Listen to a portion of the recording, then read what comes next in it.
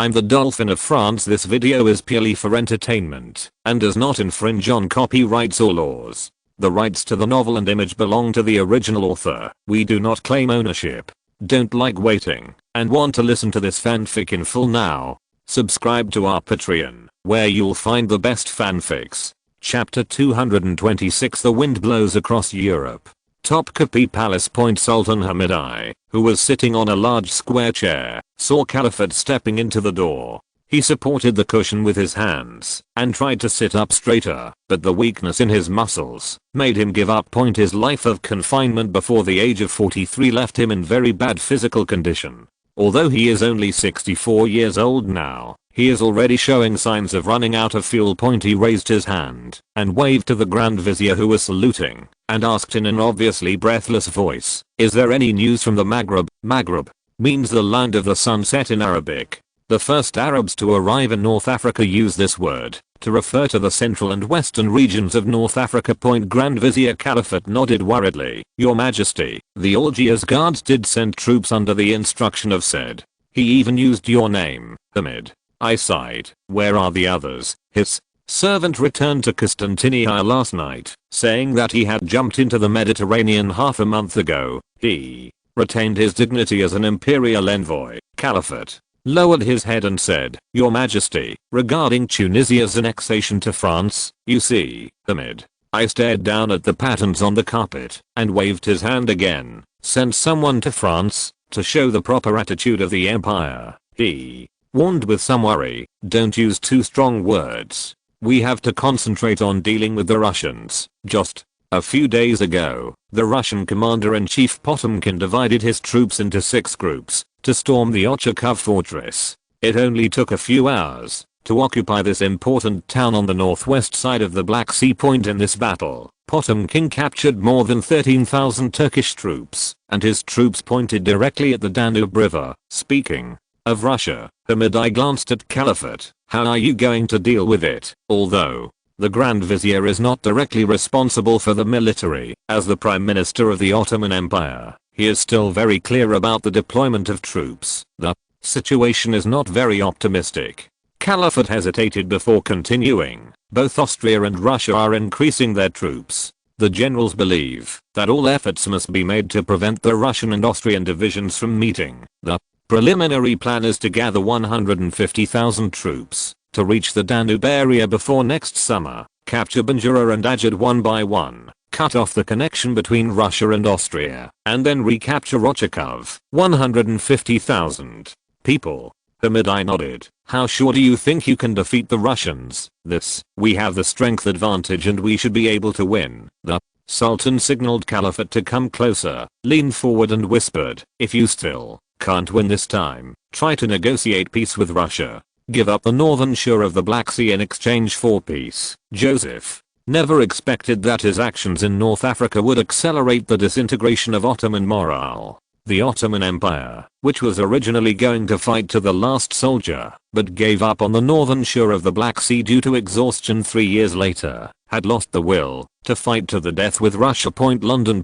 Number 10 Downing Street. British Prime Minister Peter pushed back the resignation on the table and looked up at the Duke of Leeds. "You don't have to do this. North Africa was not our sphere of influence. This time luck is on the side of the French. In fact, your plan is not no problem. I'm sure of keeping you in Parliament." Harless acted according to my instructions, and he died. The Duke of Leeds shook his head calmly. "Someone has to be responsible for this, and that person must not be you, Little."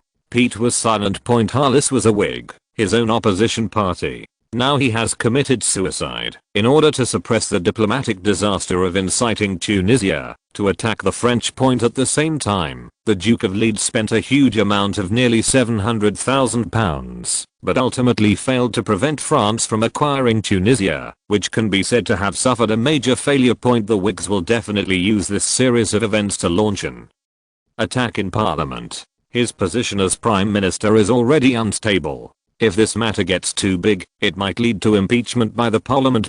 He slowly raised the finger holding his resignation, sighed, and asked, "Then, who should take over as Foreign Minister?" The Marquis of Wellesley. The Duke of Leeds was obviously well prepared. "He is as young and promising as you. full of strategy and decisiveness. Although he has little political qualifications, I will use my connections to fully support him. Little Pete nodded silently. The Marquis of Wellesley is his confidant, and he is indeed very capable, and he has always wanted to push him forward. He paused and looked at the Duke of Leeds again. So, how do you think we can reverse the French advantage in North Africa? The Duke of Leeds immediately shook his head. Your Excellency, Prime Minister France is too close to Tunisia, and now it has a firm foothold. We will suffer a lot if we continue to fight them there. Do you want us to admit defeat like this? No. On the contrary, we must make every effort to knock France to the ground and pin it down in the mud. This is the only way for Britain to become strong. The Duke of Leeds smiled like an old fox. North Africa is just a piece of fat. Don't pay too much attention to it. The Low Countries are the fatal throat. Only by using our strength there can we deal a severe blow to France. The so-called Low Countries refer to the Netherlands, Belgium, and Luxembourg on the northwest coast of Europe. The Duke of Leeds discussed his lowland strategic plan in detail to Little Pit, and then said, in addition, the ambitions of Russia and Prussia are also excellent weapons. You must try to bring out their power. Little Peter nodded thoughtfully. Prussia has always had a close relationship with us. It's just that Russia seems to be getting closer to France recently. Interests. The Duke of Leeds raised his index finger and shook it. Russia's biggest interest currently lies in Poland. As long as you try to feed Poland to Russia, this giant bear will be willing to destroy everything. The Duke of Leeds seemed to be explaining his political affairs. As for Austria,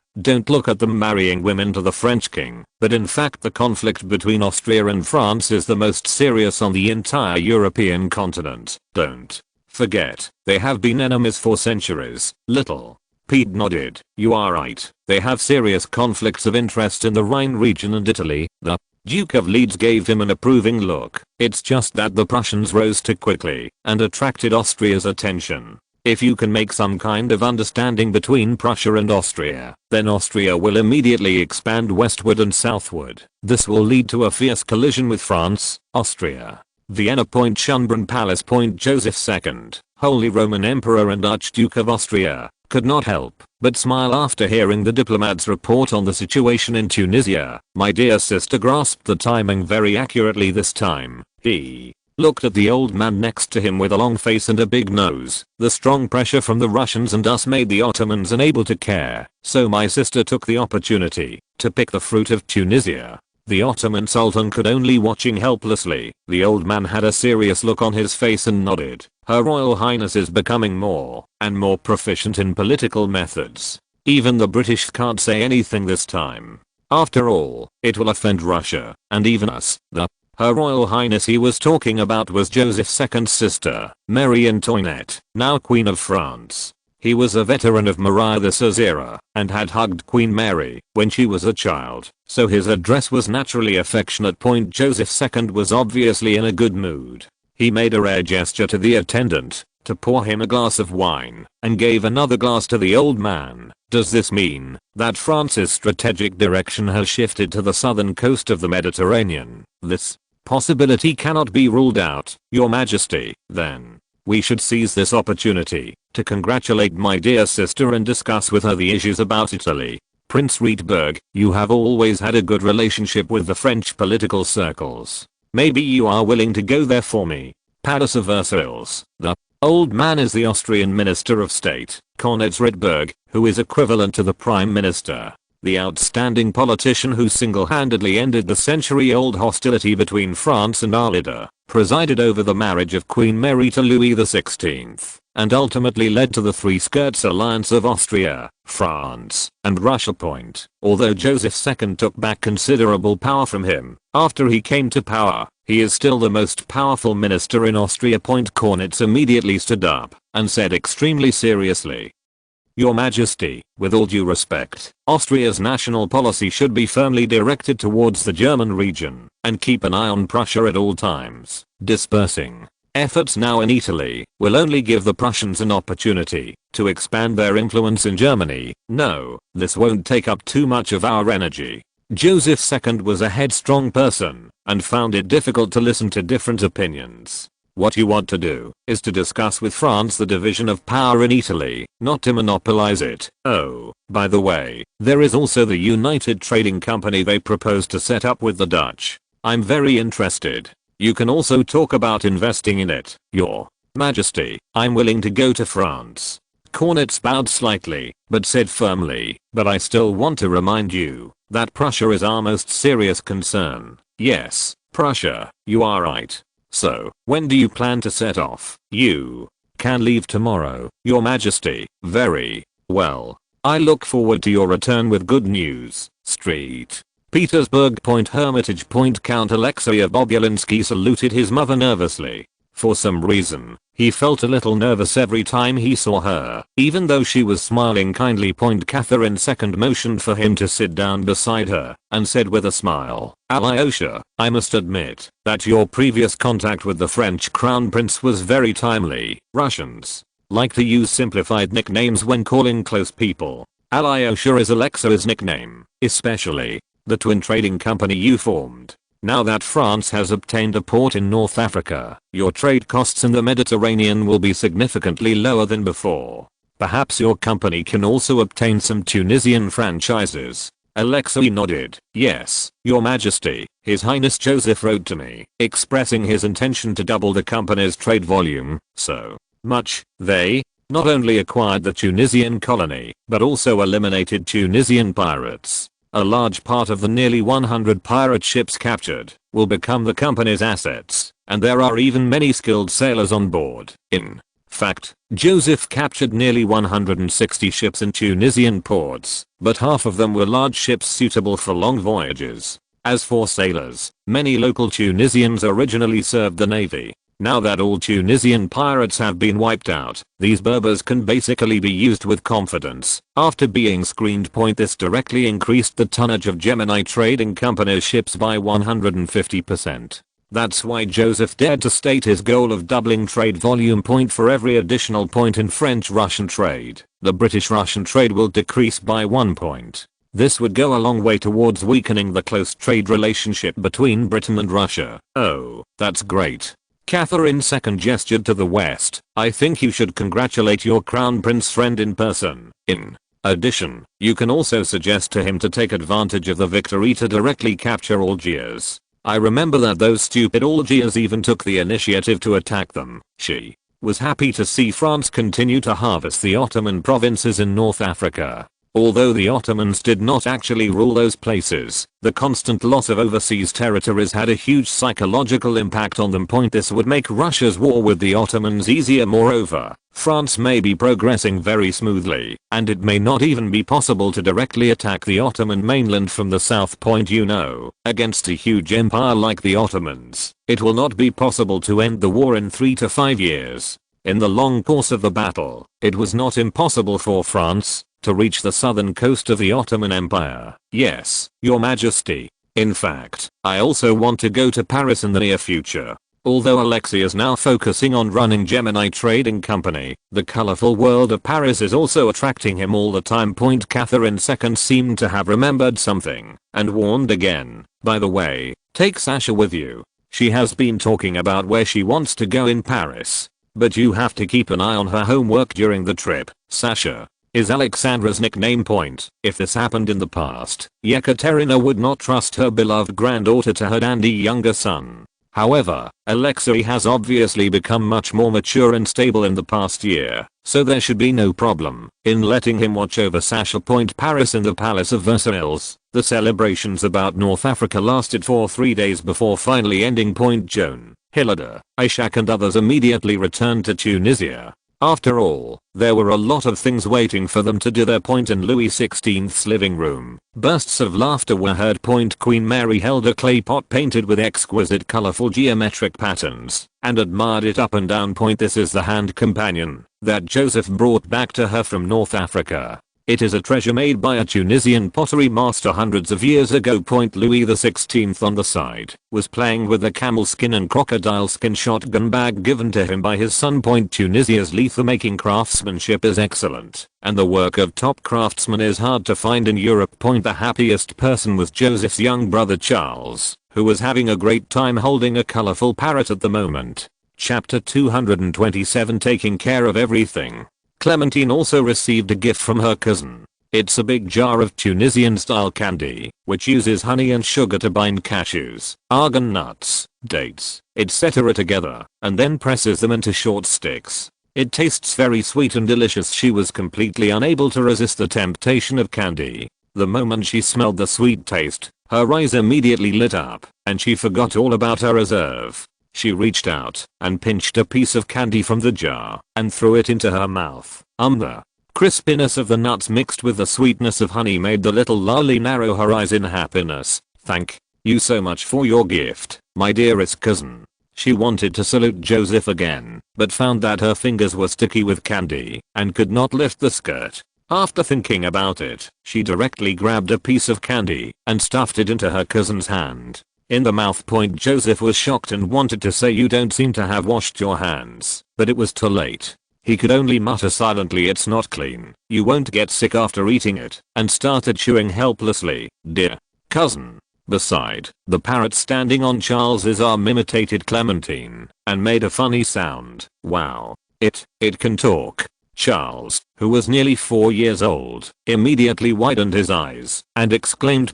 Louis XVI and Queen Mary were also attracted by the parrot, put down what they were holding and gathered around. "What else can you say?" Charles pouted and looked at the parrot. "Little dear." The parrot said something in Arabic and bowed to Louis XVI. Everyone looked at each other and laughed happily. "It knows quite a few languages. It's so interesting." "Joseph, do you know what it says?" Queen Mary looked at her son. Joseph spread his hands. "I don't understand it either. However, if you teach it what you want it to say, it will get better after you teach it a few times." Cape parrots are very smart. Cape parrot. I love Mr. Cape Parrot.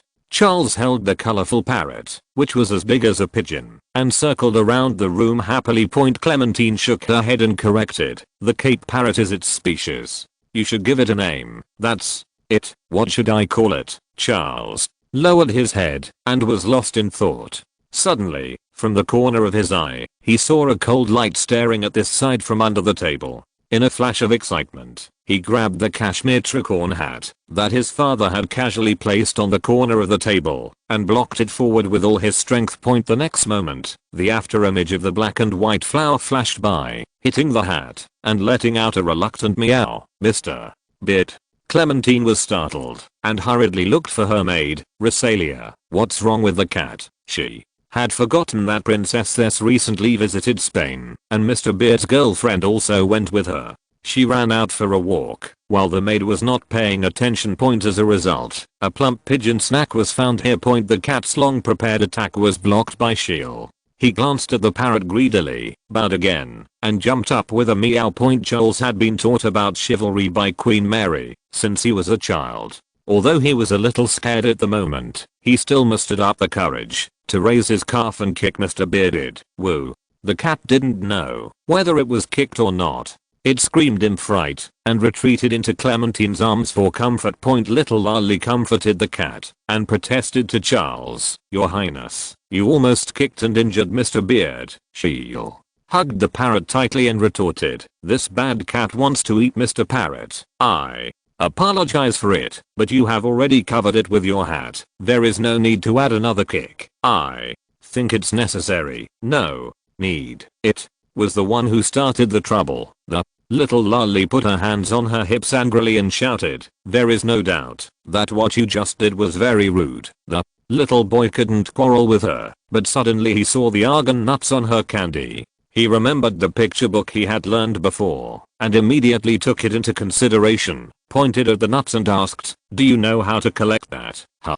Collecting?" Charles said with a wicked smile. "The locals will drive the sheep to the fruit trees and let them eat the green fruits. This is the core in the poop. I'll go." Joseph's face suddenly turned green, and his stomach was churning. Clementine looked at the delicious candies, then at Charles, and suddenly cried, "Wow, it's not like that. You're talking nonsense." The servants and maids quickly gathered around, hugging Charles and coaxing the little lolly.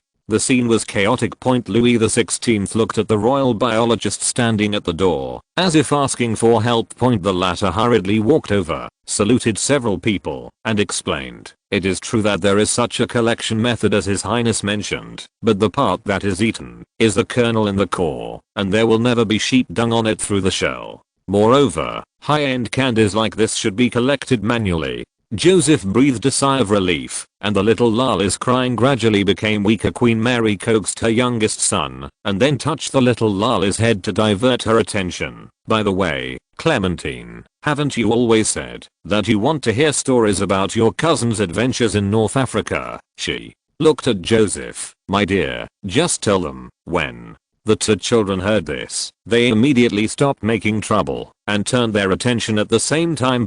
Joseph habitually wanted to refuse, but suddenly thought that he could not let the queen treat him like a child all the time. As France develops, it will definitely carry out larger scale and deeper reforms in the future, and will also deal with more foreign affairs. You must gain greater authority so that you can do these things without being constrained. Now, it was an opportunity to show off his abilities to the queen. So, he nodded, motioned for everyone to come and sit down on the sofa, think about it, and began to talk. "A few months ago, there was an attack on the French in Tunisia. I suspected that foreign forces were behind it, so I decided to go there and have a look." He then described how he promoted the Roman identity, how he gave the Tunisian guards to the local indigenous people as a gift package to win support, and how he made the local rebels rely on him for weapons and equipment. However, in order to avoid the objections of Louis XVI and Queen Mary, two devout Catholics, he hid the stone man with one eye and other pretentious operations, and only said that he had found Elder Alay to cooperate. In the end, the natives defeated the Tunisian guards class who attacked the French. Queen Mary's eyes widened when she heard this, and she kept praising, with almost no effort, "We defeated the guys who were hostile to France." "My dear, how did you come up with such a brilliant idea?" This time, Brian did not go to Tunisia with Joseph, so she would never mistakenly think that her son was just a follower. She was so excited that she made a sign of the cross on her chest and said silently in her heart, "Her son has really grown up, and he has outstanding abilities and strategies. Thank God, thank the Virgin Mary." Later, Joseph talked about how Algiers sent troops to intervene in Tunisia, and he decided to take a preemptive strike and quickly maneuvered to Annaba to attack the Algiers army. Although Queen Mary had read relevant reports before, she was not as detailed as Joseph's account. When she heard that her son was fighting with more than 20,000 Algiers with 6,000 French troops, she was so nervous that her palms sweated, and she kept whispering, "It's too risky. You shouldn't go with the army." It was not until Joseph said that he flanked Kehel south of Annaba and finally won a great victory that the audiences around him breathed a sigh of relief. Clementine took the lead in applauding. "Cousin, you are so amazing." The king and queen looked at each other and clapped. With pride on their faces, little Charles shouted with admiration, "Brother, take me with you next time to fight the infidels." Joseph rubbed his hair lovingly and said with a smile, "Then you have to study hard and practice riding horses. When you grow up, we can command the army together." Queen Mary waved her hands quickly. "It's too early to ride a horse. This is not okay." After Joseph finished talking about his experiences in North Africa, Louis XVI's valet came over to remind him that it was dinner time, and the royal family's parent-child activities came to an end.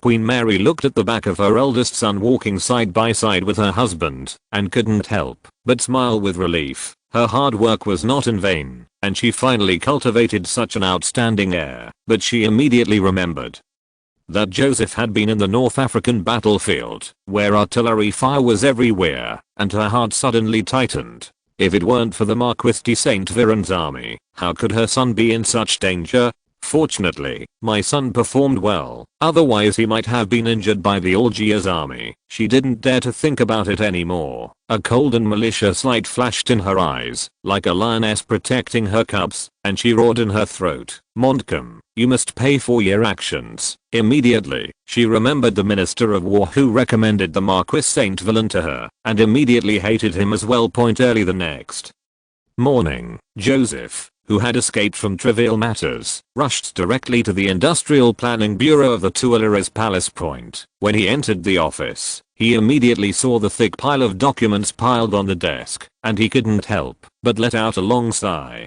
It seemed that he had accumulated a lot of things. After spending several months in North Africa. Sitting down on the chair, Joseph asked Emin to make a cup of coffee without any additives, and then reached out to take the documents and read them. As always, at the top is a report on food issues quite different from what he had expected. Under the attack of drought and cold winter, despite the use of steam engine irrigation and phosphate fertilization transported from Nauru, this year's harvest was still reduced by a full 27% compared to previous years. What's even more terrible is that after entering winter, the consumption of strategic grain reserves has greatly accelerated, and the inventory is only about 18% of what it was at the beginning of the year. Moreover, because other countries have also experienced food harvest shortages, international food prices have skyrocketed, and it has become increasingly difficult to fill the gap with purchased food. The documents in Joseph's hand showed that during his trip to Tunisia, more than 10 places in France experienced food shortages. Fortunately, they were basically dealt with through emergency allocation of food reserves. According to the current consumption rate, the grain reserves can only last until March next year at most. Tunisia's early wheat can mature as early as the end of April, and there is still a gap of more than a month that needs to be filled. On the one hand, we must speed up immigration to Tunisia, and on the other hand, we must also try to find new sources of food. The situation looks very difficult, but compared with the same period in history, it is more than a little better now. Historically, France had fallen into widespread famine at the end of 1788. At the same time, due to the impact of the Treaty of Eden, a large number of workers were unemployed, and the national finances completely collapsed. At his wit's end, Louis XVI agreed to convene the Estates General the following year. Then, in 1789, the famine became more serious, and people starved to death frequently in various places. The Estates General failed to solve any problems, and only brought about the great fate that swept across France like a flood. Joseph rubbed his eyebrows. After more than a year of hard work, at least the food crisis was under control for the time being, and the level 3 meeting did not appear. The most important thing is that there has never been a food shortage in Paris. If nothing unexpected happens, Dauphin should be able to avoid it. He took a sip of coffee and continued to open the next document, which mainly reported on the food situation of European countries in the second half of this year. After he finished reading it, he couldn't help but frown secretly. Overall, the situation across Europe is quite bad. Affected by the drought, traditional grain exporting countries such as Britain, Russia, and Prussia were unable to protect themselves, and famines were common in other countries. The most intuitive data is the number of civil riots, most of which are caused by famine. There were more than 100 riots in Austria in a year. Needless to say, Russia has always been the champion of riots in Europe. There were also 60 or 70 riots in Prussia and Britain.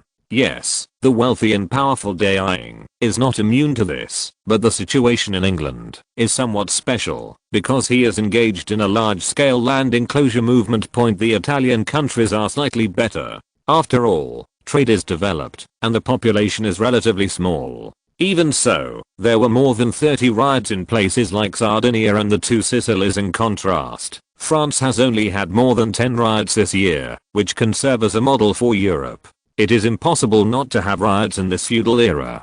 After all, a big and unscrupulous nobleman is messing around in his fiefdom will cause peasant riots. Joseph knew very well that food problems in European countries were likely to trigger wars. Wars could lead domestic conflicts abroad and rob them of money and food, which had always been a common method used by countries in this era to solve domestic problems. This also requires him to deal with the disobedient military nobles in the country as soon as possible and unify the military power in order to effectively resist foreign enemies. The excellent performance of the Guards Corps in Tunisia this time also gave him the confidence to deal with the military aristocrats. However, he still needs to be cautious in operation. The great affairs of the country lie in sacrifice and military affairs. These guys have an army in their hands. If one of them fails, they will cause a mutiny. Joseph put away the reports on riots in various countries and continued to open the next document.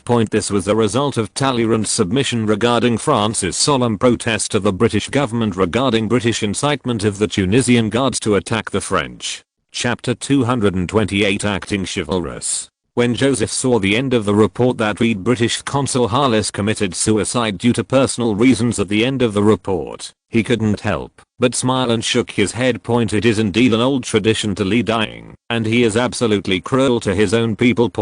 Although France had a large number of Tunisian guards prisoners who could testify, the British government insisted that this was a false accusation. And Hollis, the only person involved, died again without any evidence. Joseph didn't care about this. Anyway, it was impossible for France to go to war with Britain at the moment. He had made a lot of money in Tunisia, so let him let this episode go. He continued to flip through the documents, which covered things ranging from the promotion of scientific composting methods to the construction progress of the Saint-Étienne Industrial Development Zone. From the laying of new miles of wooden track to progress in the development of high-pressure steam engines. From the Royal Ordnance Factory's trial production of percussion-fired cannons to the entry of cheap Russian linen and American cotton into France, Lyon's textile industry began to make profits. There were all kinds of things that he had not yet finished dealing with until sunset. But in general, France's industry, agriculture, science and technology, military and other aspects are on the right track and have begun to enter a period of development. This made Joseph feel exhausted after a busy day, but he felt quite happy. He glanced at the last few documents, planning to read them all before going to dinner next. This one is an application submitted by the Paris Police Academy. Due to the good treatment of Police Academy students and the attractive development prospects after graduation, a large number of civilians have been attracted to apply, and some even came to Paris from distant places, such as Gascony, Lyon, and Brittany. Even though Friant had set the review standards extremely high, he still recruited more than 800 people one after another. Now the total number of trainees in the two classes of the Police Academy is almost 5,000. This has far exceeded the capacity of the Police Academy designed at that time, so that many trainees had to squeeze two people into one bed. Therefore, Friant applied to choose a new school site for expansion or to open a branch campus. Joseph smiled slightly, immediately wrote an address at the end of the application, and asked Friant to continue enrolling students. Then he threw the document aside and waited for the staff to send it back to the Police Academy tomorrow. It was the address of a manor house that was a birthday gift from Louis XVI and Queen Mary to Joseph. Joseph's birthday was at the end of October. He was in Tunisia at the time, so he didn't celebrate his birthday much, but his parents still gave him a gift. This manor was of little use to him. It was located on the outskirts of Paris and was just allocated to the Police Academy. The buildings in the manor are all built and the land has been leveled long ago. Students can go in and tidy up a little before starting classes when the current 5,000 students graduate. Plus the Guards Corps, Joseph will have 8,000 elite soldiers in his hands. If you include the Mulan Corps, the number directly reaches 12,000. At present, the total number of troops in France is only about 110,000 to 120,000, and the quality of the soldiers is far lower than that of Joseph's direct descendants. It can be said that by that time, as long as the entire French army does not rebel together, Joseph will be confident to ensure the absolute safety of the royal family. At about 7 o'clock in the evening, Joseph yawned and picked up the last document on the table. Somewhat unexpectedly, this was submitted by Dinico, the manager of the Paris business newspaper. He read it roughly, and the content was complaining about the recent review standards of the Press and Publication Bureau. More than half a month ago, the newspaper's news about the arson case at Viscount Amber's house failed to pass the review 10 times in a row, resulting in the case never being published in the newspaper. After Denick inquired with other newspapers, he found that their news on this matter had also been killed. Dinico believed that this case did not involve the royal family and had no adverse effects, and that it had already been heard in the High Court. The Press and Publication Bureau should not ban it, so he took advantage of the relationship between Paris News and the Crown Prince to complain directly to Joseph. Joseph couldn't help but frowned. Mono was in charge of the press and publication bureau now. From the looks of it, this guy probably took bribes again to help those involved in the case silence the media. This habitual criminal of corruption. Joseph shook his head and wrote a letter to Mono, reprimanding him and asking him to restrain himself, otherwise the impartial investigation department would find him sooner or later. He rubbed his sore shoulders, got up and walked towards the restaurant, but as soon as he left the office, he heard Eamon's voice coming from the stairs. "Miss Frazier, if you want to see His Royal Highness the Crown Prince, please submit an appointment first. Apply. If approved, I will send someone to notify you." Frizzy. The image of the middle school girl appeared in Joseph's mind. Isn't this her last name? What is she doing here? He leaned towards the bottom of the stairs with some curiosity. "Eamon, please let her come up." "Oh, yes, Your Highness." Sorrel was still wearing the dark blue-based long dress. She walked up the stairs quickly with her long legs. She lifted her skirt and saluted Joseph with a somewhat anxious expression. "Salute to you, Your Highness. Thank you for agreeing to the opinion."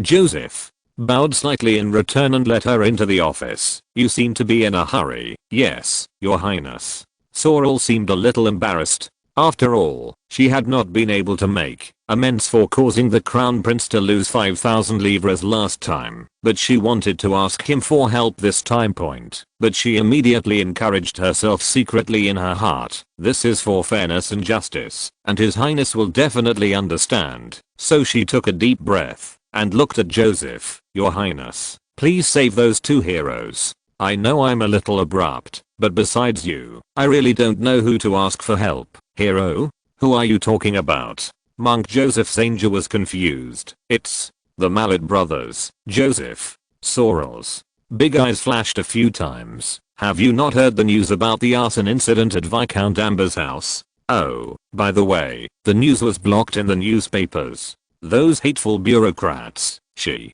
suddenly realized that the hateful bureaucrat was appointed by the royal family and quickly changed the subject. "That's right, Your Highness. There is a poor girl named Celine who has been entangled by the shameless Viscount Amber for a long time. Her father was just a coppersmith and didn't dare to resist, so I helped her secretly several times. Who would have thought that the shameless noble kidnapped her into his villa last month? I was planning to sneak into the mansion at night to look for her, but suddenly I saw the Maletu brothers appearing. They bravely set fires everywhere in Viscount Amber's house, and while the people in the villa were busy putting out the fire, they rescued Celine. Sure enough, she was reunited with her family the next day." Joseph was a little surprised. "Set fire to save people?" "Yes, Your Highness. There are only two of them. If you want to save people, that is a good way." Sorrel nodded matter-of-factly and then said anxiously, "However, they were arrested 2 days later, and the High Court soon sentenced them to death." "Your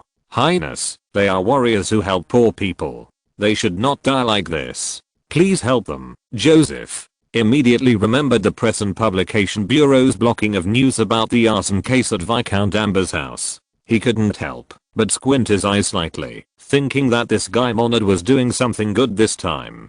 In order to prevent the Mallet brothers from becoming the focus of the news, didn't the media report this? Maybe the letter rebuking him doesn't need to be sent. He asked the middle school girl, "How many people were killed or injured in the arson attack?" "Viscount Amber and 3 of his minions are dead, and more than 10 people are injured. But they all deserve their punishment," Sorrel said, taking 2 more steps forward and kneeling on one knee. "Your Highness, the Mallet brothers are imprisoned in the Bastille and are said to be executed next week. Please try to pardon them." Joseph dragged her up and frowned. "This was a case last month. Why is the execution so soon?" "According to the current legal process, even if the evidence is conclusive, it usually takes at least 3 to 5 months from sentencing to execution. The case only happened about half a month ago." Sorrel said anxiously, "I don't know this either. I tried to rescue them twice, but failed." Joseph's eyes twitched. "Rescue? You mean go to the Bastille to rob the prison?" "Yes, Your Highness."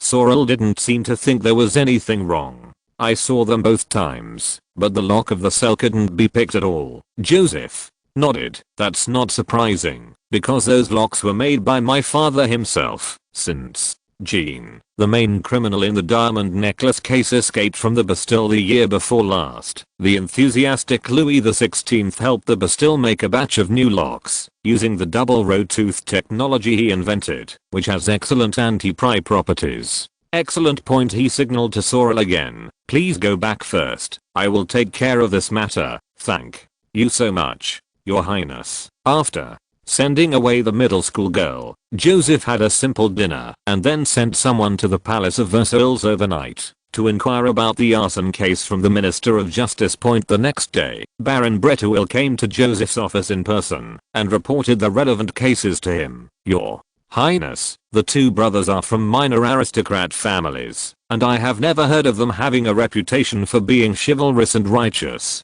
the Minister of Justice said. After they were arrested this time, they quickly confessed to the arson. I guess maybe the High Court thought their behavior was bad and Viscount Amber was quite influential, so they decided to execute them in advance. Joseph frowned and shook his head, always feeling that something was wrong here. He remembered that he had to go to the Paris Police Academy today, so he got into the carriage with the Minister of Justice and took a turn to the High Court of Justice. On the way, in the office of the President of the High Court, Dubois lowered his head nervously and said carefully, "This is indeed not in compliance with the procedures, Your Highness. However, the two arsonists have strong evidence and will be guillotined sooner or later. I will carefully review the case, and then a formal report is submitted to you." Joseph looked at him sideways and smiled. "I need to know the inside story of this case, Mr. Dean." Dubois smiled dryly. What can be the inside story about this? Okay, then I will leave this case to Dandan, or let the Royal High Court intervene." Debord was suddenly covered in cold sweat, and he hurriedly signaled to the official at the door, "Let Judge Crode come here." Crode was the judge directly responsible for the arson case. When he saw His Royal Highness the Crown Prince arriving in person and learned that the case might be brought to the Supreme Court, he immediately told the truth. After a moment, Joseph frowned and looked at Crode. "Are you saying that it was Mono who asked you to quickly sentence and execute the two brothers immediately?" "I swear, Your Highness, I took 30,000 livres from Count Monod, but he was a cabinet minister and he forced me to do this. I really dare not offend him." Joseph became more and more surprised. Mono used his press censorship power to block news of the arson case while bribing the judge to execute the murderer as soon as possible. What does this guy want to do? He left a message to Dubois. "Immediately imprison Judge Crode for review, and this matter must not be made public."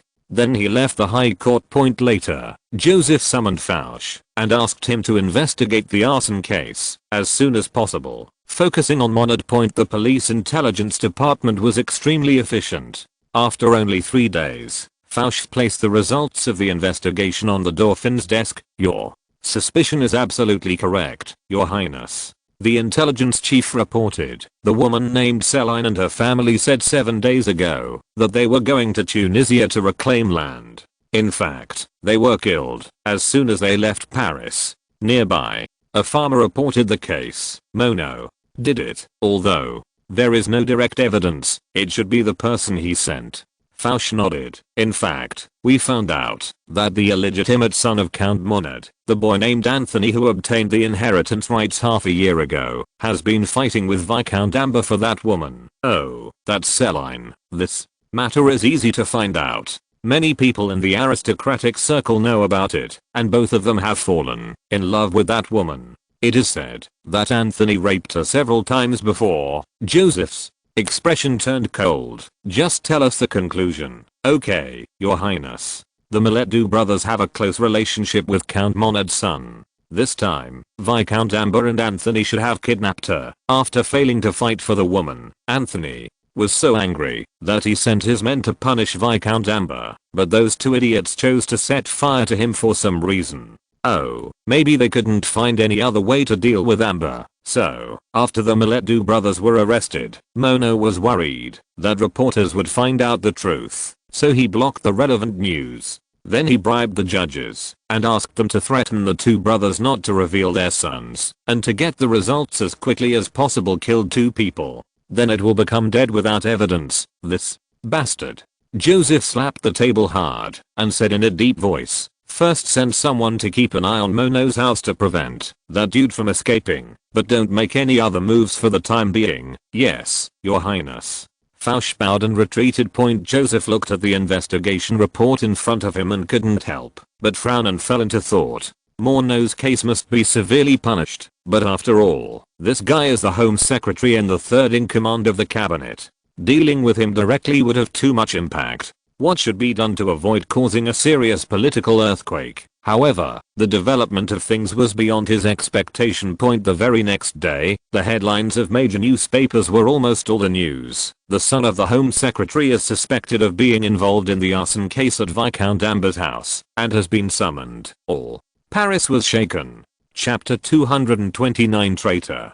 For a moment, people in the streets were filled with indignation. Have you heard? There is a coppersmith's daughter in the Marais district who was targeted by two nobles. Not only was she humiliated by them, but in the end the coppersmith's entire family was killed. It is said that one of them is the son of the Minister of the Interior. Because the guy didn't want to share the girl with another noble, he sent someone to burn him to death. It was so cruel. But why did he kill that poor girl and her family? Don't you understand this? That guy killed a nobleman, which is a felony. If the girl says that the two men fought for her, the police will definitely suspect him. This is called destroying evidence. These damn nobles don't take human life seriously at all. They all deserve to go to hell. Joseph frowned as he read the newspaper report about the arson by the son of the Home Minister. This time it was about Mono himself, but this guy didn't dare to blatantly force the newspaper not to publish the news. How did this news leak out?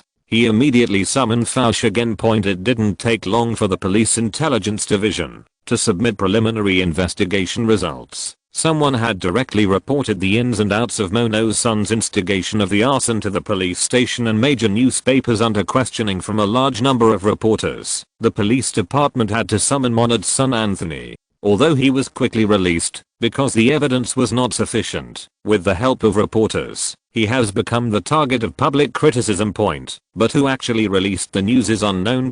Joseph looked at the report and thought, is he a relative of Viscount Amber? Or someone secretly investigating this matter? At this moment, Emin quickly walked in, leaned towards him and whispered, Your Highness, Count Monod wants to see you. Joseph frowned. Mono could only come here at this time for one thing, but the nature of the matter was extremely bad, and there was no way he could excuse him. He shook his head and said, Let him go back. Yes, Your Highness. Palais Royal. The butler happily entered the Duke of Orleans' study, turned back and closed the door carefully before saluting. Sir, as you expected, the Minister of the Interior went to the Queen, the Crown Prince and the Chief Minister successively, but it seemed that none of them could see you. This is natural. The Duke of Orleans said proudly. This matter is so big that even the Queen can't protect him. He looked at the housekeeper again. By the way, those two guys from the Maletu family didn't say anything,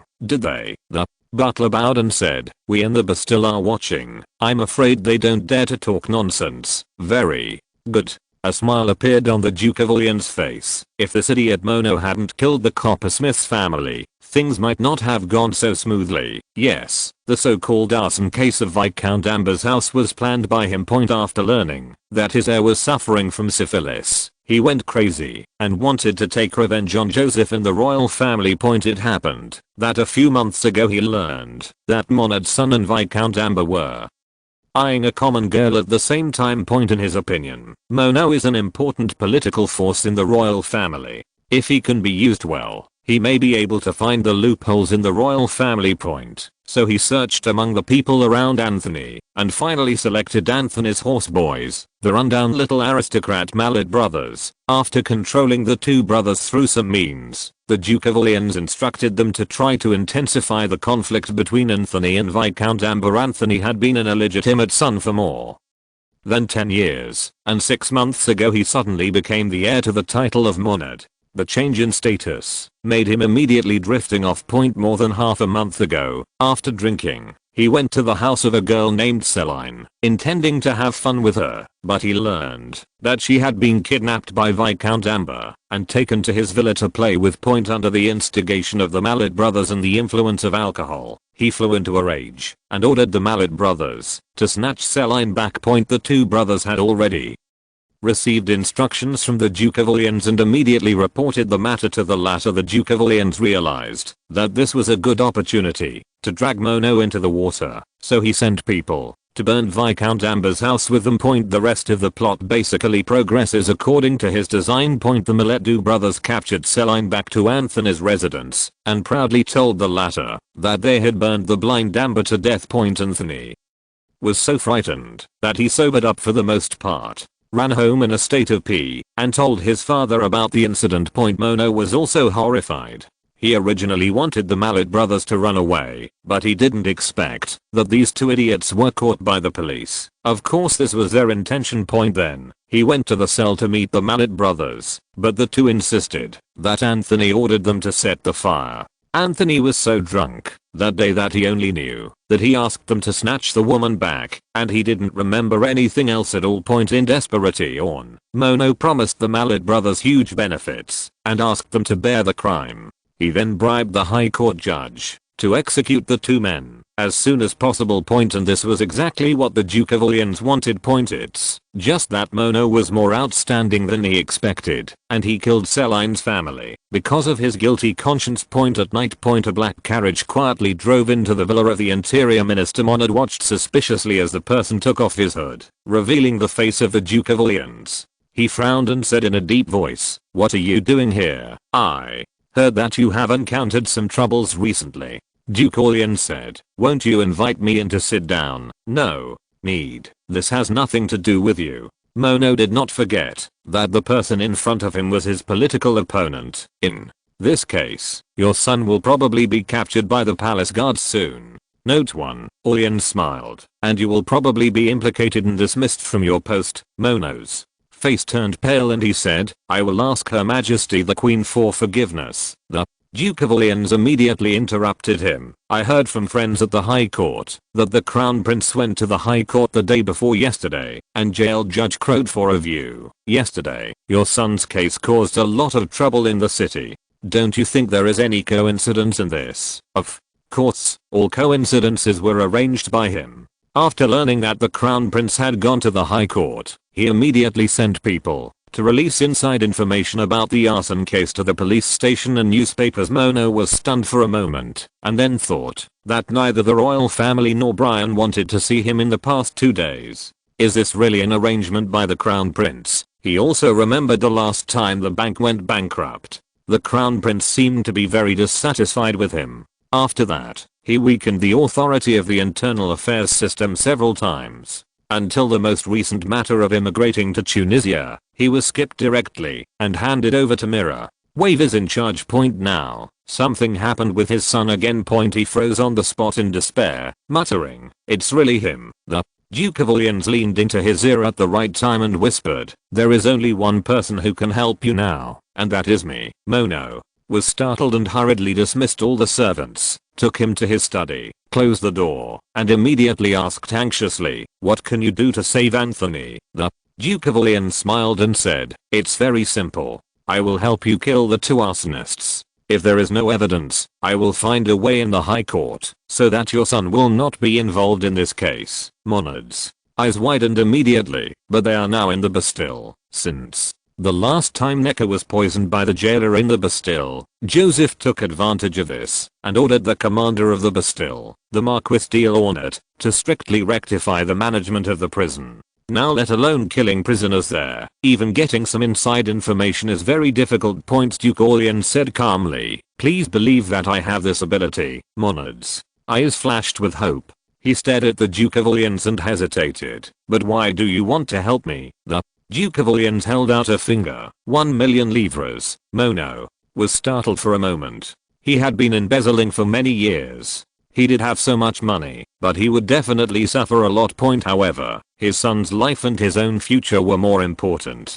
He nodded immediately. Okay, within a month, I will send this money to the royal palace, and the rest will depend on you. The Duke of Orleans smiled and shook his head. Oh, dear Francois, you misunderstood. I mean, I'll help you solve the case and give you another $1,000,000. Mono took a step back in fear when he heard this. As a political veteran, he immediately realized the other party's intention point, but he still gritted his teeth and said those words. So, what do you need me to do? The Duke of Orleans' eyes flashed fiercely. It's very simple. Join me in confiscating the royal scepter. He was not afraid that Mono would spread this word at all, not to mention that the latter was in danger and would not commit suicide. Even if he did say it, it would be okay. He only needed to simply deny it. In fact, many ambitious nobles in the Palace of Versailles knew what the Orleans line was planning, and even used him as a political force to balance the royal power. Mono wiped the cold sweat subconsciously and just lowered his head and said nothing. The Duke of Orleans did not rush him and just watched quietly. After several minutes, after weighing, comparing, and calculating over and over again, Mono finally raised his head. How sure are you? The Duke of Orleans seemed extremely candid. You should know how serious the food shortage is in the country now. Yes, but it can be maintained for the time being. That's because there are a large number of strategic grain reserves. The Duke of Orleans said coldly, if we try to make these grains disappear, the whole of France will soon fall into chaos. Mono's back was covered with cold sweat, and he swallowed hard. What's next? I will invest a lot of money and use the chaos to create a new political landscape. You know, there are many people who are not willing to be lonely. All they lack is an opportunity. For example, those military officers. They have been very dissatisfied with the royal family's actions recently. Mono fell into deep thought again. After a long time, he suddenly showed a bright smile. In addition to the military, there are also those great nobles. Please, give me your opinion. Do you remember the Mill Service Act? Yes, this winter is very cold, and more than half of the country's rivers are frozen. Mono spoke very fast, so a large number of mills cannot be used. According to the report I received this month, more than 60 mill owners have been. The bill takes away the right to mill tax. As we go into the depths of winter, this number will increase rapidly. Most of the mills in this era were driven by water wheels. Once the river water froze, the mills could not be used. In previous years, rivers across France would rarely freeze for 2 consecutive months, but under this year's extreme weather, many rivers in France will freeze until March next year. The unavailability of the mill was also one of the important reasons for the Great Famine in 1788. The proud French had to grind wheat into flour and make bread. Especially in big cities, many people starved to death due to lack of bread. Joseph's original intention was to use this bill to prompt the great nobles to purchase steam engines to transform their mills. However, those stingy and short-sighted nobles still acted according to their experience in previous years. Even if the parish bank provided loans, they were unwilling to spend money to install steam engines. In the end, many people lost their mill taxes because their mills could not be used for more than 2 months. Mono smiled and said, I think the nobles who have lost their mill tax will definitely hope that there will be a force that can make the royal family bow their heads. The Duke of Orleans nodded happily. You are really insightful. More than that, Monad continued, His Royal Highness the Crown Prince was too anxious to implement Tunisia's immigration policy, and he also provided very favorable immigration conditions. There is a lot of cheap fertile land in Tunisia. Oh, it can even be said to be free land. As long as you farm there for 10 years, you can become a landowner. This caused many people who originally planned to buy farmland to go to Tunisia instead, causing land prices in France to fall. Although the magnitude is not too high, you know, those nobles who hold hundreds of hectares or even more land, the losses will be huge. Any small price fluctuation, if multiplied by a huge base, will inevitably result in a staggering amount. Seeing the look of approval on Duke Orleans' face, Monad immediately added, there are still many people who are dissatisfied with the royal family's policies, and I'm very familiar with this aspect. He suddenly touched his chest and bowed. "If you can allocate me a small position of chief minister in your new cabinet, then you will have my loyalty, Your Royal Highness the Regent." The Duke of Orleans nodded without hesitation. "Of course, no one is more suitable for this position than you, Mono." Was immediately overjoyed and saluted again. "Your great cause will surely succeed." His only son was about to be imprisoned or even beheaded, and he is likely to be implicated and end his political life. This is absolutely unacceptable to him who is used to enjoying power at present. He can only keep his son and his own status by joining the Duke of Orleans' camp point, and according to the Duke of Orleans, his chances of success are very high point, because after Monad heard the Duke of Orleans say the plan, he immediately thought of a brilliant idea that could greatly increase the latter's success rate point. He originally planned to use this strategy in exchange for the position of chief minister, but he didn't expect that the future regent would have fulfilled his wish just now, after he casually showed off his abilities. Note 1. At the end of the 18th century, the police forces in various European countries were unavailable, and the army was the main force in maintaining law and order, especially in cases involving big nobles. The royal family basically sent guards to arrest people ordinary armies did not dare to arrest them. If you're listening to this novel on a channel other than Fanfic World, it means they downloaded and uploaded it without effort. We cordially invite you to visit our channel, Mundo Fanfic Novelos. There you'll find the original version of this story and you can explore many other novels of various genres. We're waiting for you to immerse yourself in a world of incredible novels. Chapter 230 United as One. An hour later, the dark carriage drove out from the back door of Mono's villa. With a large pile of fabric on the roof point, the car drove around the city a few more times before returning to the Palais Royal around 10 p.m. The Duke of Orleans, who covered his whole body with a black hood, unloaded the cloth from the car like a servant and moved it into the warehouse with his head down. Only when there was no one around, except his bodyguard, did he cautiously return to the bedroom point in the study. He recalled the entire strategy that Monad had told him before. He first took out a pen and paper and wrote a secret letter to Paris Municipal Commissioner Louis and Montpellier Governor Parmentier. Then pressed them tightly with private seals and sealed them with fire paint. Then, he took out another piece of paper and wrote down the names one by one. Duke of Seville, Count of Serurier, Duke of Dolphin, Duke of Mauchi. If people who are familiar with the aristocratic circle see this list, they will immediately find that these people are the bosses of the outdated political power conference point. Although these people were defeated in the last royal tax reform bill as the top nobles, they still have energy that cannot be ignored. In addition, there is another characteristic of the people on this list, that is, the group of people who Monad said were most affected by the Miller's Bill of Rights and the drop in land prices caused by immigration to Tunisia.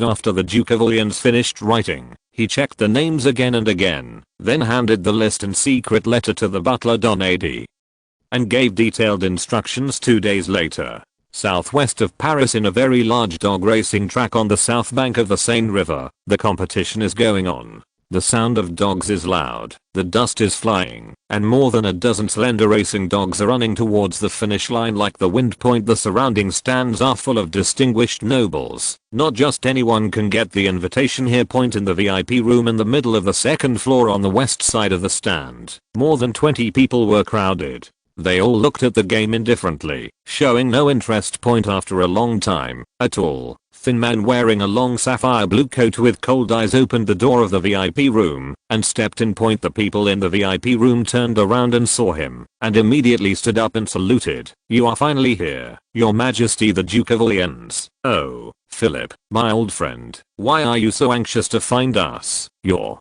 Excellency, why don't you go directly to the royal palace? This damn place is so noisy that it gives me a headache." The Duke of Orleans handed his hat to a younger nobleman next to him, smiled and nodded to everyone. The Palais Royal is so closely watched that it is no longer suitable for gatherings. But here we can speak freely. He also had many intelligence agents under his command.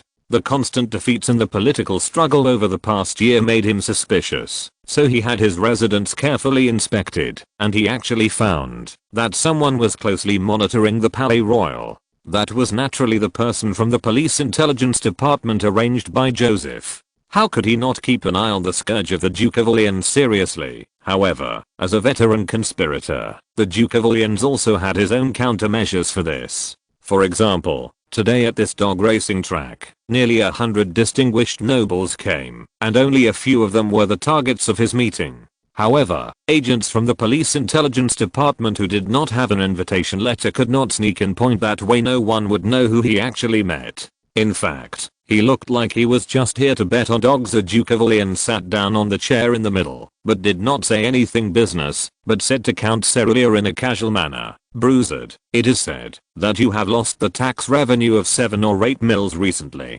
It's really true. What a pity." The latter was stunned. Although he didn't understand what he was bringing up, he was obviously aroused. "It's that damn bill. The mill taxes are traditional right that has lasted for thousands of years, and no one has the right to take it away. Oh, but that's what the great king did." The Duke of Orleans said something sinister and looked at the old man beside him. "Duke Dolphin, land prices have been weak recently. Have you lost a lot of money?" "About 5 or 600,000 livres." The Duke of Dolphin owns thousands of hectares of land, and the drop in land prices has a great impact on him. What happened to these two people made everyone in the VIP room begin to feel sympathy for each other, and they complained one after another, saying that they had also suffered a lot. The Duke of Orleans then raised his hand to signal them to be quiet, changed his serious expression, and said in a deep voice, "Haven't you noticed yet? The royal family is abandoning us. Have you forgotten about the tax bill at the beginning of the year? Our management rights over the High Court were ruthlessly deprived, and we had to pay tens of thousands, or even hundreds of thousands more livres in land tax every year. Paying the same taxes as those untouchables is simply an insult to us from the royal family." The surrounding nobles immediately nodded empathetically. "This is a betrayal of tradition and glory. Yes, the royal family has indeed gone too far. You see, more taxes will definitely be levied on us in the future." The Duke of Orleans was very satisfied with this reaction and continued, "Everyone should have seen that those upstarts engaged in textiles and paper-making are the new favorites of the royal family. We will be thrown into the garbage dump like broken boots. Those newly built workshops have attracted farmers to the city. Sooner or later, all your tenant farmers will flee, the land will no longer be cultivated, and you won't be able to collect even a penny in annual tribute." Duke Mauchi, who had a high reputation in the meeting of dignitaries, finally spoke. "Duke Orleans, you have said so much. Do you have any plans?" Seeing everyone looking at him expectantly, the Duke of Orleans immediately clenched his fist and said, "We must put some pressure on the royal family and let our majesty understand that he must respect the traditional system and respect the nobles." He lowered his voice. "There is a good opportunity now to teach the royal family a lesson. I hope you can unite and fight for our own rights. As you know, since the beginning of winter, serious food shortages have occurred across the country. As long as we do this, if we continue like this." After he finished speaking, everyone in the VIP room looked at each other. A nobleman hesitated and said, "Is this feasible? I mean, when it comes to the tax bill, we will." "Don't worry," the Duke of Orleans said. "There are other forces that will cooperate with us this time, and everyone will see it soon. And you don't have to invest anything. You just need to return to your territory. Even if you don't succeed in the end, you won't have to worry about it. What's the loss?" Duke Dolphin was the first to stand up and caressed his chest to Duke Orleans. "I will stand firmly on your side." Then several more people agreed, until Duke Mushy nodded slowly. "This is necessary in order to maintain our tradition and glory." Other great nobles immediately responded, "Yes, for tradition and glory, the royal family must understand something." Duke Orleans, I listen to you. There was a scene of unity in the VIP room. In the Petit Trianon Palace, Queen Mary handed an informant letter to Chief Minister Brian with an angry face. "Look, the Marquis de Saint Villain is eroding the foundation of the country." Brian opened the letter in surprise, and saw that it revealed that the Marquis of Saint Villain was eating too much money, that the soldiers could not even maintain normal training due to poor food, and that he purchased old weapons and passed them off as new weapons, extorting huge price differences, etc. Matter. The last signature is Galangina de Louable. The city commissioner of Paris Brian hesitated and said, "Your Majesty, there may be some misunderstanding in this. Should we send someone to investigate in detail?" I asked him why he was so slow when he sent troops to North Africa. It turned out that the troops were short of personnel and lacked training.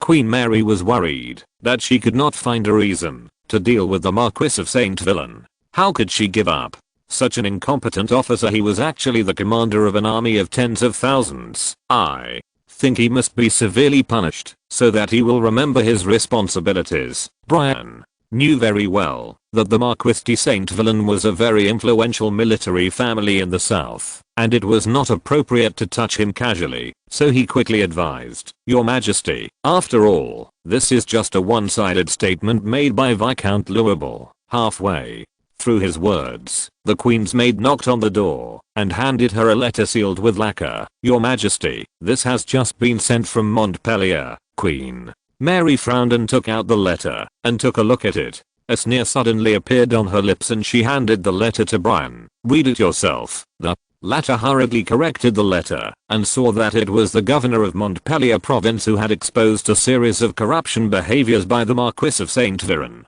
Probably because Montpellier is the headquarters of the Saint Villain Legion. The content of the report is more detailed. But, Your Majesty, Queen Mary had a sullen face and waved her hand to interrupt him. "Archbishop Brian, please help me draft an injunction immediately to sternly reprimand the Marquis of Saint Villain for corruption, disregard of military discipline, and dereliction of duty. Order him to immediately shrink the legion based on the actual number of soldiers and retreat. The embezzled money will be deducted from his annuity for half a year. At this time, the majority of the funds for the old-style French army came from the military service tax directly intercepted by the army commander. The palace also gave large annuities to high-ranking officers to help them support their troops, but in fact, the phenomenon of shortfalls in the French army is extremely serious. Some troops even have more than 1/3 of their shortfalls. Not to mention annuities, even military service taxes mostly fall into the hands of military nobles. The soldiers receive their military pay from the officers, almost forming a personal dependence on the officers. Now that Queen Mary wants to reduce the size of the Marquis of Saint Villain's army, the amount of military service tax allocated to him will be greatly reduced.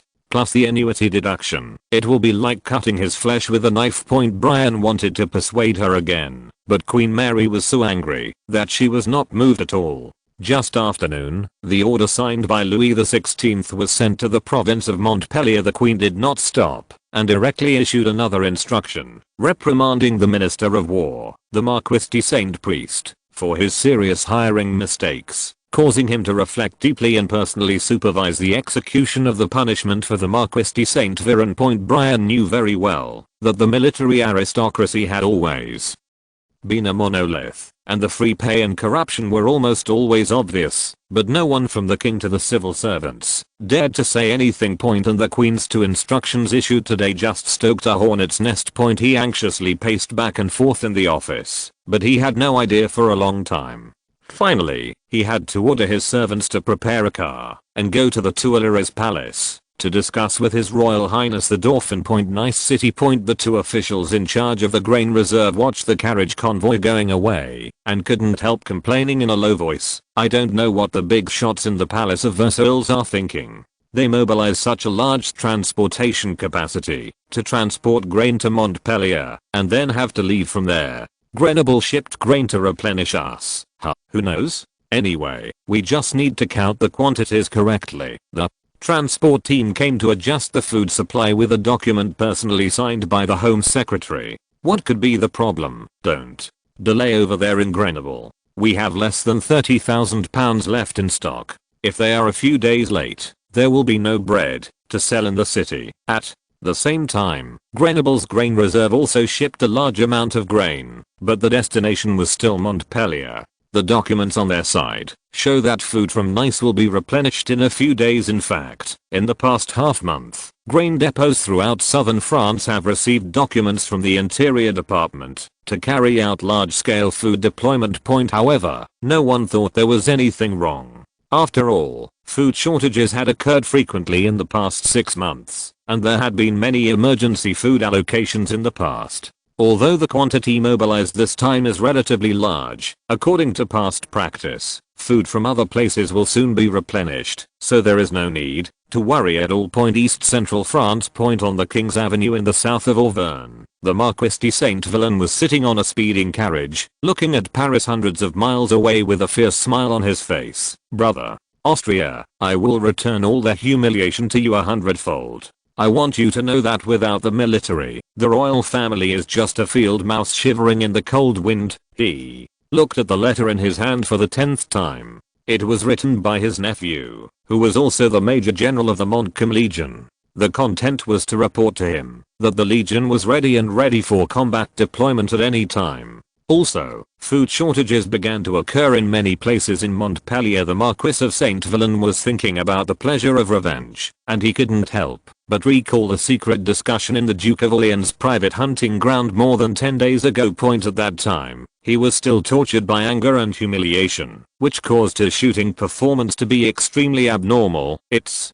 all that Austrian cousin's fault. She totally humiliated me," he roared through gritted teeth. After missing a buck. The Minister of War, Marquis Saint-Priest, also had a gloomy expression on the side. "It's not just you. She wants to humiliate the entire military community." A fat military officer heard this and frowned. "But why did she do this? Offending the military will not do any good to the royal family." The Duke of Orleans urged his horse to take 2 steps forward, looked at the prey in the distance, and said loudly, "Because she doesn't care about you at all." Chapter 231. Famine. The officer suddenly frowned and looked at the Duke of Orleans. The latter smiled. "The legion controlled by the royal family is expanding rapidly. As far as I know, after they returned to Paris, they recruited nearly 1,000 new soldiers in a short period of time. Now, counting the Milan Legion and Swiss mercenaries who have surrendered to the royal family, the royal family has tens of thousands of soldiers." "You forgot the Flanders Brigade." "Oh, it's called the Paris Legion now." Monad also came over. "They have always been flirting with the royal family. Thank you for the tip." "Then there are 13,000 people." The Duke of Orleans looked sideways at the Marquis of Saint-Priest. "According to this trend, it won't be long before the royal family will have a powerful army, and you will become worthless." General Eustace noted disdainfully, "It's just more than 10,000 people, which is not even enough to maintain law and order in France." The Duke of Orleans smiled. "Do you know the weapons and equipment of Berthier's Legion?" As he spoke, he took out an August-type flash cap gun and threw it to General Eustace along with a small bag of flash caps. "This kind of weapon has begun to be mass-produced. As long as you are willing to spend money, it is not difficult to get 1 or 2 from the ordnance factory." As a group of military bosses figured out how to use the flash cap gun and took turns to test fire, their faces showed solemn looks. "You are all experts. You can definitely see how much this kind of gun can greatly improve the combat effectiveness of the army." The Duke of Orleans immediately added without waiting for the officers to retort, "Actually, the most dangerous thing is the new promotion mechanism implemented by the royal family in the army." "Promotion mechanisms? Haven't you heard?" The Duke of Orleans had an exaggerated expression on his face. "In the royal army, civilians can be promoted to officers based on their military exploits. There are no restrictions, and they can even be promoted to generals. At the same time, not only do you not have to pay a promotion fee for promotion, and you can also get a considerable bonus." The officers' expressions turned cold upon hearing this. This system is simply digging up their ancestral graves. They have always relied on blood and status to monopolize officers. If even civilians can be promoted to generals now, their descendants are likely to lose control of the army in the future. What follows is the loss of a large amount of income. Mono murmured at the right time. "Oh, maybe in the future everyone will listen to the command of a certain untouchable and fight bloody battles with the enemy, and he will taunt you in the command post. This will never be allowed." General Eustace roared, "The royal family is blaspheming the tradition of the military." The Other officers also cursed, but the Marquis of Saint Priest looked at the Duke of Orleans solemnly. Your Majesty, in fact, we have always wanted to show the military's attitude to the royal family. However, this requires an opportunity, such as an enemy the royal family cannot cope with. This opportunity is about to appear. The Duke of Orleans said loudly. It won't be long before the royal family will be in huge trouble. Oh. Why are you so sure, Mono? Continued from the side. Because there will soon be a large-scale famine, and then there will be mobs everywhere. Mob.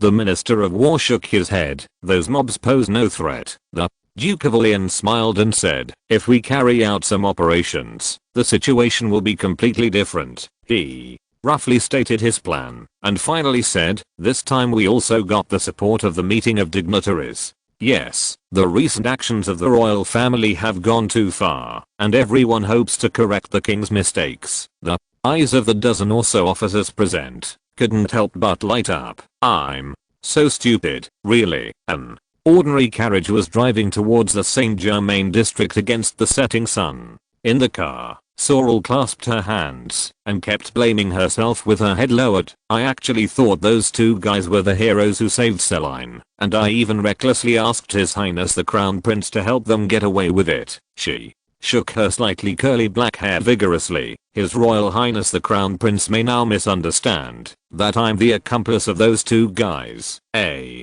handsome young man in his 20s sitting opposite her comforted her and said, Tulip, you don't have to blame yourself too much. Everyone is blinded sometimes. Moreover, we can help you make up for this soon. Mistake. The man next to him, who was about 1.9 meters tall and had bulging muscles, snorted softly. HMPH. It was a wrong decision for you to ask the bastard of the royal family. Why should you worry about his misunderstanding? Sorrel immediately stared at him. How can you say that to His Royal Highness the Crown Prince? You have no idea that His Royal Highness the Crown Prince is completely different from the rest of the royal family. He is kind and has a sense of justice. The strong man spread his hands and turned away. Okay, whatever you want. The handsome man opened the curtains and looked out the window. Let's recall the action plan. The Bastille is coming soon. The carriage immediately fell silent. A few minutes later, two carriages stopped at the intersection opposite the Bastille. Sorrel and 5 young men got out of the carriages and looked at the terrible fortress in the distance. This is probably the most dangerous mission I have performed in recent years. A thin red-haired man whispered. For fairness and justice, no matter how dangerous it is, it's worth it. The handsome man immediately answered. Sorrel nodded. Dusk is right. The Brotherhood will always be with justice. These people are all members of Sorrel's Brotherhood. Note 1. There are nearly 20 people in this brotherhood, all of whom are noble children. They like to do chivalry in Paris. Although they are very middle class, they have also helped many poor people. A young man carrying a bow and arrow looked at the sky and said to Sorrel, the time is almost up. It's up to you now. The girl nodded, pulled up her veil, and walked toward the Bastille with her long legs. She was extremely dexterous and quick. She took advantage of the cover of dusk and quickly arrived at the wall of the Bastille. With the help of very simple tools, she climbed up like a gecko in the blind spot of the patrolling guards on the top of the wall. A lookout window more than 10 meters high. She opened the window with a few simple moves. Obviously this was not the first time she had done this. Then she turned over and entered the window, hanging the rope around her waist along the window. Not long after, 3 fraternity companions climbed along the rope into a preparation room in the Bastille. Sully lurged in a low voice. There are only 3 minutes until the routine inspection. Change clothes quickly. Several people quickly put on the military uniforms they brought, and under Sorrel's leadership, they slipped into a utility room along the corridor, then climbed out of the window into another room on the 3rd floor, and took advantage of the changing of the guards to go around officers' lounge, and then climbed through the window again. In the heavily guarded Bastille, Sorrel relied on her talents to find her way out. About 10 minutes later, after a dangerous journey, the 3 people safely arrived at the west side of the cell where the Miletu brothers were detained. On the 3rd floor, Soliel, who was hiding behind the raised pillar at the end of the corridor, glanced at the 2 guards in front of the cell door. Then retracted and said to the red-haired man next to him, Hunting Fox, you have to lure away those 2 guards. The latter also looked at the cell and swallowed. It looks very dangerous. However, he still covered his face, muttering for justice, and ran towards the two guards. It's not that he doesn't care about death. It's just because his father is a very famous earl, and even if he is caught, he can get out for a sum of money. When the guard saw the unfamiliar figure, he immediately drew his sword and chased after him, shouting at the same time, "Alarm! There is an intruder!" Sorrel immediately came to the unguarded cell. This time she did not pick the lock, but signaled to the strongest companion, Thunderstone, "It's up to you." The latter nodded, took out the iron awl from his waist, swung it high, and smashed it on the door lock. Boom. A muffled sound. His strength was so great that a crack instantly appeared on the cast iron lock, as if it would break if he hit it again. The small window on the cell door was opened, and a man with a sharp mouth and monkey cheeks looked out. "Brother, they are breaking down the door. They don't look like guards. Get out of the way." A different face appeared behind the small window and asked suspiciously, "Who are you hunting?"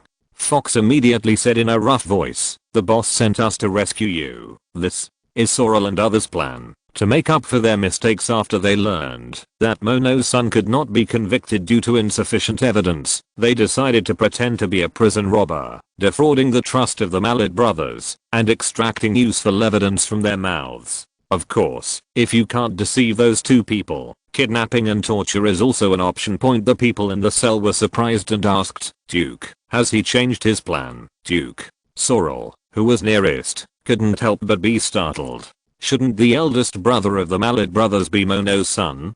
How did he become a duke? Before she could think about it, there was a sudden rush of footsteps on the stairs on the west side.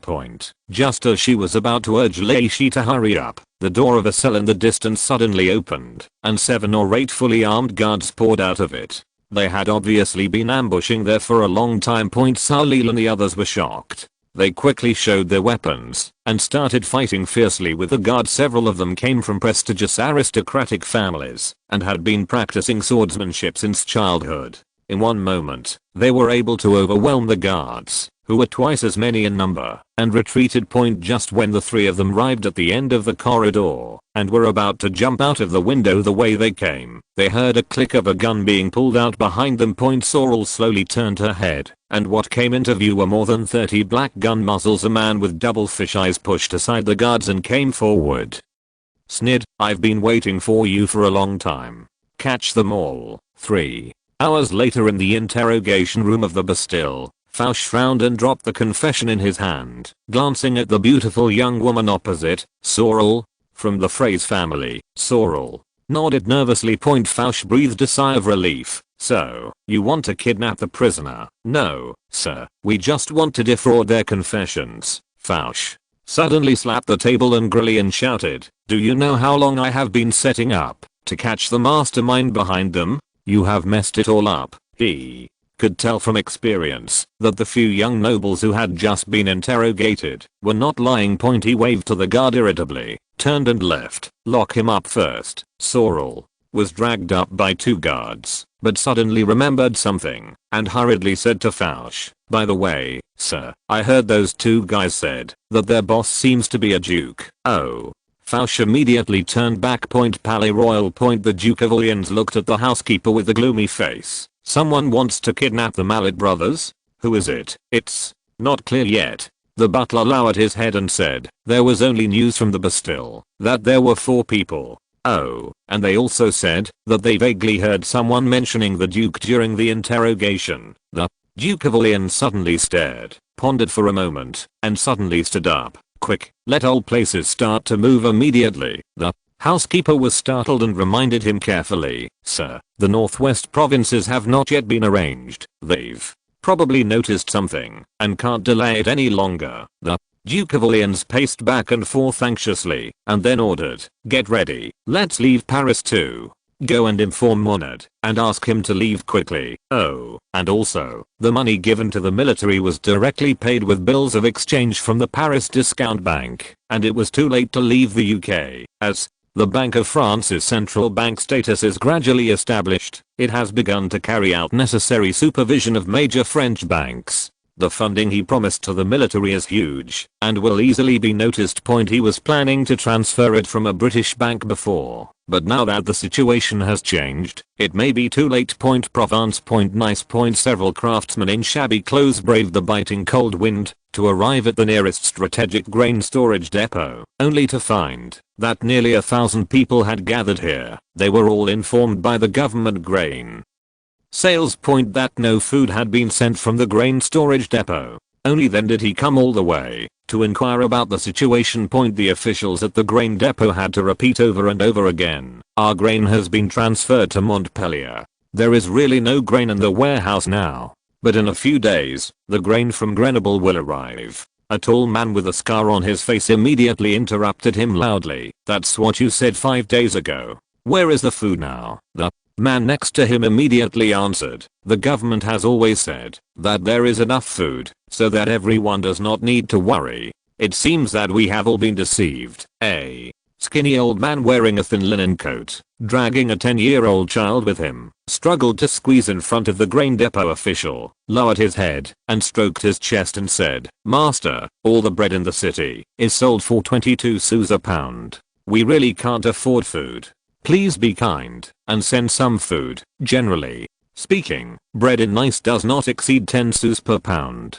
For citizens who are barely surviving on every sou of wages, this means that they will have no money to buy food for more than half a month. Note 1. Brotherhood was originally a guild organization and later gradually evolved into a society, generally composed of members who share the same interests or beliefs, or even formed for social purposes. Members support and help each other, and will also elect cadres internally for management. Very common in the 18th century. Chapter 232 Abyss. A skinny old man wearing a thin linen coat, pulling a sallow and skinny teenage boy, struggled to squeeze in front of the grain depot official, lowered his head, caressed his chest and said, "Master, kind master, bread in the city is sold for 22 sous per pound. We really can't afford it. Please be kind and send some food. Otherwise, we really won't be able to survive." Generally speaking, bread in Nice does not exceed 10 sous per pound. For citizens who are struggling to survive on every sou of wages, this means that they will have no money to buy food for more than half a month. Immediately, there were waves of pleading all around. "Please distribute affordable food." His Majesty the King said in the notice, "The child has only eaten one meal in the past 2 days. Please, master, many bakeries in the city are out of flour. Everyone is counting on stocking up on grain. For God's sake, have mercy on us." The grain depot officials just said perfunctory words in the crowd. A man with 3 moles on his face sneered and nodded to the 20 or so people around him. The leading man with a scar on his face immediately strode towards the grain depot guards and shouted at the same time, "We can't starve to death and get food ourselves." His accomplices immediately shouted, "We have a right to bread. That's right. We just bring some food to our family and children, and God will forgive us. Everyone, please do it." When the hungry people outside the grain depot heard this, they were a little afraid and did not dare to step forward. Scarface had already smashed open the door of the granary wall, and a guard pointed a gun at him and shouted, "Return to." Someone nearby waved to the crowd and shouted, "Look, these brutal guards are about to shoot." Scarface took advantage of the guard's dazed moment and snatched his gun away. The other guards did not expect that things would turn out like this. After a moment's hesitation, they were surrounded by more than 20 of Scarface's accomplices. When some brave hungry people saw that Scarface had rushed into the grain depot, they immediately followed him and rushed in, followed by more people. Just over 10 minutes later, nearly 1,000 hungry people flooded into the grain depot. Seeing that the guards had been beaten to bruises and bruises, the officials in charge hid in their offices and did not dare to come out. Soon, the hungry people in the grain depot took out bags to pack wheat. Those who didn't bring bags took off their coats to carry grain regardless of the severe cold. Within an hour, more than 20,000 pounds of wheat were cleared from the grain depot. Most of the hungry people left payment for the wheat they took at the people's tax price of 2 soudons and 16 per pound. The so-called people's tax is a tradition in France. People think that, as long as they pay what they think is a reasonable price, it can only be considered a sale. and not a robbery point. The officials in charge of the grain depot waited for the hungry people to disperse and looked at the empty warehouse like it had fallen into an ice cave. It was originally used to supply the city of Nice with food for a week, but now there is nothing. This means that soon all grain stores and bakeries in the city will have to close. The next day, in a wooden house on the outskirts of Nice, a man with 3 moles on his face counted more than 80 silver coins to Scarface. The latter immediately nodded and bowed to compliment him, and then distributed the money to his subordinates. He is the leader of the Howl Gang, the largest gang in Nice. The 3 moles is a spy raised by the Duke of Orleans. Following the instructions of the Duke of Orleans, he came to Nice a month ago and hired people from the Howl Gang to incite riots with him at a sky-high price of 4 livres per person per day.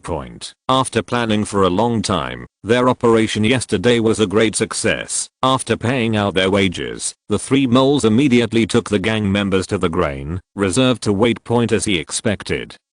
Citizens who heard the news about yesterday's grain grab soon came to try their luck, but without exception they found that the grain depot had been emptied. The man with Scarface would then come forward and tell them that everyone was going to get the grain stores and bakeries in the city this afternoon. By 3 o'clock in the afternoon, the city of Nice was already filled with rain and storms as Scarface took the lead and rushed into the largest bakery in the city. The whole city fell into madness. People who had been hungry for a long time and anxious about the food supply smashed open the doors of grain stores and bakeries, trying to save money.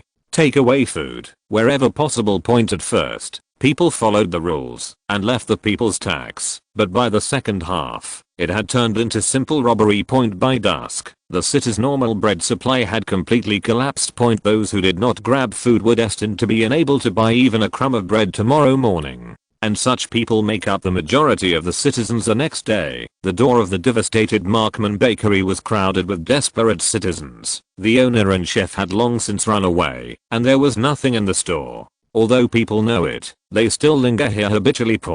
Just when they fell into despair, Scarface led thousands of people through the street, and bursts of shouts came from the crowd. Viscount Lealt's family has a lot of food. Let's go ask him for some food. If you don't want to starve to death, come quickly. There is no food in the city. Don't hesitate. The people in front of the bakery were stunned for a moment and then immediately joined the team heading to Viscount Lealt's house.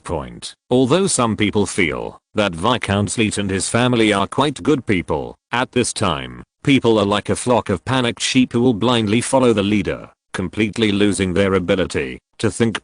Before noon, Viscount Lealt's villa was robbed. Scarface followed the requirements of his employer and rushed towards Baron Abella's house with the hungry people. At the same time, in the center of Montpellier, the spies sent by the Duke of Orleans also had dozens of gang members as the core, leading a large number of citizens to rob food everywhere.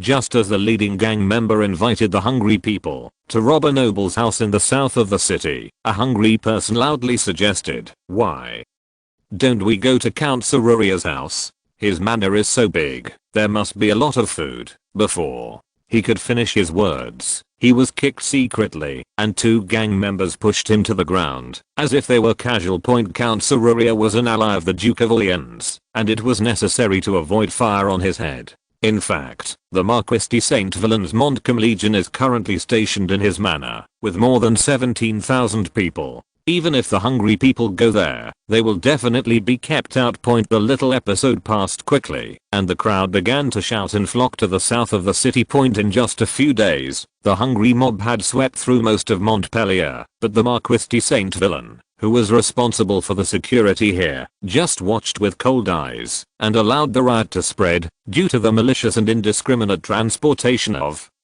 strategic grain reserves. The grain reserves in the entire central and southern provinces of France had bottomed out one after another. After Nice and Montpellier, food shortages began to gradually appear in other areas, and the spies sent by the Duke of Orleans also began to act stupidly. However, due to the poor information transmission capabilities of this era, the news has not yet reached the Palace of Versailles, Paris. The moment the 2 guards lowered their heads to light their cigarettes, Sorrel ducked behind them and slipped into the west corridor on the 2nd floor of the royal palace.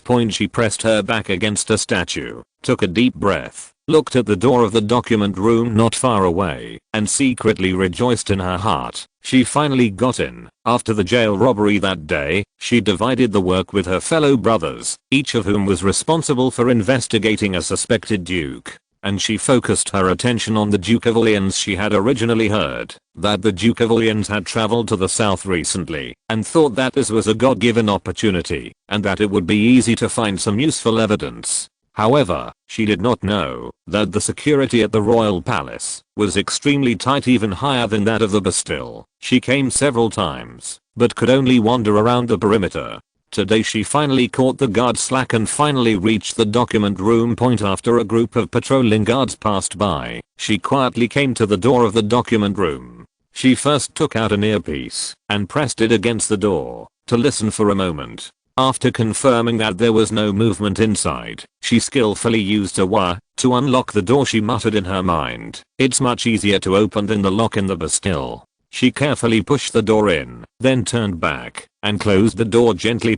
However, when she turned her gaze to the rows of bookshelves, she was stunned. There was nothing on them. Previously, these bookshelves were full of documents neatly arranged by time and type. She cautiously drew out her swift sword and walked around the room to make sure there was no ambush, and then she breathed a sigh of relief. Sorrel left the archives in confusion and went through a lot of effort to sneak into the Duke of Orleans' study. She found that, although the furnishings were the same as before, there was no paper left. Even the door of the safe was open and there was nothing inside. Afterwards, she searched the Duke of Orleans' bedroom, conference room and other places, but she also did not see any documents or files. She was greatly surprised. The Duke of Orleans went on a trip without guards, but took all the documents away. Suddenly, her pupils shrank, and a thought appeared in her mind. The Duke of Orleans fled in fear of crime. The Duke mentioned by the Millet brothers is probably him. The more she thought about it, the more she felt that her guess was definitely not wrong. So she immediately slipped out of the royal palace and rushed to the crown prince's office overnight. On the second floor of the Tuileries Palace, a sleepy Emin looked at the clock on the table. 10 minutes past 10. He wanted to send this girl with no sense of time away and ask her to come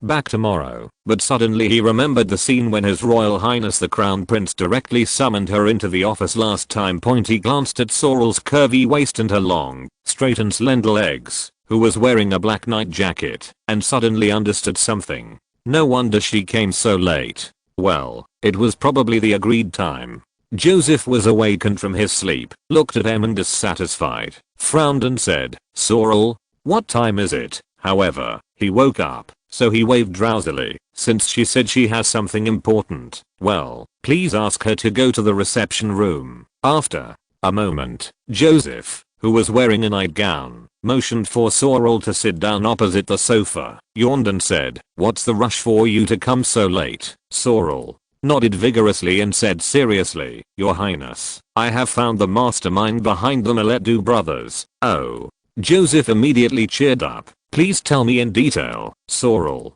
immediately recounted the story of how the Brotherhood went to the Bastille to extract confessions, and how the Millet brothers accidentally said that their boss was a duke. Joseph was no longer sleepy now. He pointed at Sorrel and criticized in a deep voice, "You are so brave that you dare to rob a prison. Aren't you afraid that I will imprison you too? This is all for justice." Sorrel puffed up her chest, glanced at the dark-faced Joseph, swallowed, and whispered, "Your Highness, you won't really let people arrest me, will you?"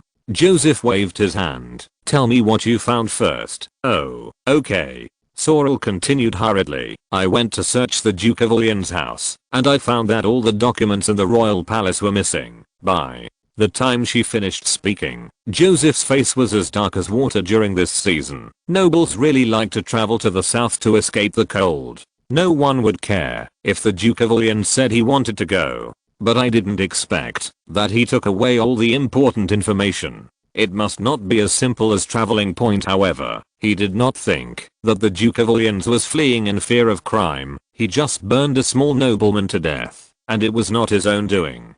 Given his status, he would not care at all. Something big must be happening here. Soon, Fouche was also dragged out of bed, and he and His Royal Highness the Crown Prince rushed to the Bastille overnight. to interrogate the Mallet brothers. After obtaining the important clue of the Duke of Orleans, the experienced interrogators of the police intelligence department defrauded the two brothers' confessions without much effort. Joseph frowned as he listened to Fouche's report on the case, and couldn't help frowning. But why did the Duke of Orleans put so much effort into plotting against Monad? He looked at the candlelight dancing on the wall and muttered, if the Duke of Orleans is planning some conspiracy, and Monad is an indispensable part of it, then it all makes sense. He suddenly turned to Fouche and said, quick, send someone to Monod's house. However, by the time the police intelligence officers arrived at Monad's residence in the Palace of Versailles, he had long since disappeared. According to Monad's servant, he took his son to the south to bathe in the sun on the day of Sorel's prison robbery. Traveling to the south again. Joseph ordered Fouche with a cold face, check immediately to see who else has traveled recently. Yes, Your Highness. Joseph analyzed what the Duke of Orleans was going to do, but he still couldn't figure it out, so he had to start from the existing breakthrough point. He had all the main officials in the internal affairs system wake up and ask them to compile all the orders that Monad had recently issued. Fortunately, most of the nobles lived in the Palace of Versailles, and these officials were basically nobles, so it was very simple to assemble them. When the first ray of sunlight in the morning shone into the Palace of Versailles, a thick stack of documents had been sorted out and piled in front of Joseph. Pick the important one. Joseph looked at the assistant to the interior secretary with panda eyes. The latter hesitated and said, Your Highness, Count Monad has not done anything important in the past 2 months, but seems to be very concerned about food mobilization. The transportation and allocation of food are originally the work of the internal affairs system, but these are usually done by officials below. It is a bit strange for the interior minister to personally intervene in these trivial matters. Joseph narrowed his eyes and asked him to find all the transfer documents issued by Mono. But when Joseph saw the dozens of disorganized and confusing transportation instructions, his anger instantly surged to the top of his head. Orleans, this bastard, is going to push the whole of France into the abyss. Chapter 233. The Crown Prince's First Regency. A palace official hurriedly knocked on the door and entered, saluting Joseph and Mirabeau. Your Highness, Your Majesty the Earl, Your Majesty the Queen, please go to the East Palace Conference Hall immediately. What happened? Mirabeau had a bad feeling. It seems like there have been riots in many places. When Joseph and Mirabeau rushed to the conference hall, they saw the Queen and several ministers sitting at the conference table. Even Louis XVI, who was rarely seen on weekdays, also came. Everyone looked solemn. Before the two of them could salute, the Queen motioned for them to sit down, and then said to Brian, Archbishop, please begin. Yes, Your Majesty. Brian turned his head and said solemnly, everyone should know that the riots caused by food shortages in the southern provinces are now very serious. There were riots almost everywhere from Paris to south of Moulins. The scale of riots in Montpellier, Foix, Brittany and other places has even reached tens of thousands. If Sorel hadn't break into the Bastille at night, which alerted the Duke of Orleans, and launched an early attack, even the northwest provinces would not have been spared. Brian paused and continued. Previously, General Nemi submitted a report on behalf of the army, stating that the riots occurred too suddenly, and that it would take at least 2 months for various places to complete the assembly of troops and begin to quell the chaos. If the riots were allowed to continue for 2 months, the place would have been completely corrupted. They are deliberately delaying. Baron Breteul immediately said angrily, when I serve, I can complete combat readiness in a week at most. Now, it seems that it is probably what you said. Brian nodded and took out a document. Just now, Duke Muxi made suggestions to Her Majesty the Queen. It mainly includes the following requirements: abolition of the Royal Court of Supremacy, and restoration of the practice of electing the Lord Chancellor by a council of dignitaries, the decree to abolish the payment of land taxes and other taxes by the nobles, repeal the Millers' Bill of Rights, demolish the mills built by the parishes themselves. The Queen's hands were clasped so hard that the joints lost their color. She couldn't help but angrily yelled, they are completely using the riot situation to blackmail. They are blackmailing His Majesty and the entire France. Joseph took the document in front of Brian, and saw that it also said the Press and Publication Bureau was abolished, and the High Court was responsible for reviewing news. The army of Berthier was brought under the command of General Merit, and the army of Moulins was merged with the army of Montcalm. In the future, the royal family must obtain the signature and approval of the Minister of War for the deployment of the army.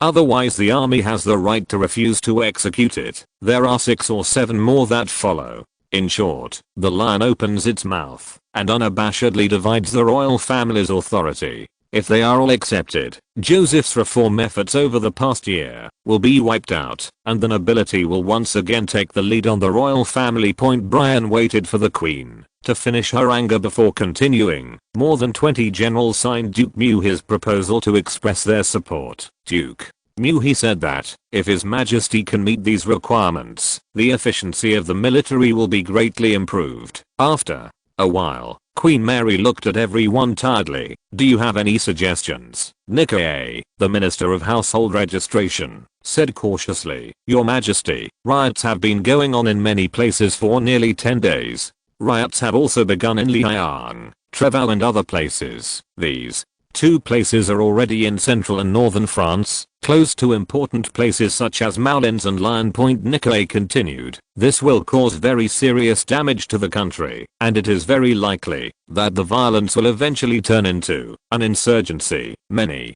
of Duke Mew's proposals are just to restore the previous practices. Your Majesty may be able to agree to some of them. It is most important to end the chaos in the south as soon as possible. Joseph frowned slightly and did not take Duke Mew's request into consideration at all. He silently calculated in his mind the troops he could mobilize at the moment.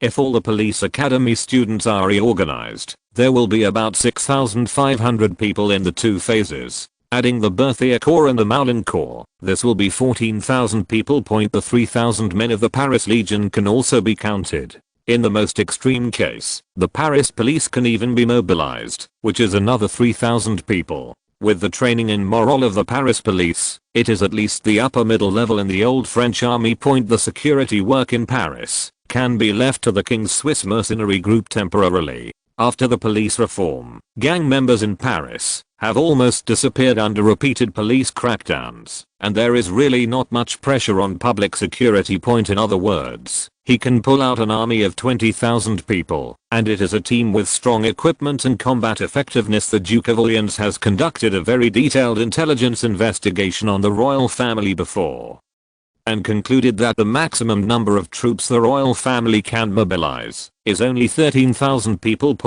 But he didn't expect that Joseph's strongest combat power was buried in the police academy. This was also misled by his preconceived and inertial thinking. He always felt that the police were ruffians working for the government. Even if they were trained in the police academy, they would not have much combat effectiveness. However, the Paris Police Academy has crushed the vast majority of regular military academies from enrollment to training to equipment. Not to mention that Joseph has also integrated advanced systems into this team. The combat effectiveness of the police academy students is comparable to that of the ordinary French army. At least one can fight against 2. Joseph tapped his fingers lightly on the armrest of the chair, but shook his head slightly in his heart. Currently, there are riots everywhere in the western and southern provinces of France, and these 20,000 people alone cannot handle it.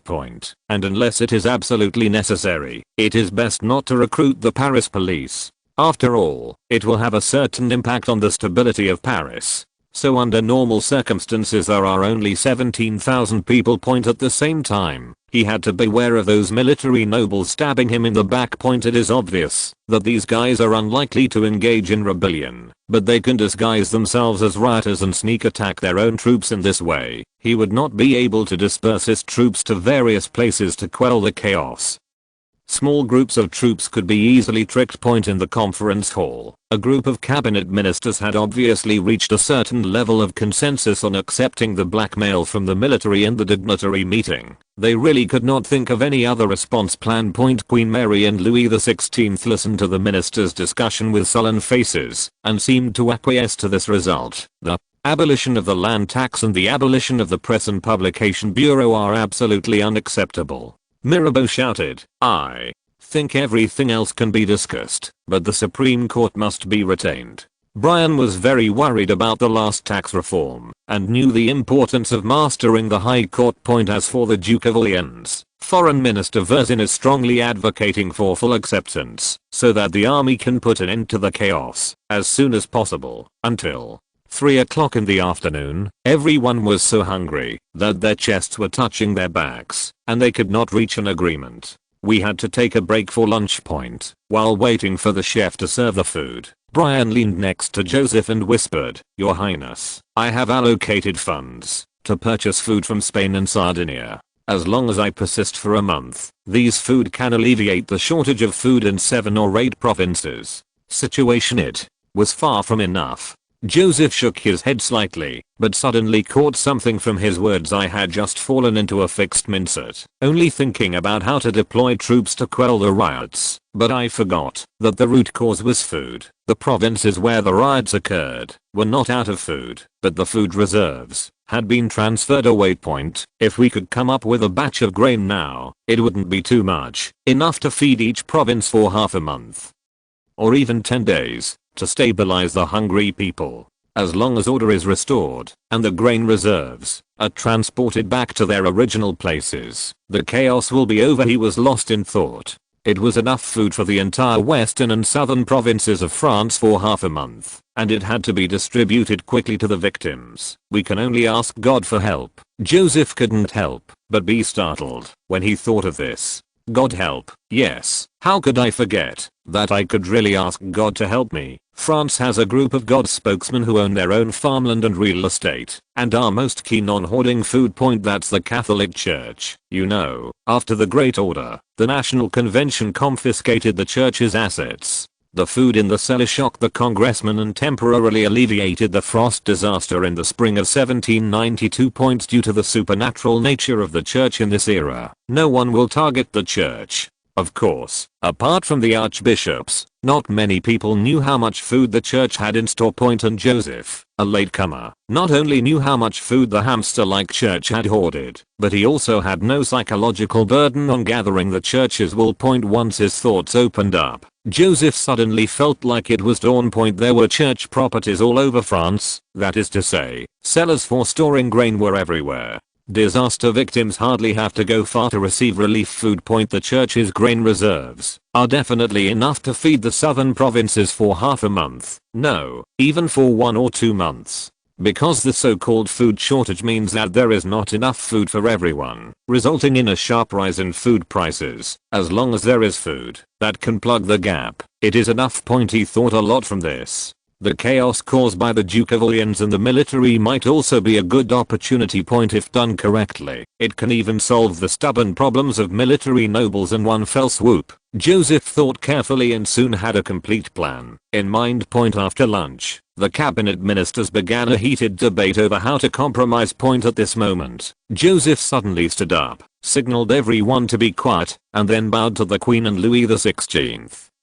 "Your Majesty, I think we should not make the slightest concession to those who dare to threaten you in France." Queen Mary's lost eyes suddenly flashed with light. She knew that without enough troops, it would be impossible to solve the current crisis, but she was very pleased that her son had the courage.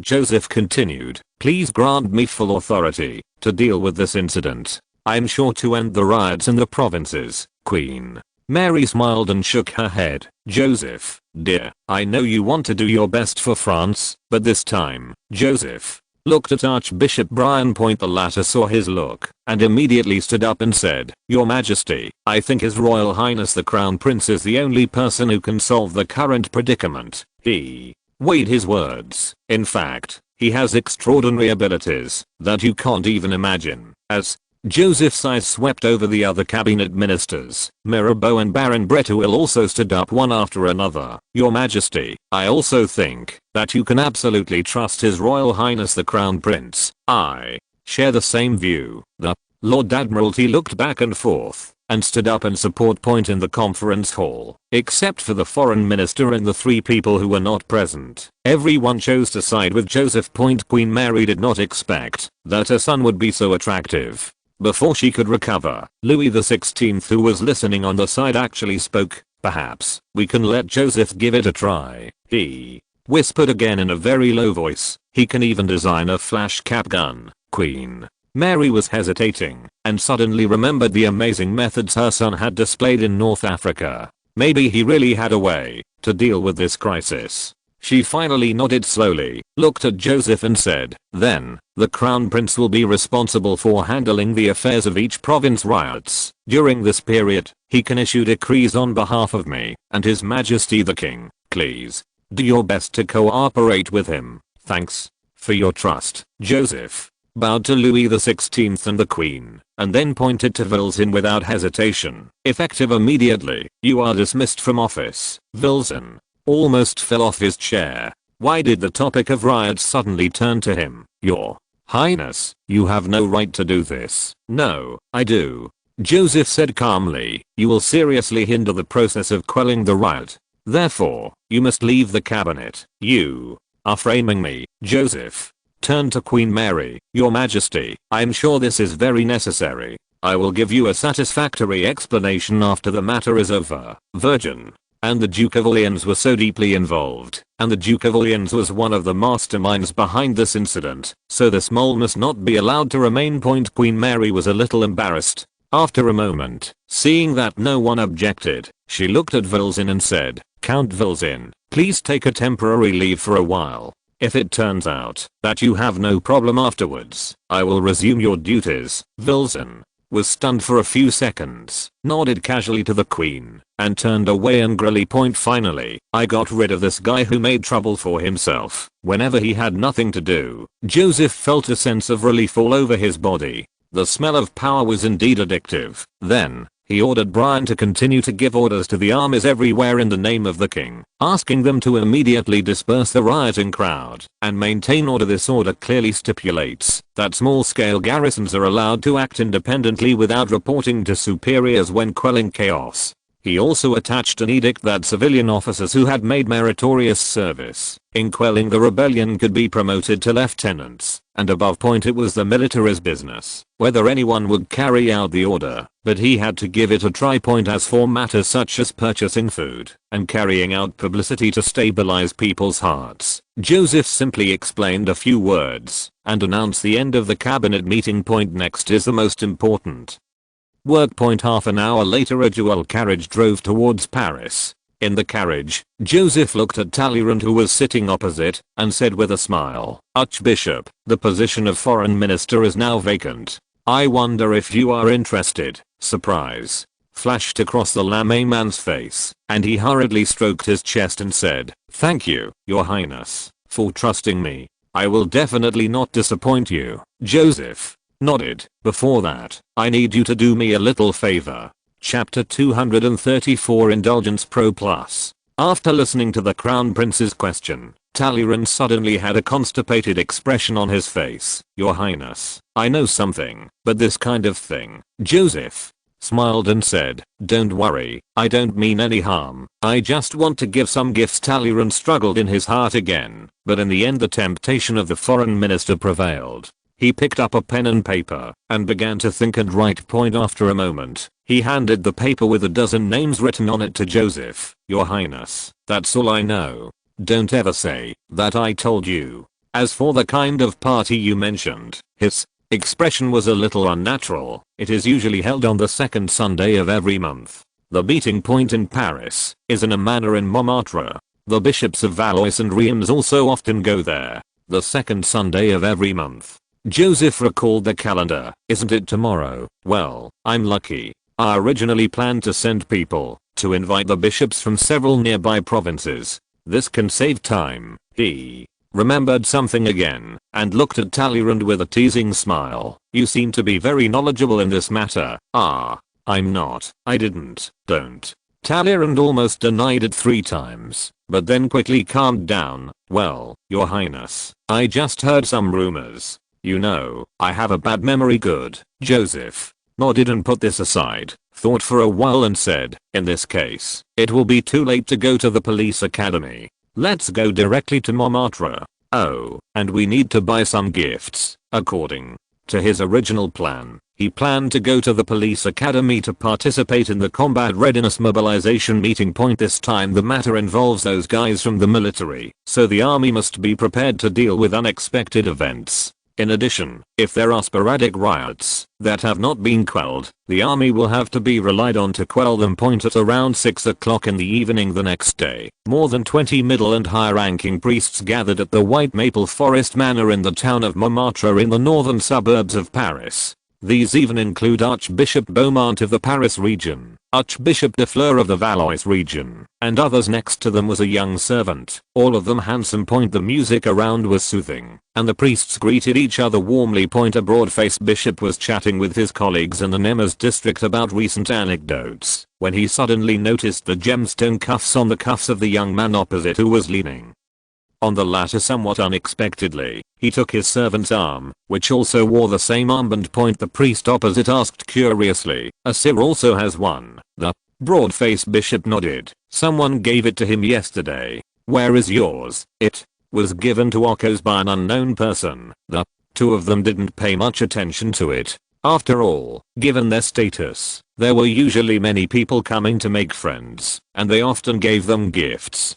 And when they cannot be contacted personally, those people will approach their servants. As more priests communicated with each other, they unexpectedly discovered that most of the servants of the priests present almost had such a sleeve pin. Everyone gradually stopped teasing the servant, put down their wine glasses, and began to discuss who gave this, and what its purpose was. The priests who took the handsome valet to the room on the second floor quickly stopped their backdoor entertainment after hearing the news, and walked down in their clothes. Catholic clergy are strictly abstinent, but middle and high-ranking clergy can always find ways to relax. Most of them have secret mistresses, but Nan Pet is a more fashionable choice. Although this kind of thing is already a semi-open secret in church circles, if it gets out, it will still have a very bad impact on their reputation. Especially today's gathering of careful male servants must not be known to outsiders, and the person who gave them the armpins obviously knew the identity of each of their valets. The bishops suddenly lost the intention to continue and left the Bay Maple Forest Manor in a low-key manner. As soon as Archbishop Beaumont's carriage drove out of the manicured woods of the manor, he saw a well-dressed blonde young man gesturing to him on the roadside. He hurriedly ordered the car to stop because he recognized the man as the Crown Prince's valet. Eamon politely stepped forward to salute the Archbishop and said with a smile, "Dear Archbishop, His Royal Highness the Crown Prince would like to invite you for a drink." Of course Beaumont would not refuse. When he followed Eamon into the villa in the center of Montmartre, he was immediately surprised to find that the Archbishop of Nemours and the Archbishop of Reims were also in the house. They were all party friends at the party just now. Talleyrand had a guilty conscience and did not dare to come here. After all, he was the one who leaked the news about the party. Beaumont realized something was wrong, but he still pretended to be nonchalant and bowed to the Crown Prince. Joseph called the archbishops to sit down, playing with a sleeve pin in his hand, and coughed slightly. "Ahem, you must have heard about the riots in more than 10 provinces in the south, right, Beaumont?" And others looked at the cuff pin of the same style as their valet and nodded uncomfortably. "Yes, Your Highness, I heard about it. May the Lord calm the violence in the hearts of those thugs. May the Lord forgive them." Joseph motioned to Eamon to distribute the wine to the archbishops. "Everyone knows that the cause of the riot was food shortage, and you are all God's spokespersons, representing God's mercy, I hope." Archbishop Beaumont reacted immediately and said, "First, Your Highness, I'm willing to donate 10,000 livres for disaster relief." Archbishop de Fleur of Valois nodded. "I will also donate 10,000 livres." Joseph smiled and shook his head. He was aiming at the bottom of the box of the church. Who would he give away the 10,000? "Thank you for your generosity." He didn't mince words. "I ask the church to take out the stored food and distribute it to the victims." Several archbishops looked at each other and laughed dryly. "Your Highness, the church's little food is of no use at all." "Yeah, that's probably not as much food as 10,000 livres can buy." Joseph smiled calmly. "No need to be modest. I know that there is at least enough grain in your cellar to feed the victims of the disaster for more than half a month." The eyes of the archbishops were full of shock. "Who did you hear this from, Your Highness, there is absolutely no such thing, Your Highness. If you don't believe it, you can ask Archbishop Brian Joseph. Knew that most of the church's grain reserves were privately deducted from the tithe tax or the church's land harvest. Although these revenues belonged to the church, they were collected into the public account, and the public account needed to be used to pay for education, charity, religious activities and other expenses. As for those in the church cellar, they were saved by the middle and high-ranking clergy, based on their abilities, and belonged to their private wealth. So these guys don't want others to know what's in the cellar, especially the royal family. In fact, not many people know about this part of the church's private property, and due to cautious operations, it is not easy to find out, even if it is checked. It wasn't until he was forcibly dug out at the time of his death. Joseph raised his hand and made a downward movement, still smiling and saying, "In the name of His Majesty the King, I assure you that no one will investigate the origin of this food." He glanced at his armpits as he spoke. "Of course, I hope you won't be reluctant to give up food. I still know something about the amount of grain and wine in the church cellar. Of course, this is to deceive the archbishops. He only knows that the hamsters have a lot of food." However, when Beaumont and others heard that the crown prince knew that there was wine in their cellar, they immediately believed it. Several archbishops looked at each other again, and finally Beaumont, as the representative, said, "Your Highness, if you really need food, we can sell it to you at the market price." Joseph secretly breathed a sigh of relief when he heard this. This had already reached his minimum requirement. At least we can use money to solve the riot problem. But that's not his ultimate goal. This is not a small figure for the food supply of the entire western and southern provinces of France. Moreover, how much food the church distributes depends entirely on their mouths, and they will easily suffer losses. He took a deep breath and continued, "I hope the church can donate this food." How can this be done?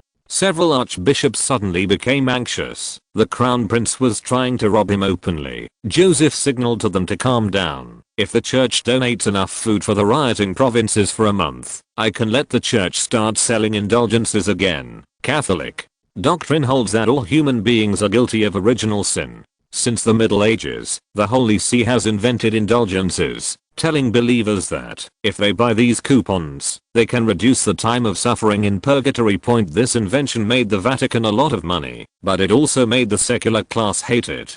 Finally, under pressure from all parties, the Vatican announced that it would stop selling indulgences in the 16th century. De Fleur's eyes suddenly lit up. "Are you telling the truth? If the royal family allowed the church to sell indulgences, the little money they could make from harvesting grain would not even count as mosquito legs." Beaumont and others showed hesitation. "Your Highness, even if the royal family agrees, I'm afraid the opposition will be huge." Joseph nodded. "You are right. So we must be innovative." The old rhetoric of "you won't have to go to hell once you buy it" has already fooled. Ahem. People can no longer be persuaded. The archbishops couldn't help but look at each other. "What do you mean?" "First of all, we need to change the name. For example, prayer card, longevity coupon, true love talisman and so on. The functions must also keep pace with the times. Just like the names of these coupons, some can be used to increase your lover's feelings for you, and some can be used to pray for your parents. Everyone must know that going to heaven is too far away and elusive. But parents and lovers are right in front of you, which will create a lot of expectations and helplessness for them. Only if the problem at hand can be solved immediately will everyone be willing to pay. Oh, you should also pay attention to the price. In the past, those indulgence coupons were too expensive. If someone buys you a coupon, you will not be able to eat meat for 2 years, and there will definitely be dissatisfaction. If you sell a coupon for 4 sous, everyone will treat it as I just bought 2 newspapers, even if it has no effect. Well, with God's blessing, it will definitely have an effect. In short, we must have the concept of small profits but quick turnover, and we cannot kill the business at once." As he continued to talk, the eyes of several archbishops gradually lit up. There seemed to be a scene in front of them of a young couple coming to the church and spending a small sum of force to buy a true love charm for their relationship so that God could witness their love and bless them. Archbishop Nemes hesitated and said, "Your Highness, is this possible?" Joseph said in his heart, "You are guarding the big hype of God, and you have to rely on tithe tax every day to earn living expenses. In the 21st century, you will be laughed to death. Do you know how much money Shaolin Temple and Wudang Mountain make just by doing it?" He smiled slightly. "I can guarantee you that, if you do as I say, Paris will be able to sell at least 500,000 livres every year just from various coupons. And this is the minimum, 500,000. Are you telling the truth?" "Of course, we still need some publicity and hype methods," Joseph said. "For example, the True Love Talisman should be combined with Saint Valentine's Day." "Well, the name is too confusing. Just change it to Valentine's Day." There was already a February 14th festival at the end of the 18th century, but it was far less popular than later generations. First of all, we need to strengthen everyone's willingness to celebrate Valentine's Day. For example, we should promote the concept that, if you don't celebrate this day, you don't love him, and buy the first true love charm of the year and you will definitely get perfect love. Then we create some concepts that only the church can give you love. There are legends like the True Love Talisman that makes the love between two people never change. Joseph briefly recounted the operations of those merchants, and later generations spend money to hold some celebrations, dances, blind dates, etc. on that day. The rest is to wait for the men and women to collapse the church door. As for the specific operational methods, I suggest that the church and I set up a church culture development company to specialize in packaging, planning and publicity. As for the specific investment and share division, we will discuss it in detail later. Oh, it's similar to the True Love Talisman. The longevity prayer coupons correspond to Father's Day and Mother's Day. These two holidays have not been set up yet. The church will discuss which day is suitable. The prayer coupons correspond to the business festival, and the prayer cards correspond to Easter. This is probably the idea.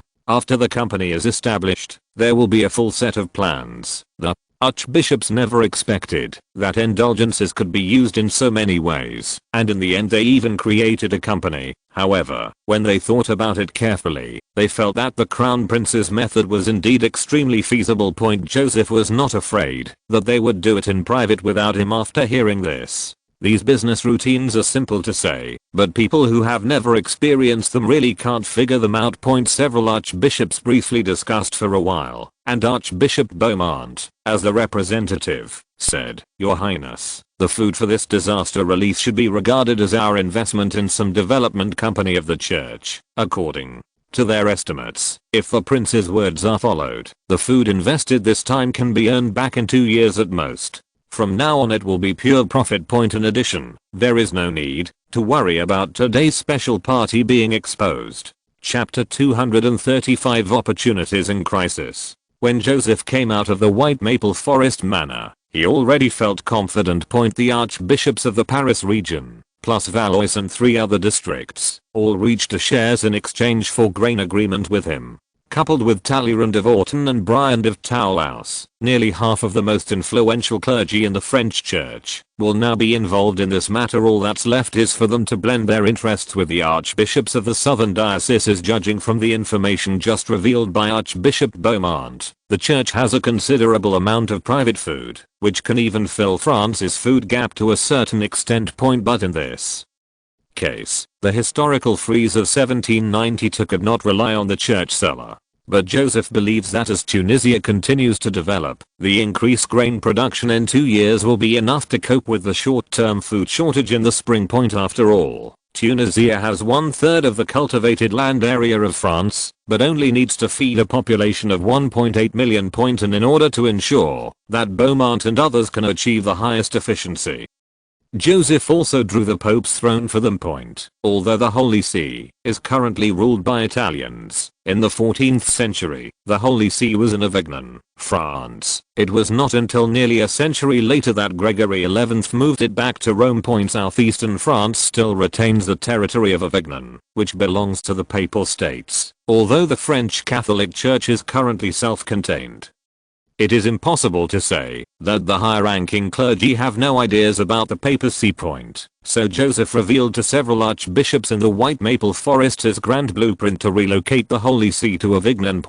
If the Holy See returns to France, then the Pope will inevitably be born among them, and Brian Beaumont and others were all in great spirits. This was said by the Crown Prince himself, and it probably represents the will of the royal family. The French royal family has developed the ambition to order Catholicism. Of course, Joseph does not have such a strategic plan for the time being. It is just a drawing board. However, if one day the army really came to Rome, he would not mind using the political resources of the Holy See, holding the Pope hostage to convince the believers. If France attacks anyone, it will be a crusade, which is not very exciting. He would never operate like the emperor did in history. He would fall out with the entire Holy See and lose huge political benefits, just for the little money from the Papal State. Several archbishops secretly decided in their hearts that they should perform well in releasing food this time, to gain extra points for themselves in the future competition for the Pope.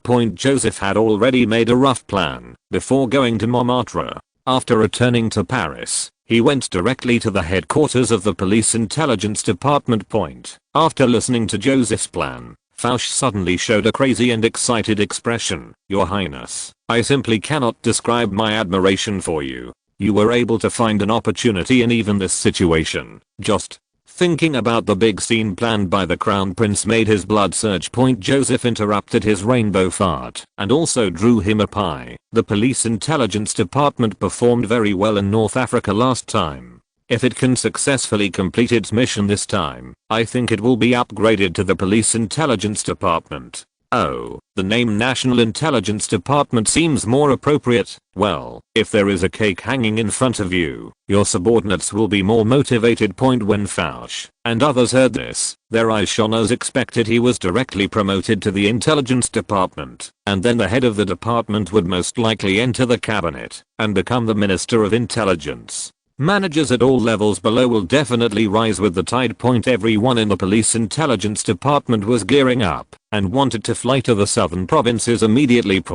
After doing all this, Joseph immediately rushed to the Paris Police Academy without stopping. All other plans must rely on the foundation of the army to be successful. The Berthier Corps and the Moulins Corps had already received orders and were gathering at the new campus of the police academy. The new campus is the manor given to Joseph by Louis XVI and the Queen. It covers an area of more than 10 hectares. If crops are not grown, it can be more than enough to accommodate 30,000 to 50,000 soldiers. There was nothing new in the pre-war mobilization. It was nothing more than Joseph giving a speech, telling the soldiers that they would bear the historical responsibility of France's turning point and would receive supreme glory. Then came the routine Q formation display. A more practical operation is to replace the Milan Legion with August-style flash cap guns. The performance of the Milan Legion in Tunisia was quite satisfactory. The most important thing was that it showed its absolute loyalty to the Crown Prince, which also won them the latest weapons and equipment. Joseph extremely richly ordered André to practice shooting with 20 rounds of ammunition per soldier these days until the troops set off. In fact, the use of a flash cap gun is not much different from that of a flintlock gun. It just eliminates a few actions of loading propellant and can be mastered with a little practice. Not to mention the proficiency of feeding hundreds of bullets.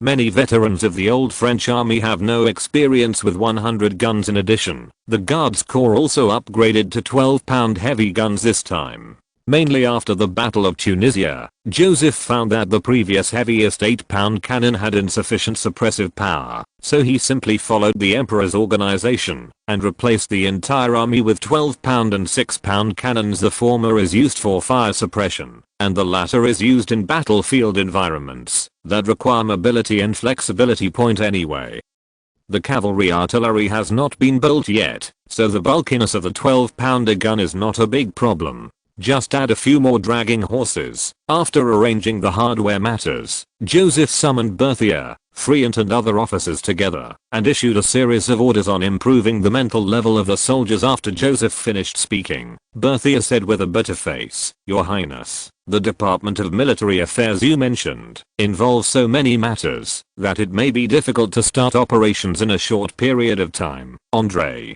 also nodded, "Your Highness, in terms of manpower alone, it is impossible to solve it now. According to your requirements, at least more than 200 people will be needed to barely complete the work within Paris. As for the families of soldiers in other provinces, more manpower is needed." Joseph smiled and nodded, "You don't have to worry about this. The required manpower can be allocated directly to the Invalides. We only need to send some civilian officials for command. Oh, and let the Invalides pay for the expenses as much as possible." Today's French Invalides is no longer a department that took care of disabled soldiers during the Sun King era, but has become a pure sanatorium for retired officers, which ordinary soldiers cannot enjoy at all. There is really no big use for leaving such a department, except to provide weapons to rioting citizens when there is a big fete. It would be better to take advantage of the time when the top military officials left Paris and just empty it out. Berthier and the others looked at each other after hearing this, and they all showed knowing smiles immediately. Joseph came among the soldiers of the Guards Corps and tried his best to encourage each soldier face to face. It was not until noon the next day that he dragged his tired body back to the Palace of Versailles. All preparations are done. It's time to start harvesting. Rouault, Saint Antoine District, Paris. A melodious bugle sound accompanied by fast-paced drum beats came from the south side of the street, causing residents on both sides to look over there curiously.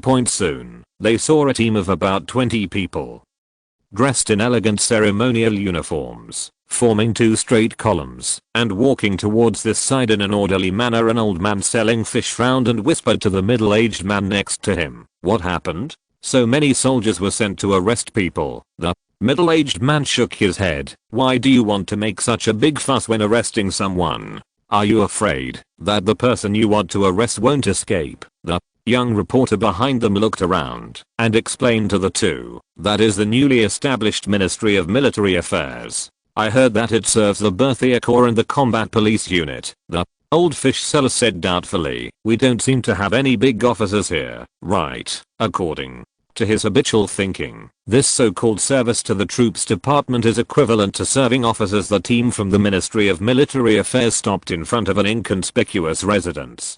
The queue turned sideways and stood on both sides of the gate. Several soldiers walked out of the team, first checked the address, and then began to hang red and blue ribbons on the door, and placed several baskets of bouquets in front of the ribbon door. Following the order of the leading officer, two soldiers pulled apart a half-meter wide banner, and what they saw read, "The Light of Glory of France. Congratulations to Corporal Adrien for receiving the Medal of Courage." There is also a row of small words below, "The reputation of bravery spreads. One person's meritorious deeds bring glory to the whole family." According to the level of meritorious service of the Guards Corps, the Medal of Courage is the fourth class merit under the Bronze Iris. A total of 23 people received the Medal of Valor during the Battle of Tunisia. The citizens immediately surrounded Adrien's house, looking at the banner and talking about it. "Didn't Adrien go to the police academy? How did he get a medal? I heard that he went to North Africa. It seems that he performed meritorious service there, in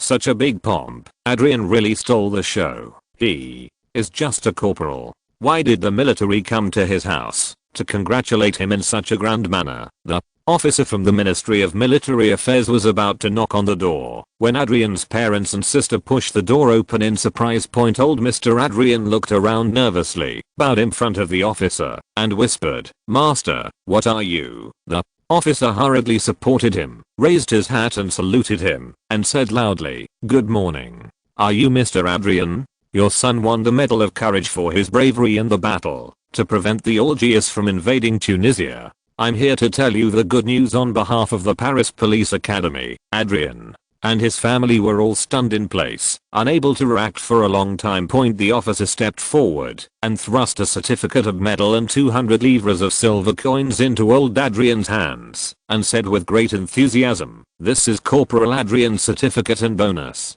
His Royal Highness the Crown Prince asked me to thank your family for supporting him. You also contributed to France's great victory. Oh, please sign here. It's better to go back and deliver business." Adrian's family seemed to be in a dream, as if their son had done something extraordinary. Not only did an officer bring people to congratulate him, but he also received a bonus of 200 livres. Old Adrian finally came to his senses and asked his wife to quickly prepare water and food to entertain the congratulatory soldiers. Then, he turned around and invited people from the Ministry of Military Affairs into the house. The latter first loudly told the onlookers at the door the process of Adrian's meritorious service. The manuscript was obviously carefully prepared, and everyone was extremely nervous when they heard it, as if they had seen with their own eyes the thrilling scene of Adrian desperately blocking the gap opened by the Algiers cavalry at the critical moment, keeping the French army's formation intact.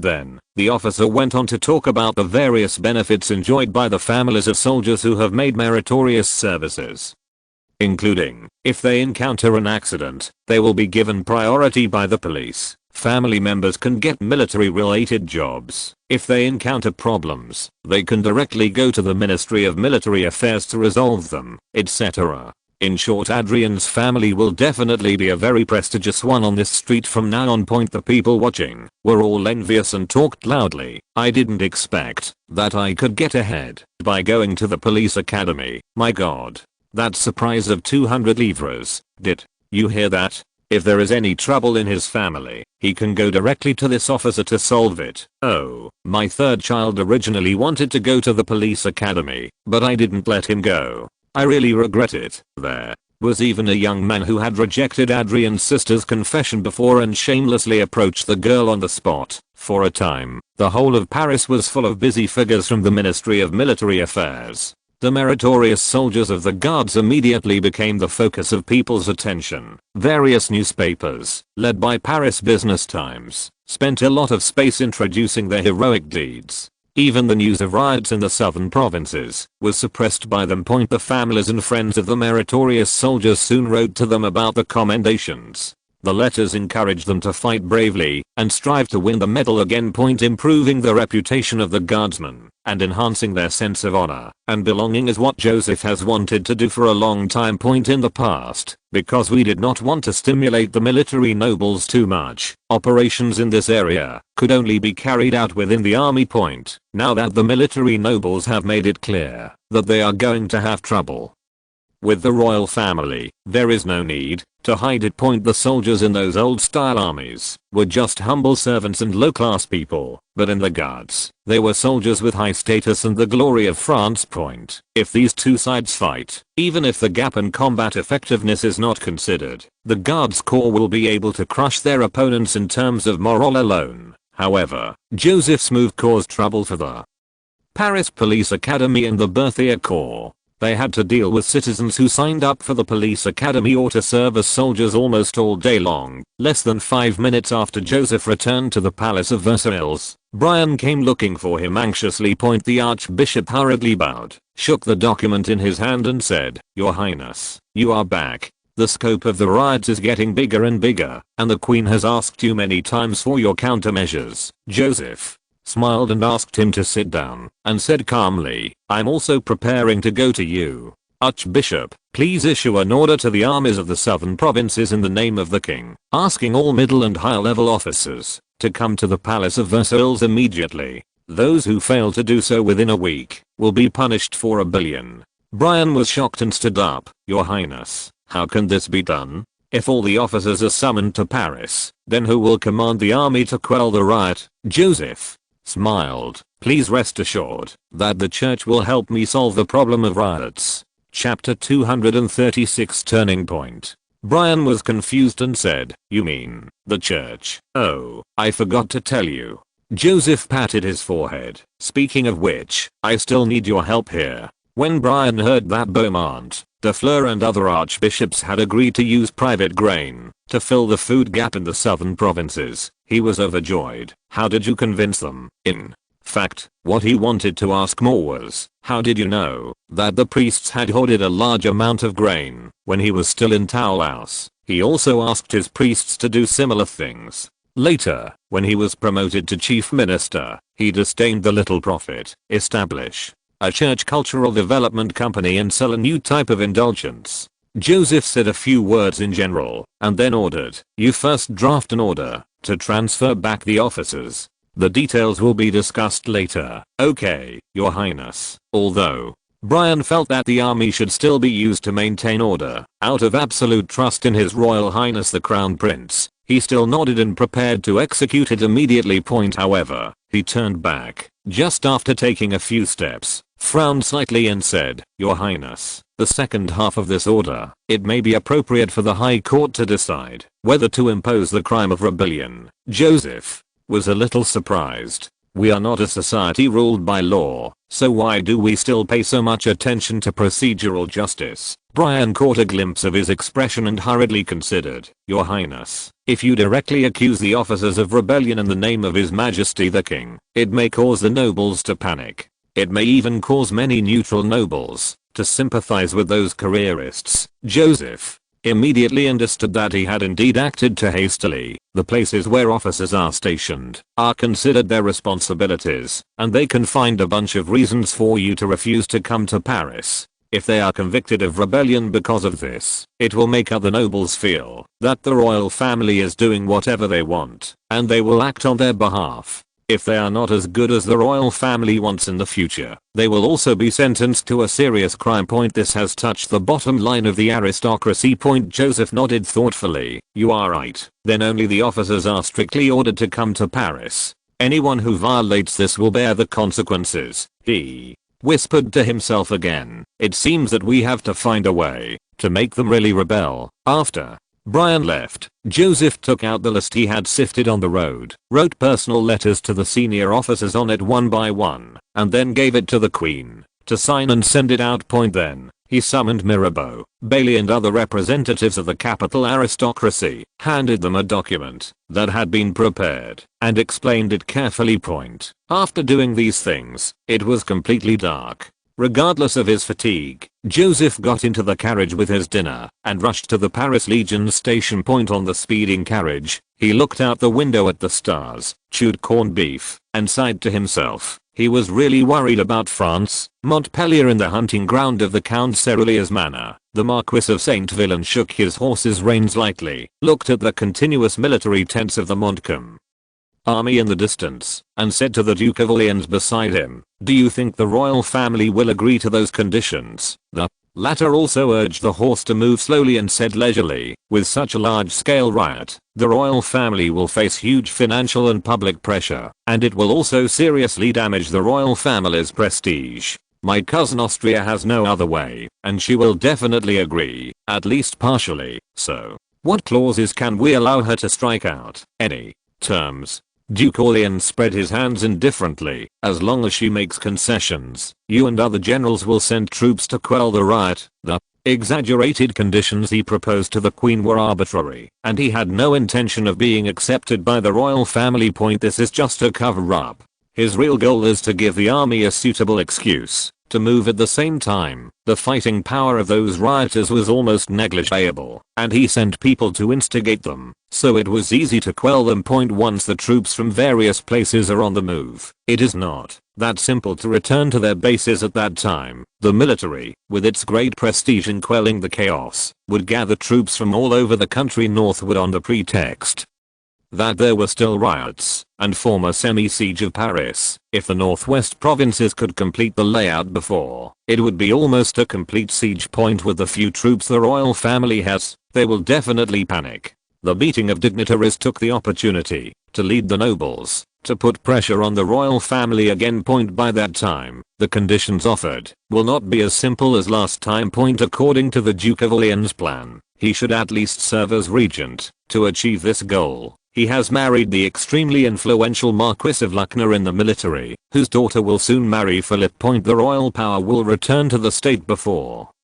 Louis XIV. That is, a high degree of autonomy for the noble lords after that. As the powerful regent, he could still manipulate the royal family however he wanted. The Duke of Orleans was thinking about how to torture Louis XVI's family, and at the same time, said relaxedly to the Marquis of Saint Villain, "We are ready from Brittany to Provence, with a total of 80,000 troops in each legion. General Urchill and others in the north will also respond to us at the same time." The Marquis of Saint Villain looked at him and said, "Your Majesty the Duke, in terms of logistics for such a large-scale troop mobilization," the Duke of Orleans said indifferently, "I will provide funds for each legion. Duke Dolphin and Duke Mushy will also mobilize resources to supply the army. Financial support is also an important factor in the Duke of Orleans becoming the core of the military." Before this incident, he had distributed tens of millions of livres to more than 20 senior military generals. In order to bring down the royal family, he has prepared to spend all his wealth of more than 50 million livres.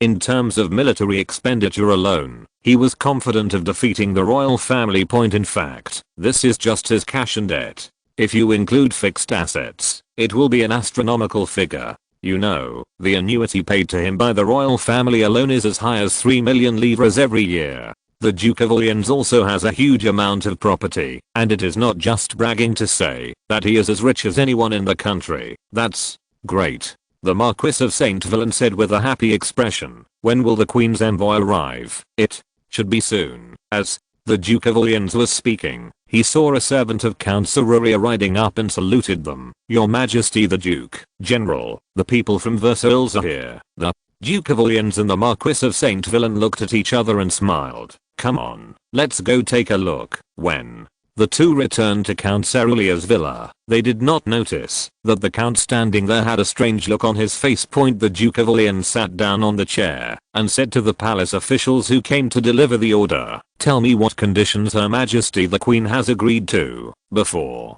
the official could say anything, Count Serrulia on the side handed him an order stamped with the king's seal. The Duke of Orleans glanced at the document and stood up in shock. The Marquis de Saint Villain leaned over in surprise and saw that there were only a few simple sentences on the paper. The main content was to request all officers above the major to report to the Palace of Versailles immediately. He looked at the official who was delivering the order and said, according to his previous thinking habit, the Queen didn't give the order to send out troops to quell the rebellion. The latter nodded and gestured to the document. "That's all, Lord Marquis." The Marquis of Saint Villain seemed a little anxious. "What conditions cannot the Queen accept? We can discuss it again." The official who passed the order still said numbly, "Your Majesty has no other instructions, Lord Marquis. Please also sign for me to confirm that I have received the order." The Marquis of Saint Villain and the other three people suddenly looked at each other, not knowing what to do for a while. They imagined that the Queen might have many reactions, but they did not expect that she would just let the riot go unchecked.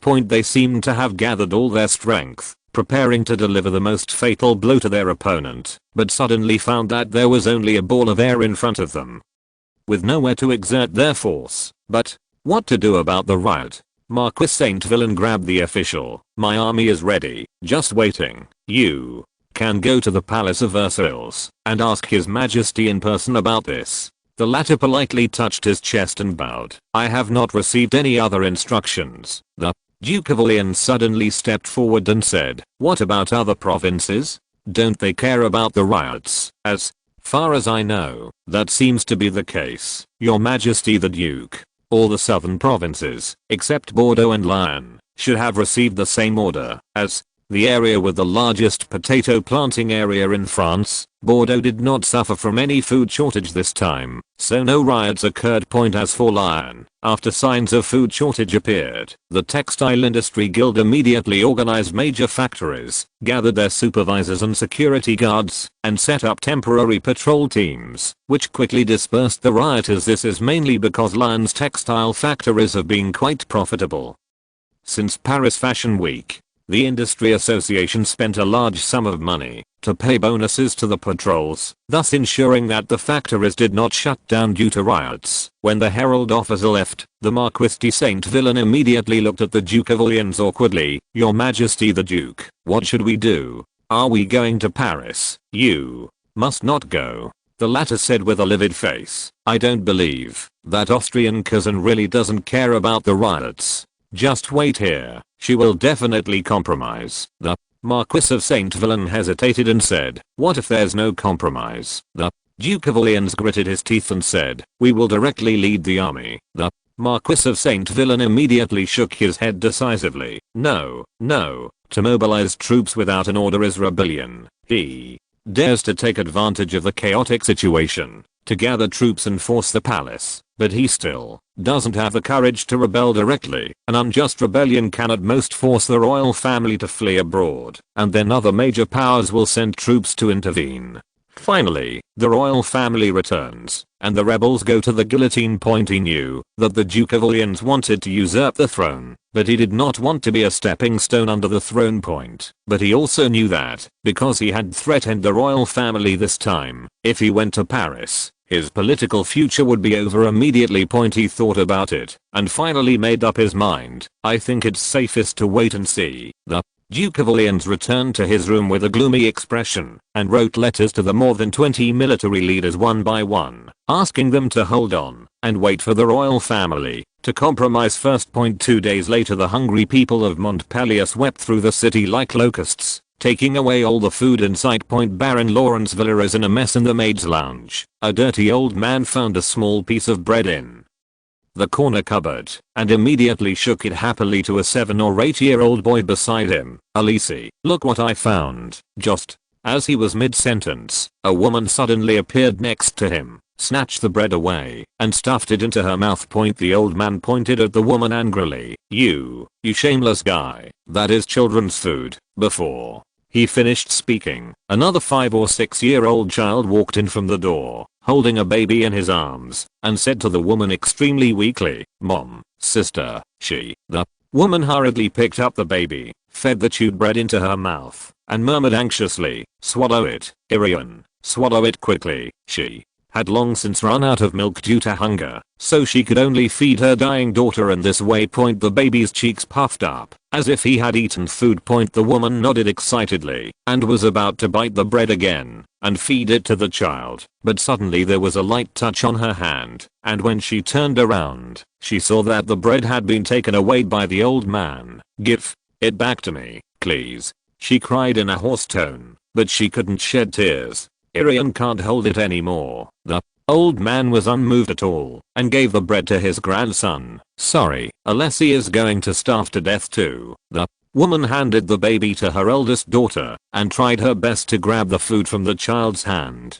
The old man hugged her waist desperately. "Alessi, eat quickly, please. Leave a little piece for Elian." The two were struggling weakly, when they suddenly heard someone shouting outside, "Go to church quickly. The church is distributing food." There seems to be one in a dead parish too. Both of them were stunned for a moment, and then let go at the same time. When the woman saw that the bread had been eaten, she quickly picked up her eldest daughter, and hurried towards the church. The old man caught up with him in a few steps, took the baby from the older child's hand, and signaled to the woman, "I'll hold it for you, so you can get on your way faster." They rushed to the church in the south of the city with the rioting crowd, and sure enough they saw the priest distributing black bread, while the hungry people almost pushed down the church's fence.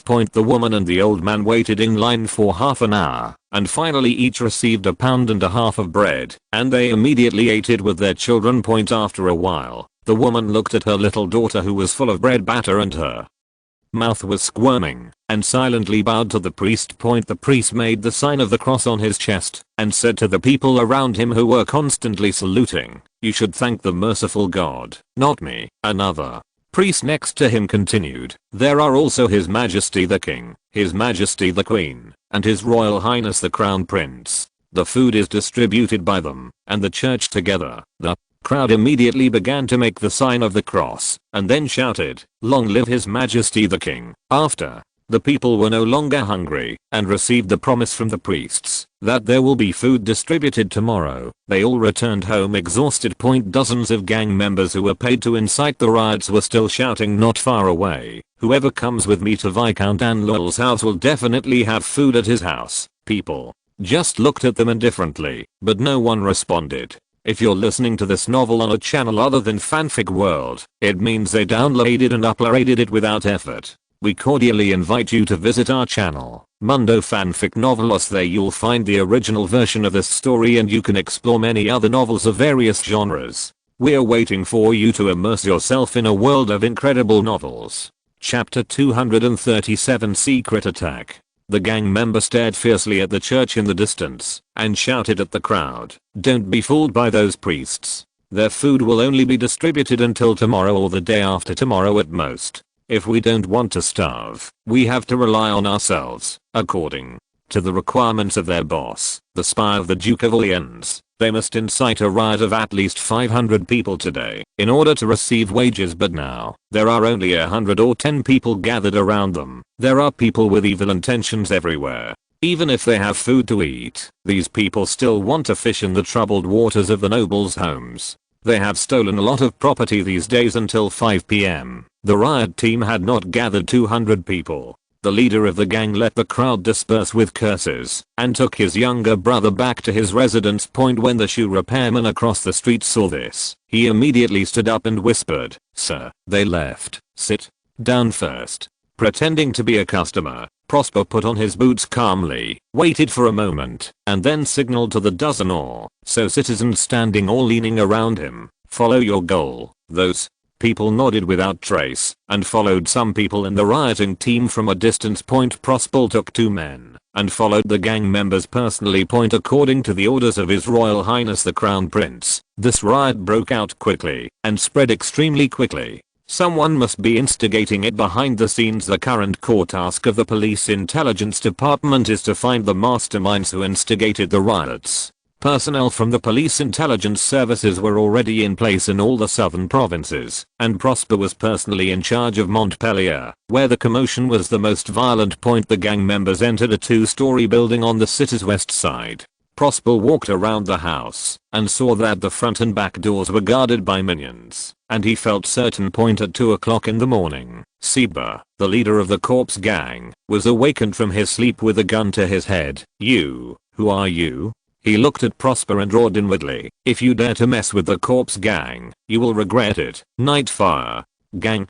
Prosper spat out 3 words. These guys have a lot going for them, so he still needs some acting. "Gangs? In a dead town?" Seba was embarrassed. "This is not your territory." Prosper smiled. "I heard that you have made a fortune recently. To be honest, I want to do this business, although." Seba was extremely reluctant. He finally revealed the address of the big shot under the threat of a pistol, which he learned by sending his younger brother to secretly follow the big shot. Prosper left and came back before dawn, announcing to the corpse gang, "Now the business belongs to the Nightfire gang, and the big shots only contact me. And you, each of you, get 2 livres a day. Do you want to do it or not?"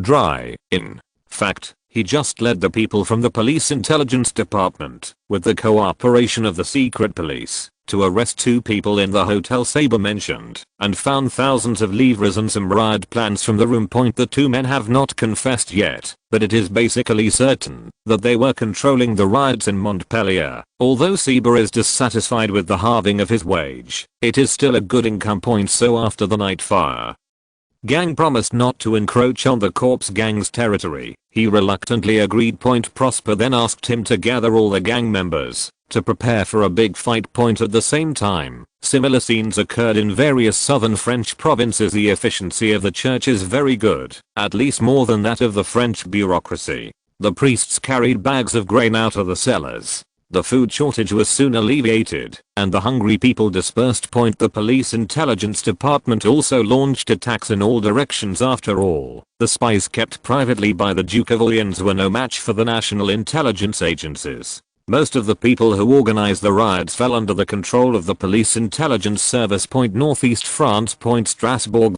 Marshal Francois who was also the Duke of Broglie, leaned back in his chair, looked out the window at the cypress trees under the scorching sun, and said in a soldier's unique old-fashioned tone, "So, the riots in the south have just subsided." His son, Charles Louis Victor, hesitated for a moment and replied, "That's more or less the case, father. There are still riots in Foix, Bayonne and other places. You know, even in good years in those places, king, there are often some troubles. In France's southern border provinces, separatist forces have always been active. In other poor and remote areas, even if the food shortage disappears, people there will still greedily rob wealthy households everywhere." Marshal Francois nodded slowly. "Has anyone implemented the royal order, Louis?" Victor knew he was referring to the order to recall the officers. "Not yet, father. As far as I know, it is obvious that, if you leave the station, you will lose everything." The marshal sighed, but he was a little lucky. Fortunately, he was too old and his son was useless, so he didn't get involved in Marquis Luckner's affairs. Although as a stakeholder, he still returned to his base to express his support for the military group, but at least he did not threaten the royal family, so there was still room for change. He stared at the halo created by the sun in France, and shook his head slightly after a while. If this drags on, Marquis Luckner and the others will fall into the quagmire. Is the result already destined? Finally, decades of political experience helped him make a decision. He raised his head and said to his son, "Victor, get ready. Let's go to Paris." The latter was suddenly shocked. "You are going to betray?" The marshal, who was over 70 years old, shook his head. "I'm only loyal to His Majesty the King, and there is no betrayal. Oh, don't forget to write to the Palace of Versailles to report our decision." January 24, 1789. South Central France, Fort Department. It is already close to the Provence region, and less than 100 kilometers further south, you can reach Montpellier wearing a brand new cavalry uniform. Joseph galloped past amid the cheers of the soldiers on the roadside, smiling and waving in response to the soldiers from time to time. After the Battle of Tunisia, his riding skills improved significantly, and he developed calluses on his legs, which made him much more relaxed during the march. Although riding a horse was tiring, it was much easier than walking. As for the carriage, in order to hide the whereabouts of the army, he chose remote roads. Riding in the carriage was tantamount to torture. Thanks to the fact that more than 1/3 of the wooden track from Paris to Lyon has been laid, the Guards Corps' early marching speed was extremely fast, reaching 38 kilometers per day. However, after the wooden track section ended, the speed dropped back to less than 30 kilometers, but it was still very fast. The most pitiful one is the Milan army. Although they had trained with the Guards Corps in Tunisia for a while, their marching speed still could not keep up. In order not to fall behind, André kept restricting the formation every day. This was the biggest obstacle to increasing the marching speed, almost shouting that his voice was hoarse. Chapter 238. Filling the final shortcomings. Joseph was admiring the rolling alpine branches in the distance. Viewing the scenery was almost his greatest joy during the march when he suddenly noticed that a cannon was stuck in front of him, and he immediately rushed over. The soldiers who were trying their best to drag the cannon noticed a shorter figure approaching, turned their heads and looked around, and suddenly became excited. "It's His Royal Highness the Crown Prince. Your Highness is here to help me drag the cannon. Be careful over there. Don't let His Highness get hurt. Everyone, work harder and let His Highness see our strength." The number of soldiers dragging the cannon did not increase, but the previously motionless cannon suddenly jumped forward, and the nearly 1.5-ton 12-pounder gun instantly broke away from the melting ice pit. "Thank you, Your Highness." The soldiers cheered again, with smiling faces, and raised their hats in salute to His Highness the Crown Prince. Joseph nodded in return, then patted the dirt on his hands, and got back on his horse. In fact, how much power can his small body of less than 15 years old produce? But every soldier will remember the moment when His Highness dragged a cannon with them, which in turn translates into their high morale on the battlefield. However, Joseph's expedition with the army this time was not simply to provide a morale halo. What he wanted to do, if he didn't personally hold the line, the officers would not dare to do it. After walking for a while, The sky gradually dimmed, and the guards corps began to camp for dinner. Perna led the newly established nurse company and drove several carriages through the camp point. The nurses shouted in clear voices along the way, "You must drink hot water. Anyone who drinks water will not be allowed to listen to Lorena sing later. Is there anyone here who doesn't have water?" At the same time, they skillfully scooped out boiling water from the barrels on the car and distributed it to the laughing and whistling soldiers. Joseph also took the water glass from Perna's hand.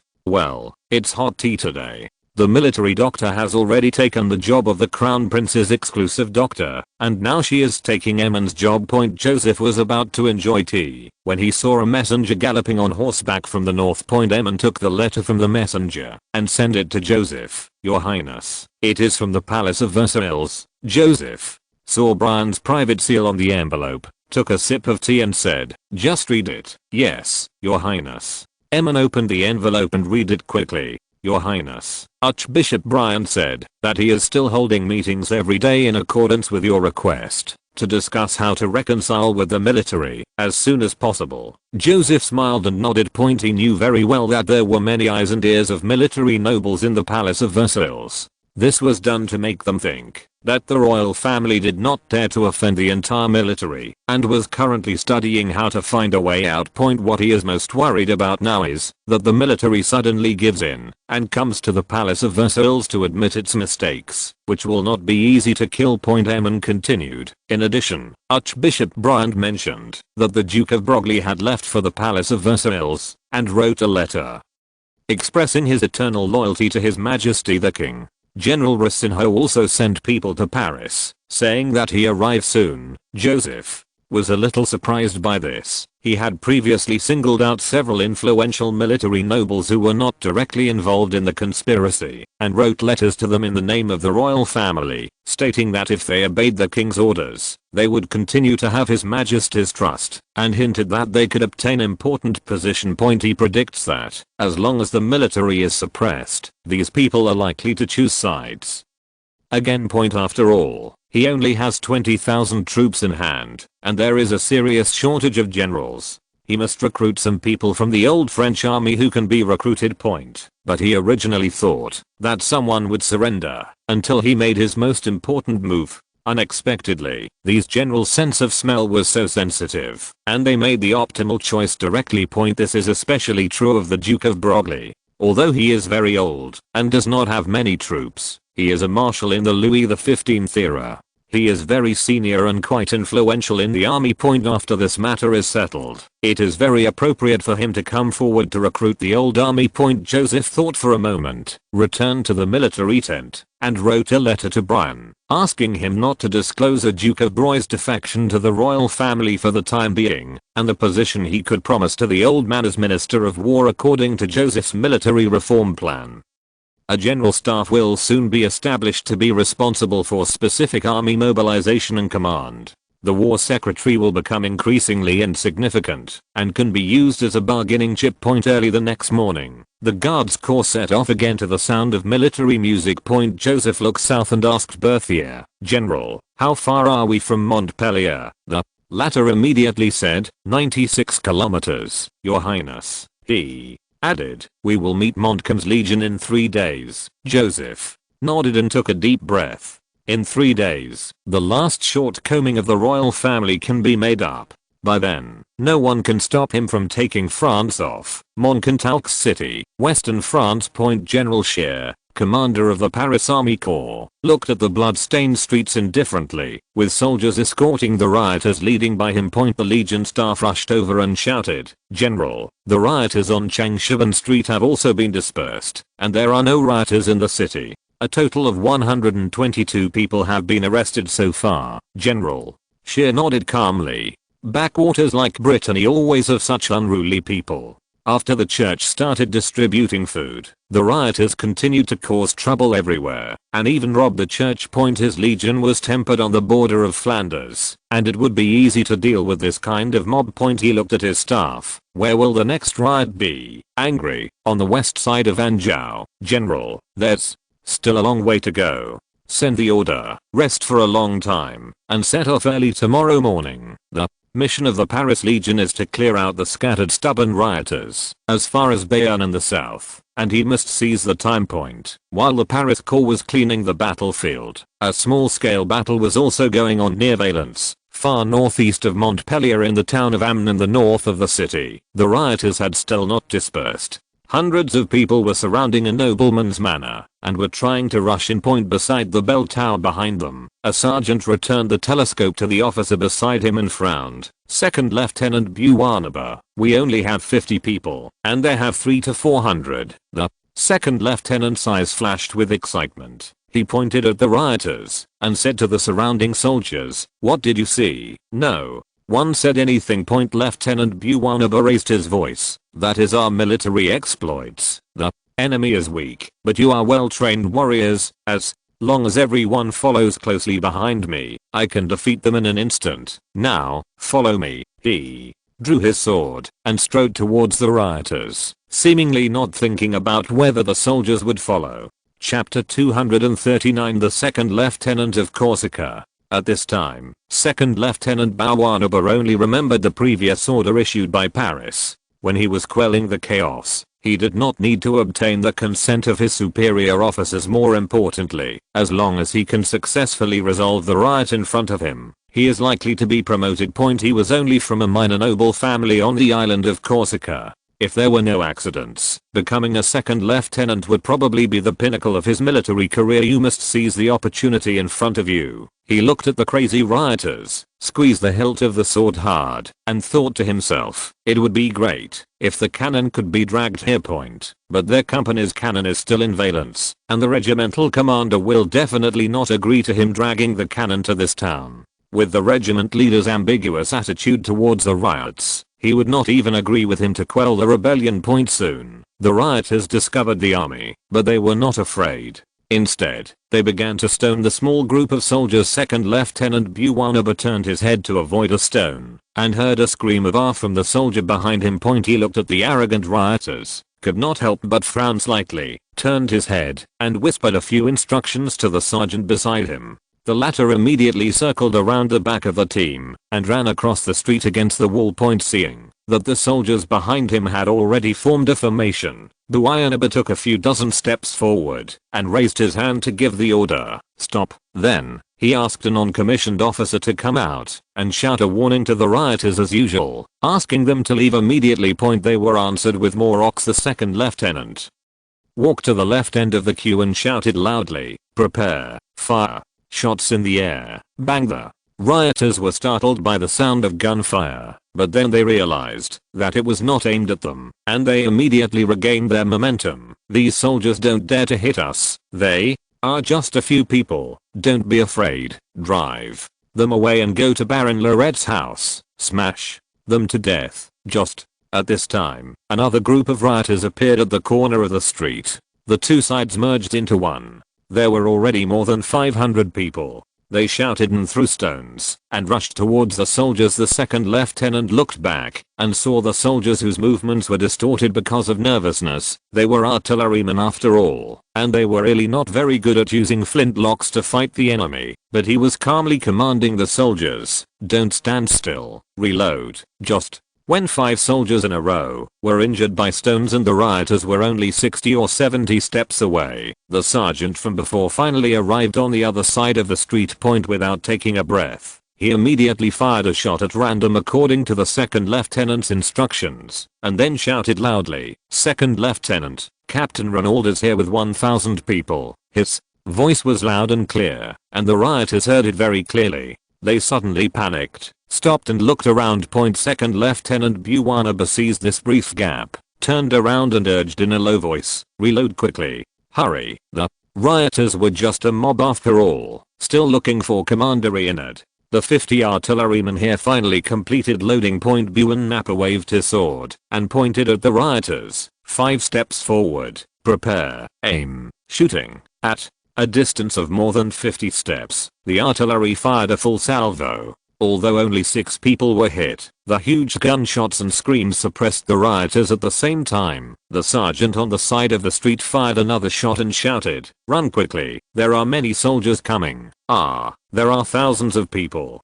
If we don't run away, it will be too late. Lieutenant Buwanaba decisively ordered, "Fire the bayonet, dash forward." He took the lead and led a line of soldiers towards the rioting crowd point. That momentum made the thugs feel that there were really many troops coming, and they were so frightened that they retreated repeatedly. When the two sides were still more than 20 steps away, they turned and ran away. While the riots in the southern provinces were calming down, an entirely different propaganda was going on in Paris. The front page of Paris Business every day read, "The riots are still spreading in the south and the troops stationed in various places are cowardly and allow the rioters to wreak havoc," and so on. Other newspapers followed suit, describing the southern provinces as horrific and the military too timid to protect local security.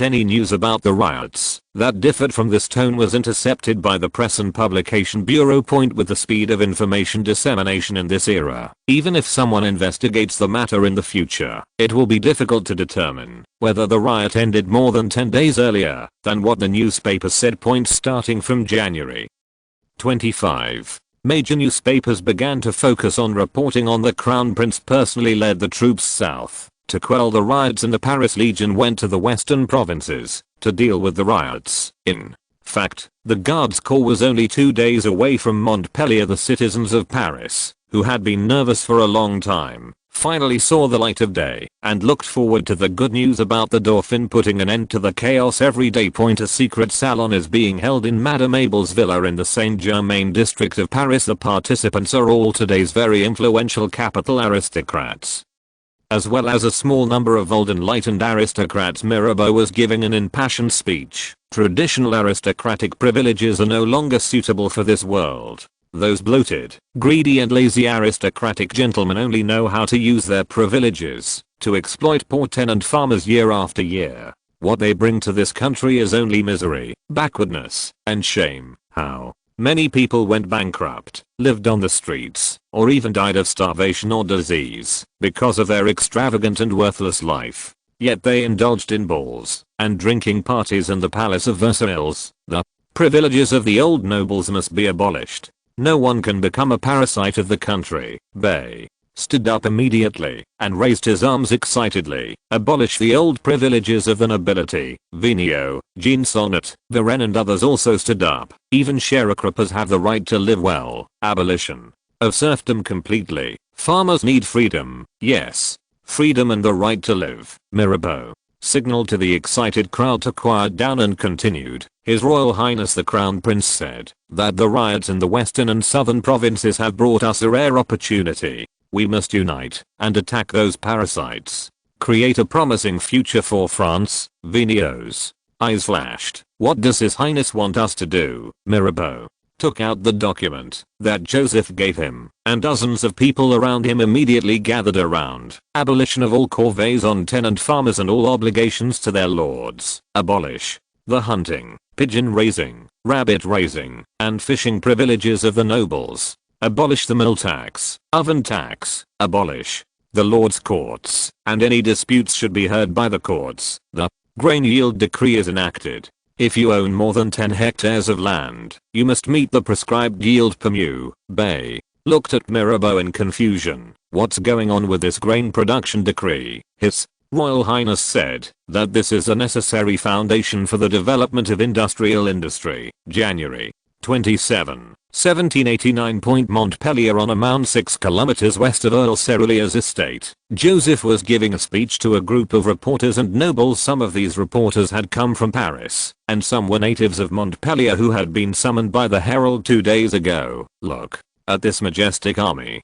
Joseph gestured to the guards in the distance and said firmly and confidently, they will use the fastest speed to quell the riots and restore order to the southern provinces. At the same time, next to the dense forest in the distance, a group of 300 to 400 people, who looked like farmers, but were carrying old-style flintlock guns, were quietly advancing towards Count Serulier's manor. Chapter 240. Attacking rioters. There's still half a mile. At the front of the group of peasants, Blanche, who was wearing a ragged felt hat, put away his binoculars and said to the middle-aged man with light brown skin next to him, "This mission is extremely dangerous.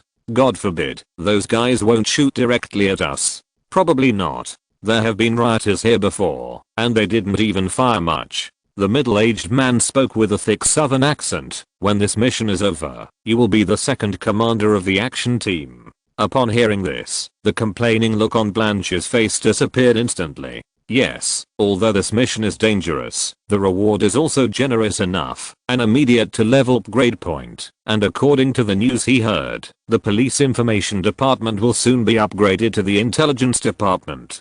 Then the second operational commander is equivalent to the level of assistant police chief. He grinned and said politely to the middle-aged man, "You should also get a promotion this time, right?" The latter waved his hand dejectedly. "Don't you know the situation of the royal police? Only those who have money and respect their superiors can be promoted." The two chatted in low voices, and soon they vaguely saw the narrow stone fence of the manor. Blanche gave instructions to his men according to the original plan, asking the unarmed agents to stand in front and those with guns to stand in the back, and then took the lead. In walking towards the gate of the manor, the soldiers of the Montcalm Legion guarding the manor soon discovered the more than 300 rioters in the distance, and shouted loudly, "Stop! This is the territory of Count Serurier. Get out of here immediately." The farmers on Blanche's side shouted in a southern accent, "We are starving. Give us something to eat." Okay, sir, let us go in, and we'll get something to eat." The soldiers at the door looked at each other, and raised their guns. "Let's rush in," Blanche shouted, took out a sling from his pocket, rotated it several times, and then flicked his wrist, and a stone flew towards the soldiers. The other rioters also followed the same example. For a moment, the whirring sound of the rope spinning was heard everywhere, and stones flew towards the soldiers like raindrops. This catapult can easily throw stones 70 to 80 meters. It can be said to be a riot artifact, causing the soldiers to scream and retreat point as the warning sounded. A battalion of soldiers rushed out not long after, approaching the rioters and firing several shots at random in an attempt to disperse them. The rioters immediately shouted, "These soldiers are going to kill us. Damn you. You will even deprive us of our right to eat. Isn't it just a gun? We have one to fight them." The rioters in the back row suddenly took out the guns hidden behind them and shot at the soldiers outside the manor through the gaps in the crowd. The soldiers obviously did not expect that they actually had guns. After a brief moment of shock, they immediately fired back with more intense firepower. Just as the firefight began on the west side of the manor, several figures quietly entered the manor from the northwest corner and set fire to the flax field. In the luxurious castle-like building in the center of the manor, the Marquis of St. Villain was carefully considering his words. "Dear Duke, this misunderstanding caused by the rioters caused His Majesty the King to have a suspicion of his army, and now he also only you can help me explain the situation to His Majesty." The clerk on the side quickly wrote it down, and then handed the piece of paper to him. "Your Majesty, Marquis, please take a look." The Marquis de St. Villain glanced at it casually, signed the letter in annoyance, and estimated in his mind how much money it would take to drive the Duke to lobby for him. 200,000 livres? Forget it. 300,000 is safer. In order to end his current embarrassing situation with dignity, he has spent more than 1.2 million livres on establishing relationships in the Palace of Versailles. Not to mention all the funds given to him by the Duke of Orleans before. He also spent more than 200,000. Just as the Marquis de St. Villain stamped his private seal on the envelope, he suddenly heard the pop sound of the order in the distance. As an officer, he knew this all too well. It was the sound of gunfire in Cholville. "What's going on?" He frowned and looked at the attendant. The latter hurriedly ran out to inquire about the situation, and returned after a while to report to the Marquis, "Sir, a group of mobs tried to break into the manor, and it seems they still had guns. 3 of us died." Gun?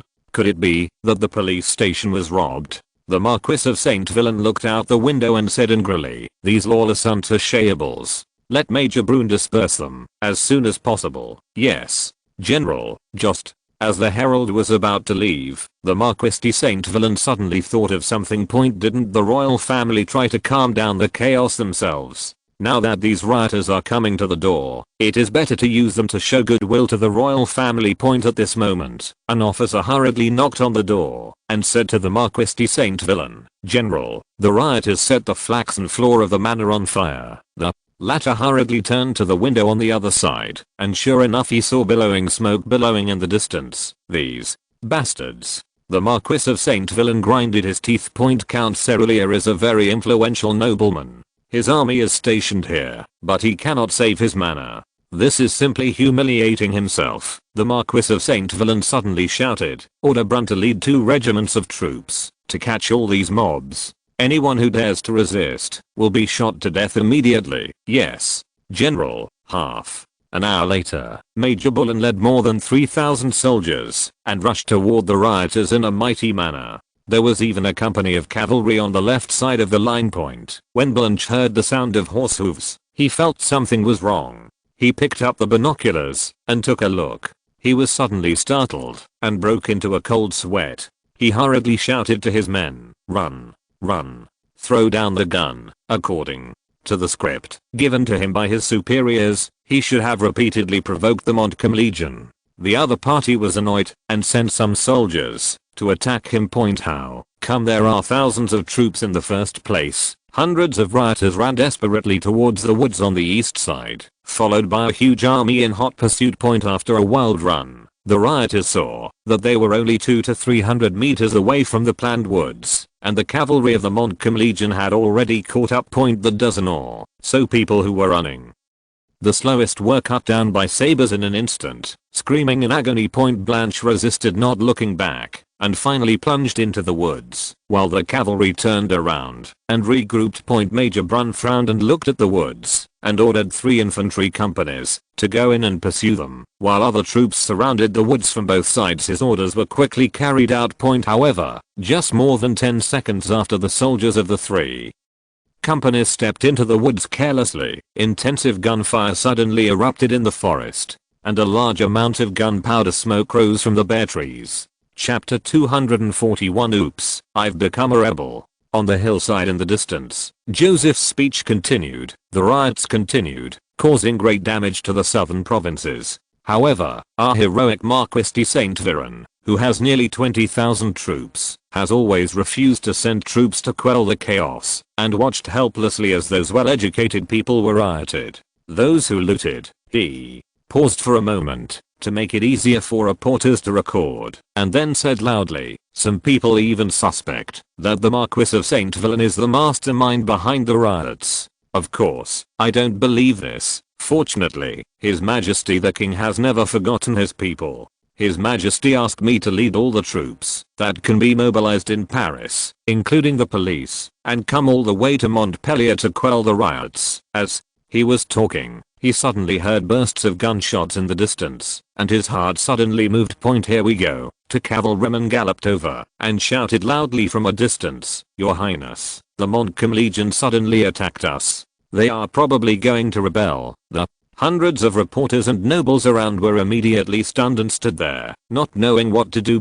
Joseph used extremely exaggerated acting skills, widened his eyes and exclaimed, How can this be? Below, a chill trembled. Could it be that the Marquis de St. Villain has been conniving at the riots, just waiting for His Highness to come to quell the chaos, and then launch an ambush? Joseph immediately continued following his words. It seems that he really launched a rebellion. Eamon handed over a telescope.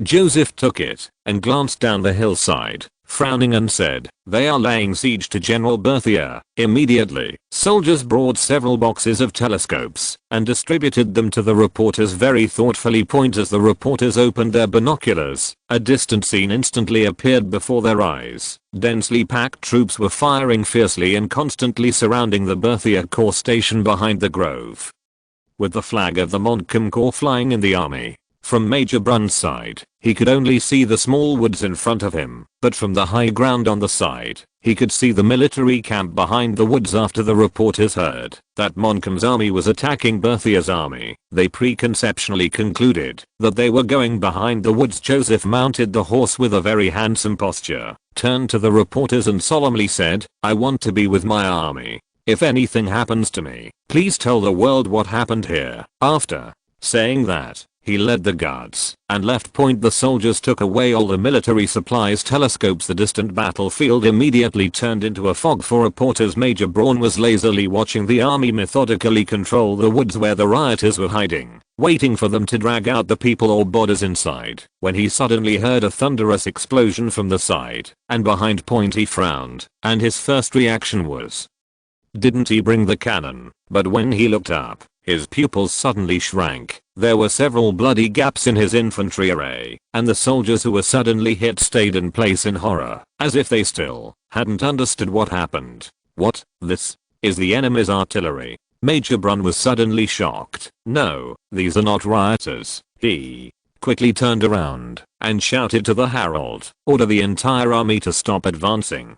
Concentrate the two wings to the center. The cavalry goes to the southeast for reconnaissance. Before the latter could move, the cannon in the distance roared again. Point this time, the soldiers of the Montcalm Legion finally knew what was going on and screamed and began to scatter to avoid the shelling. The officers of each team drew their swords, shouted loudly, and tried to restrain the formation. Point on the mound to the north, an officer from the police intelligence department was explaining to reporters, listen, the rebels have even brought in artillery. What on earth do these damn guys want to do? Oh, God bless you. Please don't let anything happen to your highness. After the third volley of artillery, Montcalm's army was completely in chaos. It was a salvo of 3 12-pound cannons and 6 6-pound cannons, and the target position was marked in advance, and almost no shots were missed. Point there is no suspense about what happens after that point. Major Braun was hesitating whether to call for support or to retreat directly.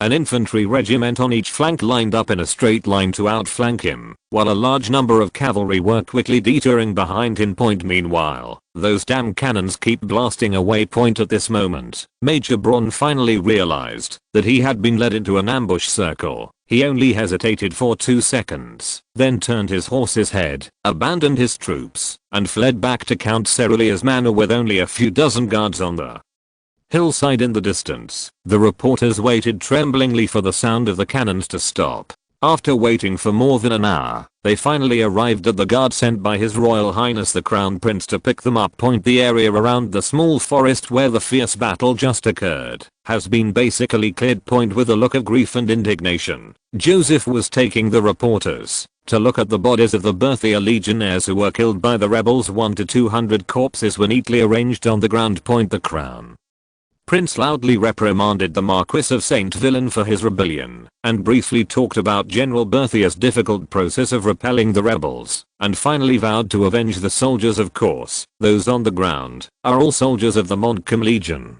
However, the military uniforms they wore were the same color and style as those of the Guards Corps, and reporters could not tell which side they were from. Point the shocked reporters immediately got busy and wrote a press release about what they had seen and heard as quickly as possible, and asked their accompanying assistants or servants to help them send it back to the newspaper office. Point not long after, the roar of cannons was heard again from the manor of Count Cerullia on the east side. Point the reporters stood up and looked over their point. An officer hurriedly led people to escort them to a safe place in the north. Along the way, he introduced the situation with a worried look. Listen, the rebels have begun to attack His Highness's Legion again. This will definitely be an extremely difficult battle. The actual battle process was not difficult at all. Point the sound of the cannon was from the Guards Corps attacking Montcalm's corps. After learning that Major Byrne had been ambushed, the Marquis de Saint Villain hurriedly ordered the entire army to assemble and prepare for the battle. Point however, he had not received any news of the approach of the Guards Corps before.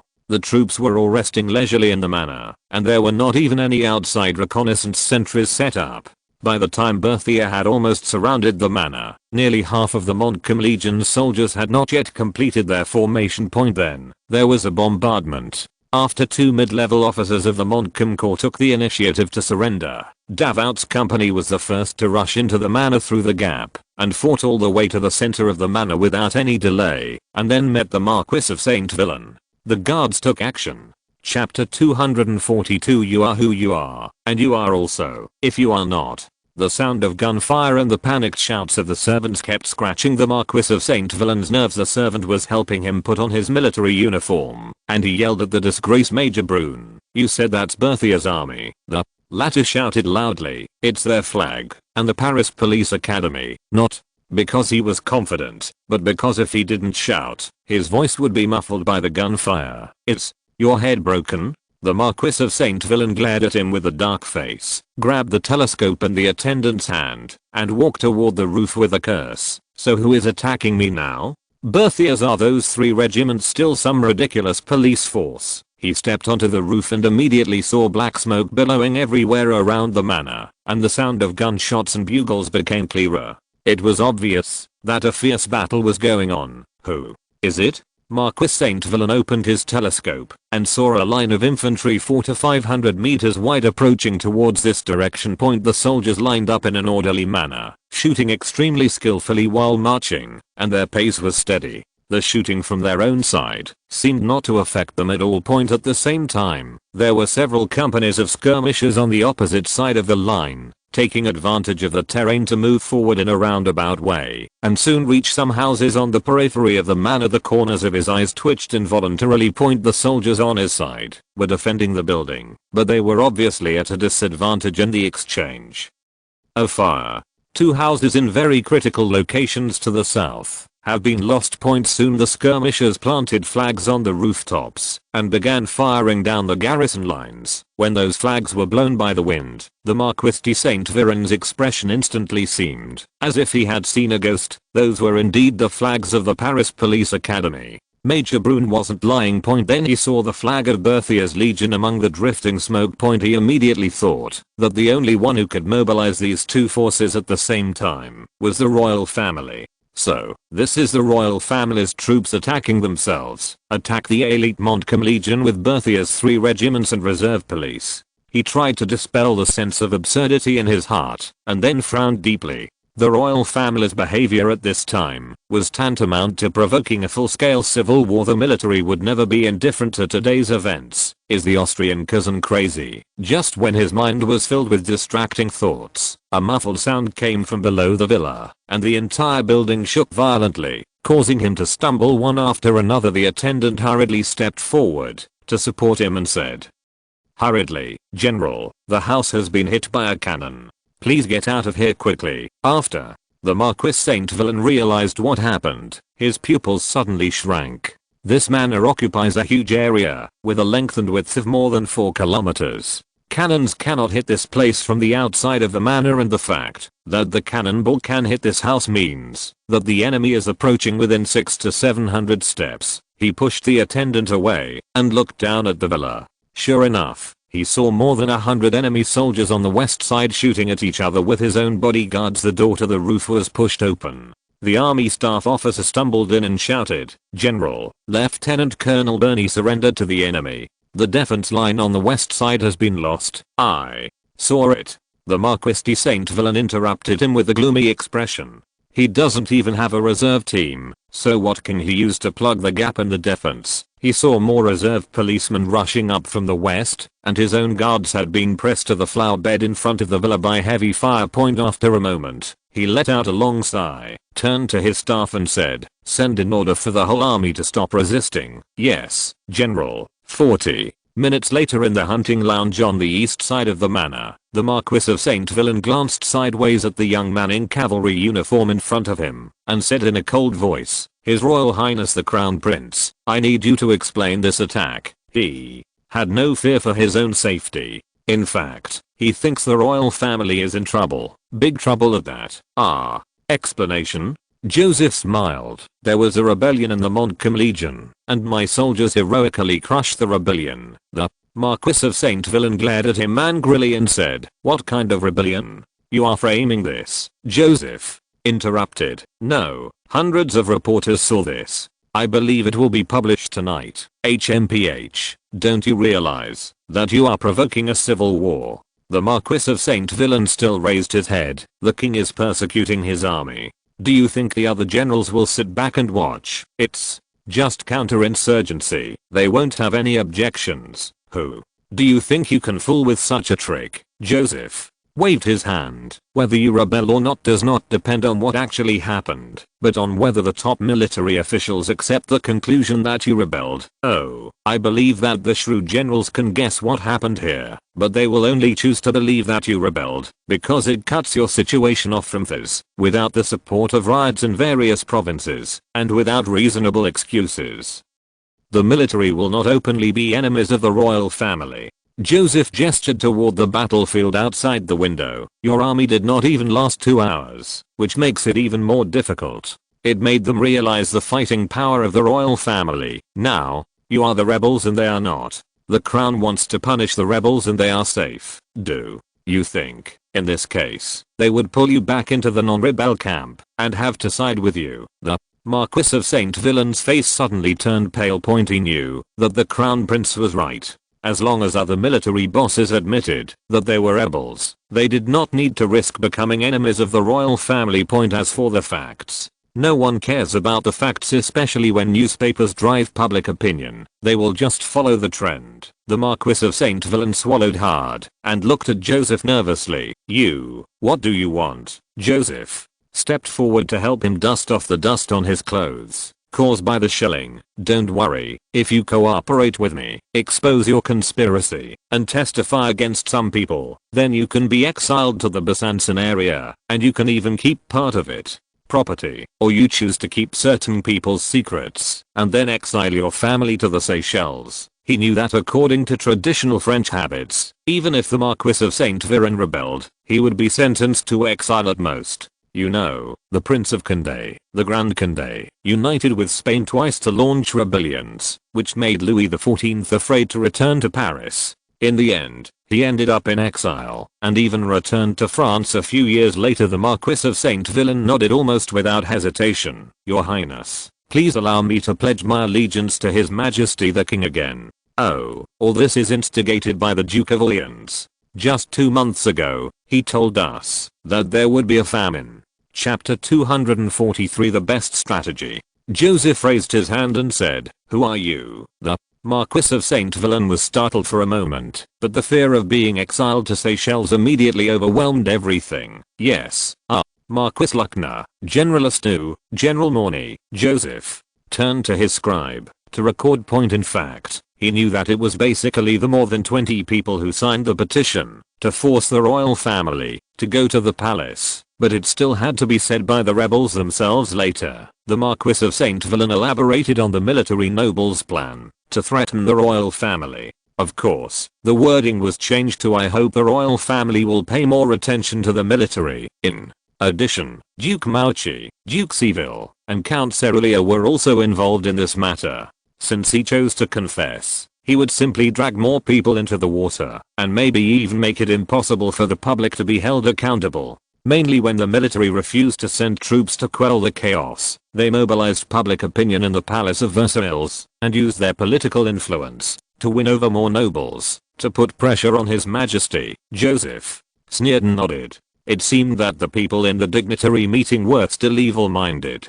But that's fine. If they send the handle to me themselves, it will be much easier to deal with the subsequent matters. The Marquis de St. Villain was finishing his explanation of their affairs, and suddenly he said with a look of gloating, and a bit of asking for credit, "Your Highness, you must want to know the movements of the Duke of Orleans, right? Yes, he is the mastermind.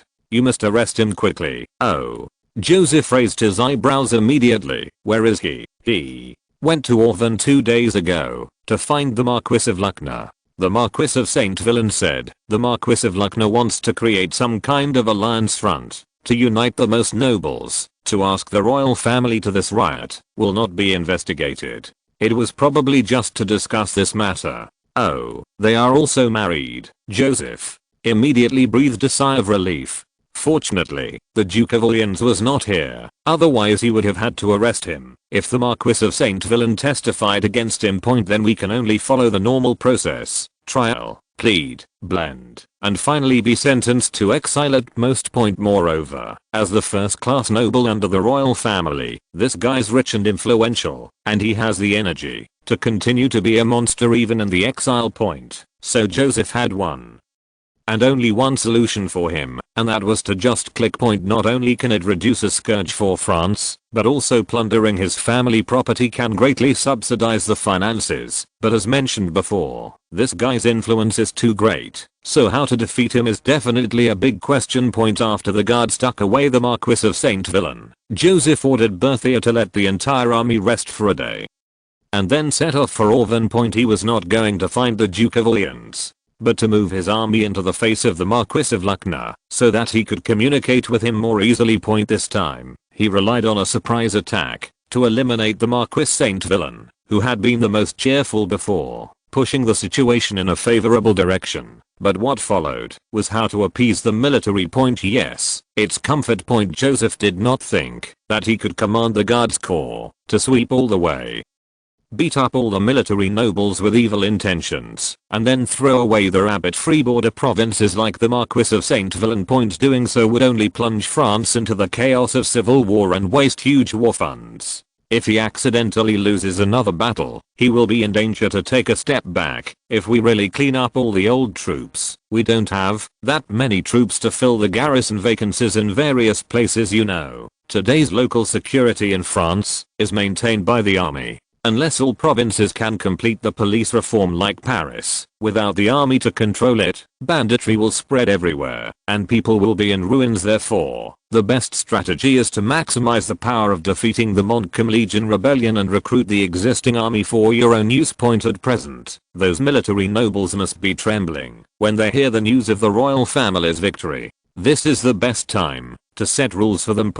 After solving the problem of the army, you can start to implement your big plan. Joseph looked at the names on the Marquis de Saint Villain's confession in his hand, and a sneer flashed in his eyes. These guys had caused most of France to be in chaos, and they couldn't be in vain. Sometimes chaos can be used well, but it is a more powerful weapon than order. Of course, the premise is that you must be able to control it, be chaotic when it needs to be chaotic, and be able to stop it immediately when it needs to be controlled. Early the next morning, Joseph left the task of guarding and reorganizing the Montcalm army to the Milan army.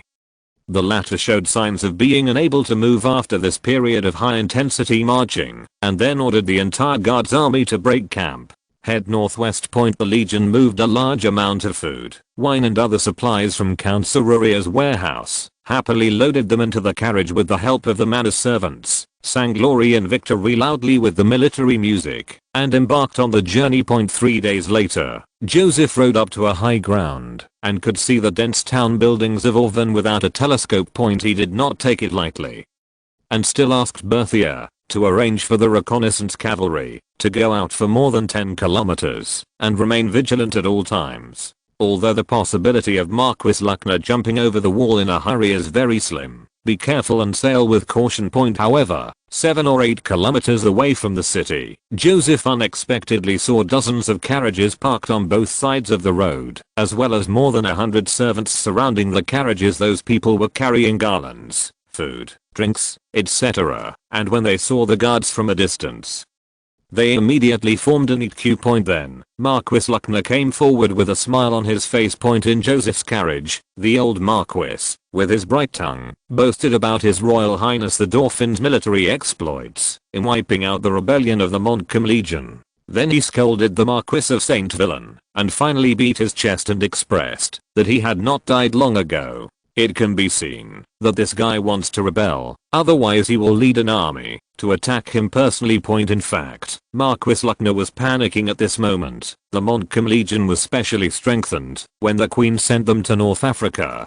to rescue the Crown Prince. It was said to have 25,000 troops, but the actual strength was more than 17,000. And he only has more than 7,000 people here, and his combat effectiveness is far inferior to the Montcalm Legion. According to the news sent back from Montpellier, the police force of His Royal Highness the Crown Prince had beaten the Marquis of Saint Villain to the point where he was unable to fight back, and the Count of Serruria's manor was almost flattened by artillery. Seeing that His Royal Highness the Crown Prince just smiled, Marquis Lucknow breathed a sigh of relief and asked carefully, "Your Highness, what important matters do you have in coming to Auvergne this time?" "Joseph, did not expect that this guy's attitude would change so quickly, and some of the words he had prepared before would not be used. He thought for a while and said bluntly, "I have come to quell the riots in the Auvergne. If you're listening to this novel on a channel other than Fanfic World, it means they downloaded and uploaded it without effort.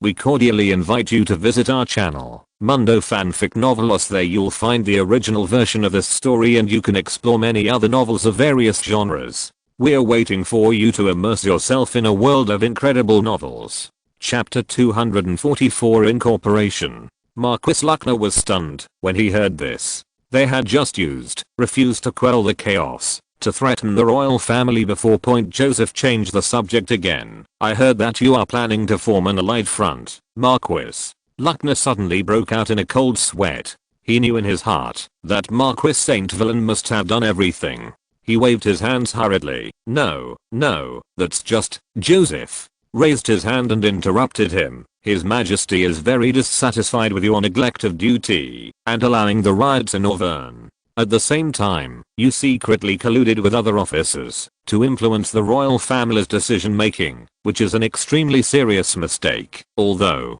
Marquis Luckner was shocked, he immediately noticed the difference in the Crown Prince's words. His Majesty only defined his behavior as neglect of duty and serious mistake. This means that there is still room for negotiation. He secretly gritted his teeth and showed an extremely sincere attitude. "I'm willing to accept any punishment for the mistakes I have made." Joseph nodded. "First of all, you have to go to the Palace of Versailles in person to admit your mistake to His Majesty the King." Seeing that Marquis Luckner's face turned pale, he added, "Don't worry, you will not be dismissed from your post." The latter was immediately overjoyed. This had reached his bottom line, so he nodded hurriedly. "I will comply with His Majesty's instructions, meet with His Majesty as soon as possible, and sincerely repent to him." Joseph continued. "Secondly, the Auvergne army must accept the new officer selection and promotion system. Oh, to put it simply, it means giving civilians the opportunity to be promoted to officers. At the same time, promotion fees will no longer be paid." Marquis Luckner heard the hidden meaning and said cautiously, "Your Highness, are you saying that I will still command the army of Auvergne?" "Yes, as long as you strictly implement the new officer system and accept the command of the general staff, you will still be the corps commander." Joseph's plan for the military is very clear. You can't rely on these old armies to fight the war. At that time, some talents will be poached and incorporated into the Guards Corps. The original organization can be left alone. After this beating, I understand that they will not dare to make any big noise again. As long as they accept civilians as officers, it won't take many years before capable civilians and minor nobles will become the backbone of the army. Of course, the promotion of officers must be strictly supervised and verified by the General Staff Headquarters at the same time. Retaining the positions of these military nobles can also minimize the resistance they oppose. After the royal family took complete control of the army, they would not be able to manipulate them at will. The old Marquis was overjoyed and immediately promised loudly, "Your Highness, please rest assured. Military discipline and system will always flow in my blood." Then he asked carefully, "Your Highness, what is this General Staff?" "Oh, this is a new department that will be established, responsible for helping His Majesty the King formulate combat plans and dispatch troops."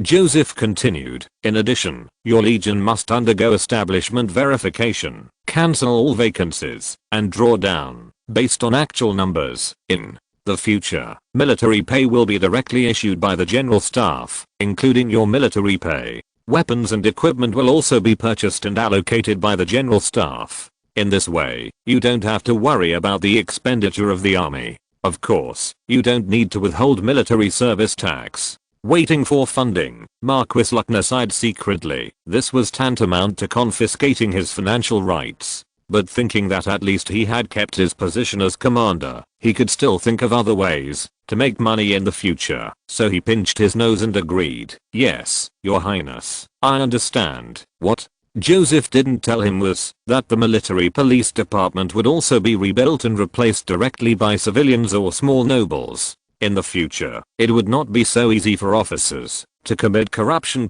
Seeing that the entire communication process went smoothly. Joseph didn't waste much time, rejected Marquis Luckner's banquet invitation, and rushed directly to the next Legion station point in the following period. He will follow the template of Marquis Luckner and deal with the main garrisons and the entire west and south point. Marquis Luckner got off the carriage and was bowing to see the Crown Prince off when he heard the latter suddenly say, "Oh, by the way, Your Majesty the Marquis, I heard that your granddaughter is engaged to the Duke of Chartres." The Duke of Chartres was the son of the Duke of Orleans. Marquis Luckner's thoughts whirled, and he immediately thought that the Duke of Orleans was the convener who was threatening the royal family, so he said without hesitation, "Your Highness, this is just a misinformation. There is nothing wrong with it. In fact, my second granddaughter has decided to enter a monastery." Joseph praised the old man's decisiveness. He would rather let his granddaughter become a nun than make a complete separation from the Duke of Orleans. The Guards Corps continued to march westward without making any stops, but Joseph didn't expect that 3 days after leaving Auvergne, he would meet several generals on the list on the way. Chapter 245. The storm is coming. These military nobles knew very well that, if they failed to suppress the royal family with the violence this time, they would inevitably suffer backlash. Point before, they wanted to bargain with the royal family by taking advantage of the fact that the royal family had no soldiers and was still very dependent on them. But this time, the Crown Prince led his army to defeat the Marquis of St. Villain with thunderous force. The latter only lasted for more than an hour. Well, by the time the news reached their ears, it had shrunk to more than an hour. The royal family has an elite force with extremely strong combat capabilities, which means that their value in the eyes of the royal family has plummeted. They had been on tenterhooks for the past few days, until they learned from Marquis Luckner that the royal family's punishment for them was not too severe, and they were relieved. In this case, don't wait for His Royal Highness the Crown Prince to come with tens of thousands of troops to knock one-on-one. Take the initiative to come to the Crown Prince to admit your mistakes, and you can appear more sincere. Joseph was happy that they took the initiative. Although this reduces the opportunity to display the military power of the Guards Corps in the southern provinces, it saves a lot of time for the subsequent layout. After dealing with these people, Joseph simply settled in Lyon. In the next few days, all the military officers involved in the forced palace incident rushed to report it, as if they were afraid that the royal family would change their mind if they arrived late. And they all got there. Same result as Marquis Luckner at this point. Joseph has roughly completed the control of more than 10 major armies in the western and southern provinces. According to the establishment, the total number of troops should be 110,000, but in fact it is only a little over 80,000. Although these armies certainly cannot attack wherever they are directed, at least they will not follow instructions, but not propaganda. Together with the Duke of Broglie and other northern officers who were the first to clearly see the situation and surrender, the long-standing problem of military aristocrats uniting to monopolize the army was finally solved. The most important significance of this incident is that it bought time and a relaxed environment for Joseph's military reforms. When the military reform is completed, France will have a new army with strong combat effectiveness, and the existing old feudal army can be swept into the trash. Joseph left the guards at Lyon to serve as a deterrent to the newly collected army. Before the military aristocratic group officially arrives at the Palace of Versailles and bows to the king, it is still necessary to beware that they have other small thoughts. Joseph took a carriage north overnight and returned to Versailles. Soon, it will become his main battlefield. Before he set off, a series of secret orders had been issued to the police intelligence department, Mirabeau and others. A few days later, the police intelligence agents in the southern provinces, who had been preparing for a long time, received the order and immediately began to move. At the same time, a large number of emerging nobles assigned to various places by Mirabeau and others also cooperated with them and took to the streets. A great storm, caused by Joseph himself, is about to sweep across France. Palace of Versailles North Hall, Hercules Hall. After Marquis Luckner bowed and exited the hall, Joseph whispered a few words to Louis XVI and the Queen, and then yawned and left the hall through the side door. He had been riding in a carriage for 4 consecutive days, and he had been traveling with the army before, so he was too tired to hold on. Now, if you can, avoid this kind of ceremonial occasion. Point outside the hall. The nobles who came to watch densely looked at his back with a little more fear in their eyes. People whispered, "Have you heard? The Montcalm Legion launched a rebellion and was defeated by the Paris police led by His Royal Highness the Dauphin." Oh, I'm afraid your information is not accurate enough. His Highness's main force is the Berthier Corps, and the police are just odd jobs. Oh, the police were the first to break through the rebel defense line. Well, no matter what, His Highness defeated the rebels and captured the Marquis of Saint Villain in just half an hour. Speaking of which, why did the Marquis Saint Villain suddenly rebel? The details are not clear, but it seems to be related to the riots in the south. I heard that he was supporting the riots. Oh, God.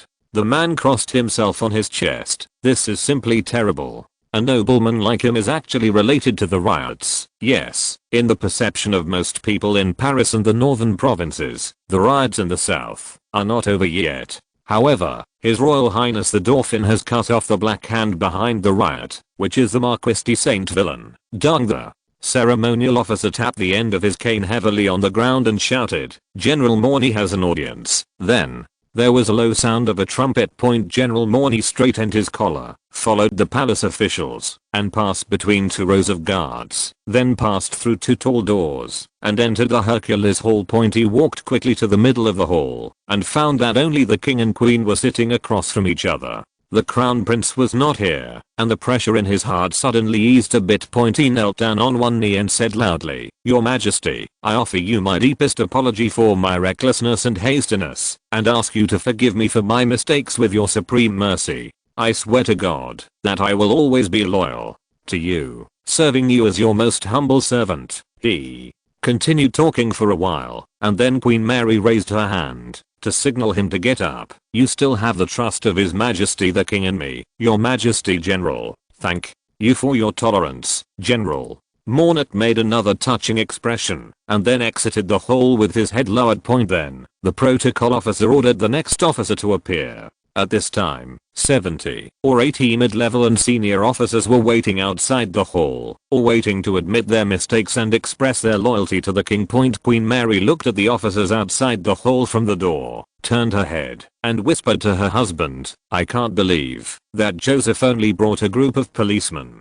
to make these unruly generals surrender like this. He is the Son of God." Louis XVI crossed himself on his chest and said proudly, "I have known for a long time that he will be the greatest king." Queen Mary frowned again. "Speaking of which, he has been fighting with the troops recently. Isn't this too dangerous?" Louis XVI smiled and said, "No, the battlefield is the best stage for boys." He suddenly leaned into the Queen's ear and whispered as if taking credit, "Did you know that the gun Joseph used to defeat the rebels was made by me and him?" The audience ceremony of the officers lasted for a whole day. Those military bosses bowed their heads to the king one by one and confessed in front of many Versailles nobles. This process greatly improved the image of the royal family and strengthened the prestige of the royal power at the evening banquet. Almost everyone's topic was the rebellion and the riots in the south. Mirabeau wanted to whisper seriously to the young nobles beside him, "We must deeply reflect on this riot. Who is it, or what unreasonable system is it, that makes people fall into despair of hunger?"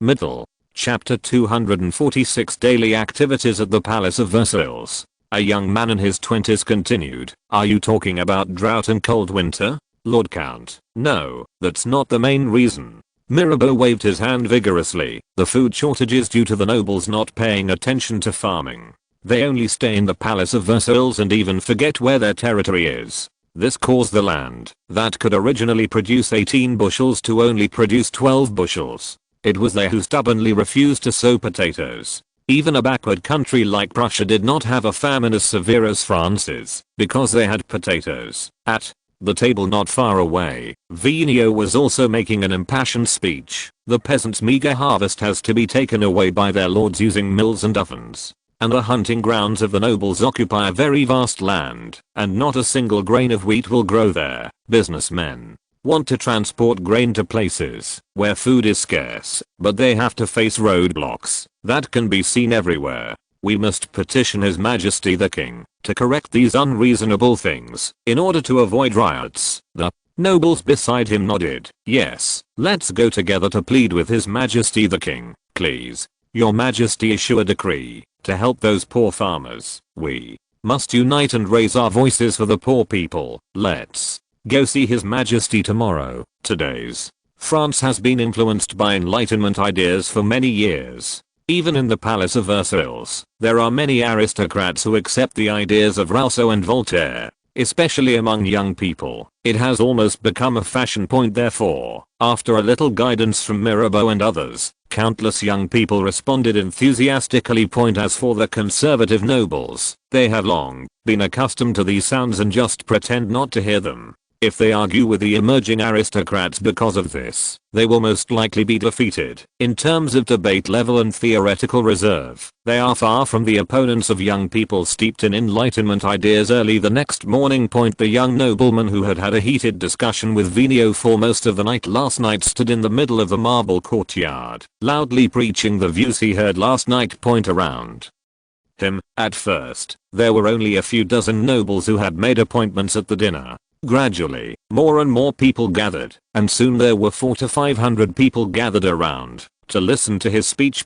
Seeing this, a guard hurriedly asked Brian for instructions. Archbishop, there are many people gathered in the marble courtyard. You see, Brian had already received the instructions from His Royal Highness the Crown Prince, and immediately waved his hand and said, they are just gathering gently, and don't need to interfere too much. After more than 40 minutes, the young man saw that the lineup was almost large enough, and he immediately waved vigorously, let us petition Her Majesty the Queen to cancel the privileges of the lords and value the survival of the peasants. Yes, even though he himself is a noble, he can demand the abolition of noble privileges without hesitation. This is France in this era. The crowd immediately burst into cheers of approval and followed him towards the Petit Trianon. And as their shouts spread, more nobles joined their ranks. Of course, more young people are tightly restrained by their parents and are not allowed to get involved in these rebellious behaviors.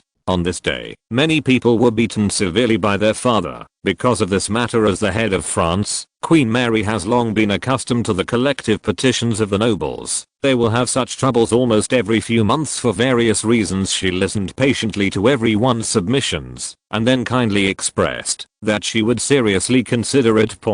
But she didn't realize that this time it was just a warm-up. At the cabinet meeting the next day, Brian placed a document in front of the Queen. After asking her for some routine duties, Your Majesty, this is a motion by the Montpellier Municipal Commissioner, Vicomte Chantal, to cancel some of the Lord's privileges. Abolish the privileges?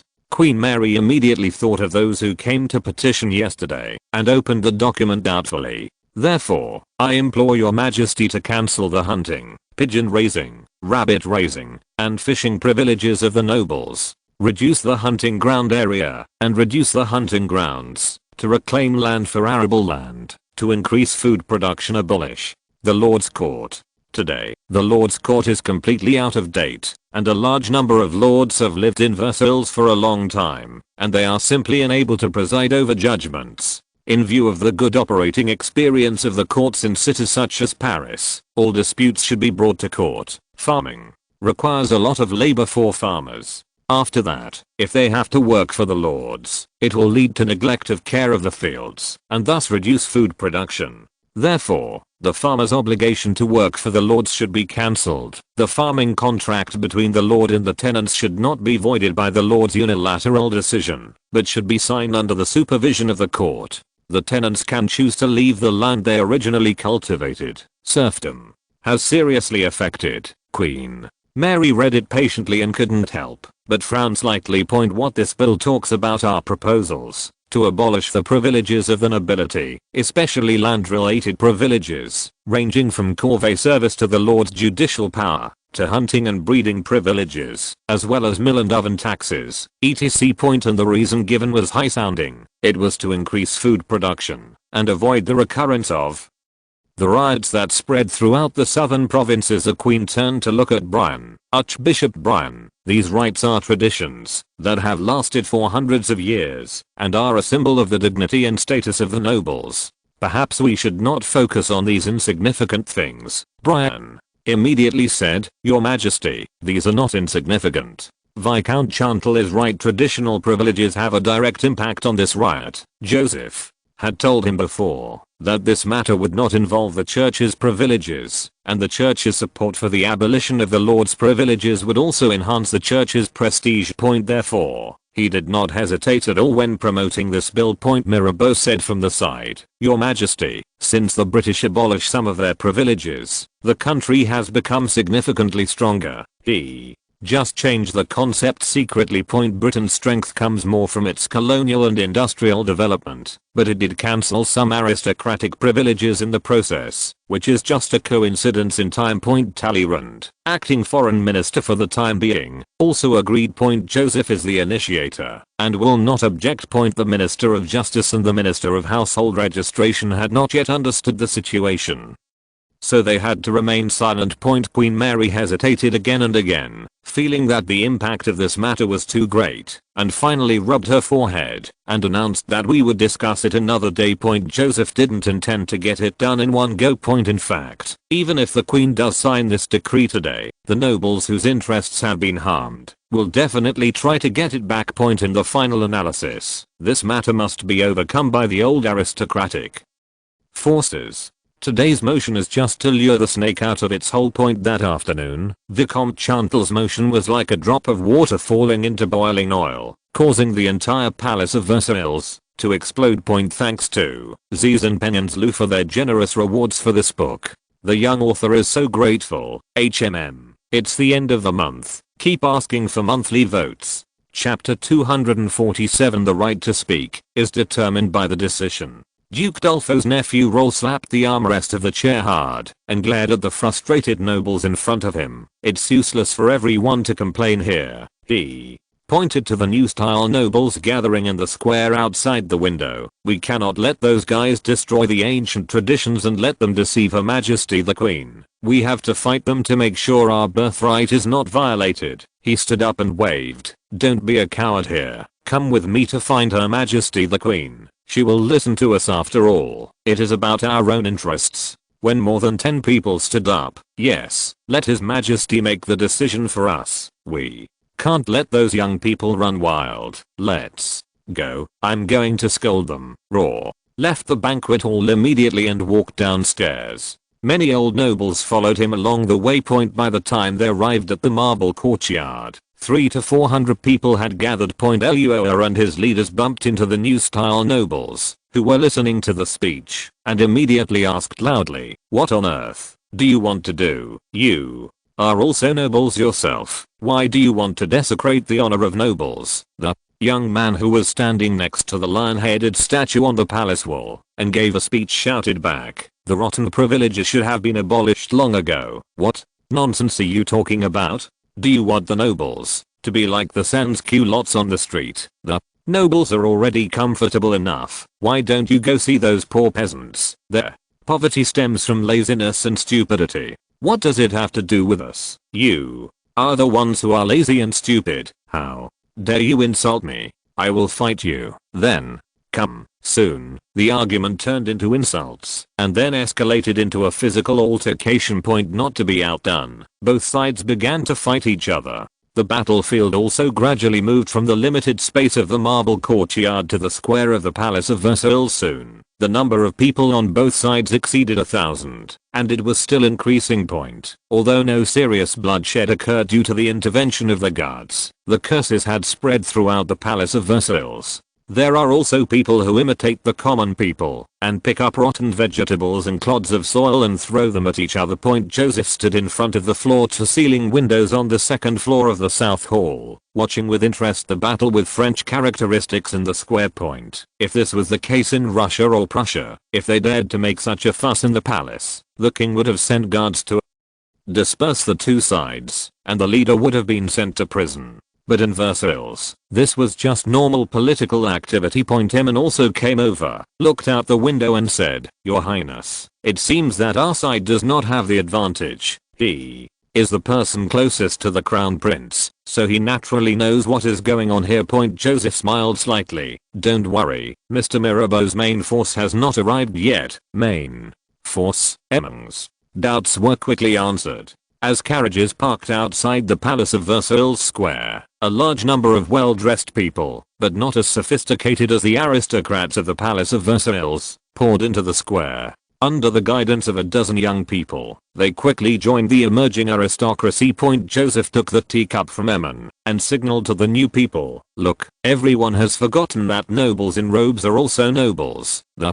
so-called robed nobles refer to those who spend money to buy noble titles, and the corresponding hereditary nobles are called sword nobles. The former has always been looked down upon by the latter, being called the nouveau-riche, and most of them cannot live in the Palace of Versailles. Therefore, they had few opportunities to get involved in the collective political activities of Versailles, but in terms of heads alone, there were many more of them than the sword nobles. Others ignored them, but Joseph did not forget them. Historically, the core backbone of the French army was this group of people, and their combat effectiveness was unparalleled. So more than half a month ago, he asked Mirabeau to mobilize the robe-clad nobles, to be ready to reinforce the confrontation in Versailles in just over an hour. The size of the battle group on the side of the rising nobles had exceeded 2 or 3 times that of the opposite side.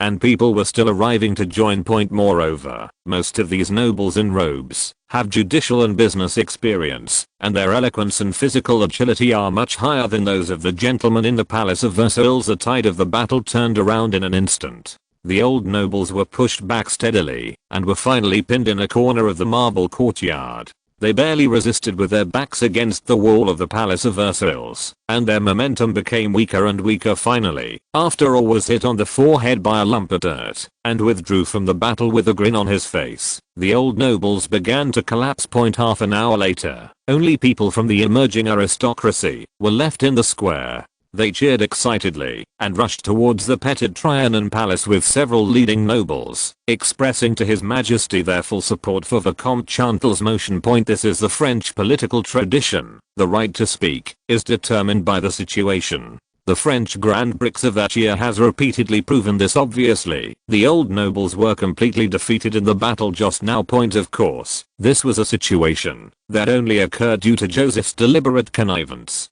If the momentum was not right, he would immediately mobilize his guards to disperse the gathered nobles. He is not as easy to talk to as Louis XVI and Queen Mary. In fact, despite all the fun these nobles were having, only a few hundred guards were needed to make them go home and rest. Outside the gate of the little Trianon Palace, Queen Mary was surprised that there were so many people who supported the abolition of the privileges of the nobility. She hurriedly expressed in public that the bill would be approved and a decree would be formed as soon as possible. The crowd immediately burst into cheers, and then they all bowed and praised the Queen. They almost drowned the Queen with such high hats as savior of suffering, angel-like kindness. The people will always remember your gift. That night, on the second floor of the Palace of Versailles, in Duke Mouche's living room, more than a dozen nobles were discussing gloomily. They actually brought so many lowly guys to the Palace of Versailles to cause trouble, but Her Majesty the Queen seems to have promised them that she will abolish the traditional rights of the nobles. They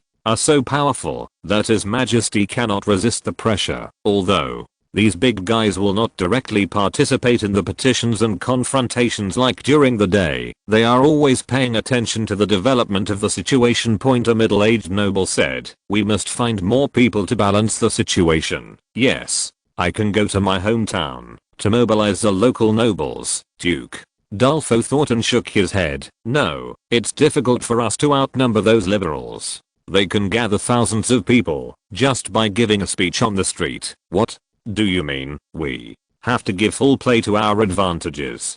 Duke Dolphin looked at everyone. "Although our numbers are small, we are more influential in the Palace of Versailles. Those guys can only petition in the square, but our letters will appear on the Queen's desk, and we will even go directly to her tea room to speak in person." Note: 1. Sans-culottes, a term given to urban civilians during the French Revolution. The main components of the sans-culottes are small craftsmen, small traders, small shopkeepers and other working people, including some wealthy people. They were the main force of urban revolution and participants in several armed uprisings and age. At that time, it was popular among French aristocratic men to wear tight short trousers and stockings below the knees. Civilians wore trousers without culottes, so they were called culottes-less men.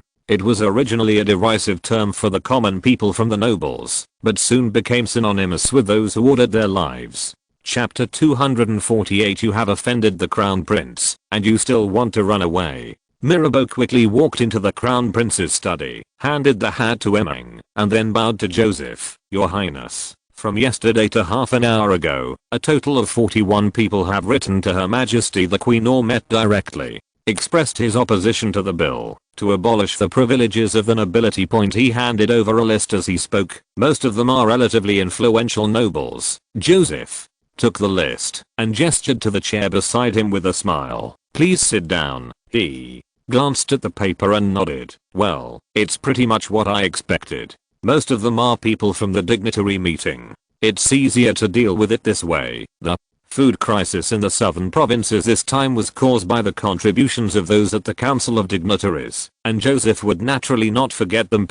After dealing with the military before, he never involved other people, just to make them relax their vigilance. Duke Mauchi, who had submitted the forced palace document signed by more than 20 generals to the Queen, publicly called on the nobles to oppose the abolition of noble privileges in the past 2 days, showing a completely emboldened appearance. Well, he was first on Mirabeau's list. To put it bluntly, it was Louis XVI and the Queen who spoiled these nobles. They always thought that, as long as their reputation was high enough and there were many people involved, the royal family would not do anything to them.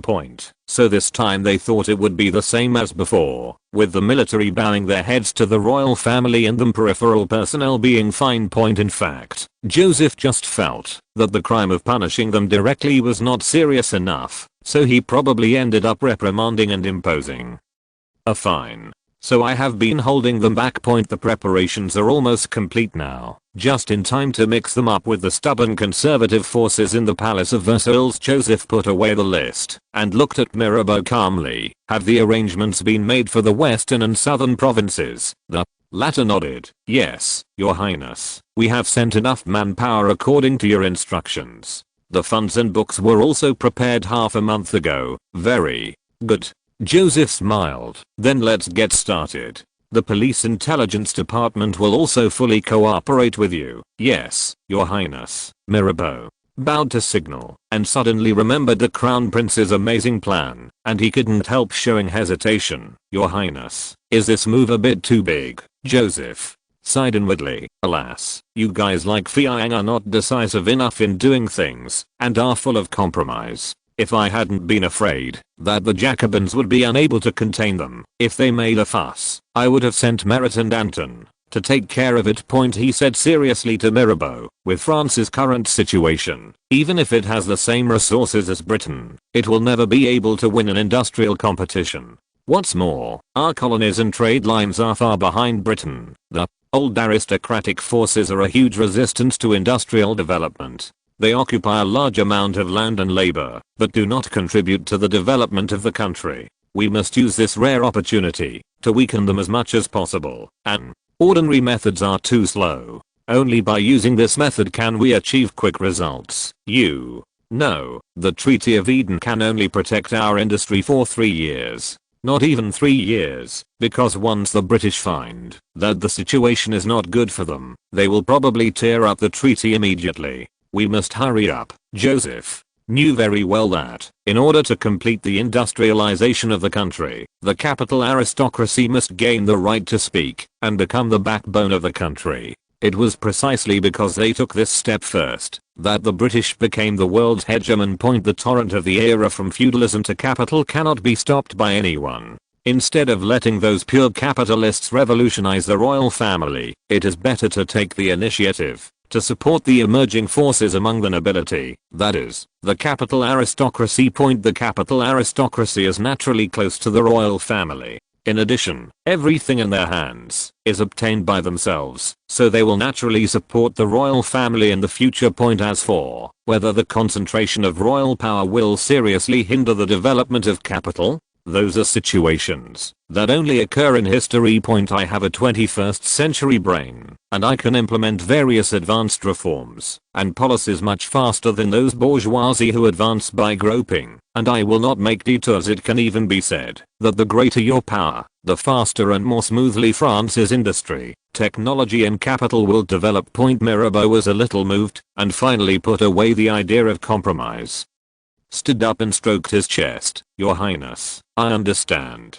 I will never let anyone hinder the strength of France. Of course, the bottom reason why he served the crown prince so wholeheartedly was that he was a typical representative of the capital aristocracy. What the crown prince is going to do now will greatly promote the development of the country's industry and commerce, which is exactly what they want. Mirabeau paused and then asked, Your Highness, this bill only contains the abolition of noble privileges, but the grain production decree you mentioned before was not mentioned. Joseph smiled and nodded. There are also the cancellation of local tariffs and the cancellation of toll gates in various places. These will be promoted in the future, but if you add all these contents at once, it will inevitably cause great resistance. Not only the old aristocratic forces, but also the governors of the provinces will oppose it, so we only go up a little at a time, and when the opposition forces have no choice but to accept it, we go up a little more until all the goals are achieved. Oh, it's called the sausage slicing tactic. Mirabeau's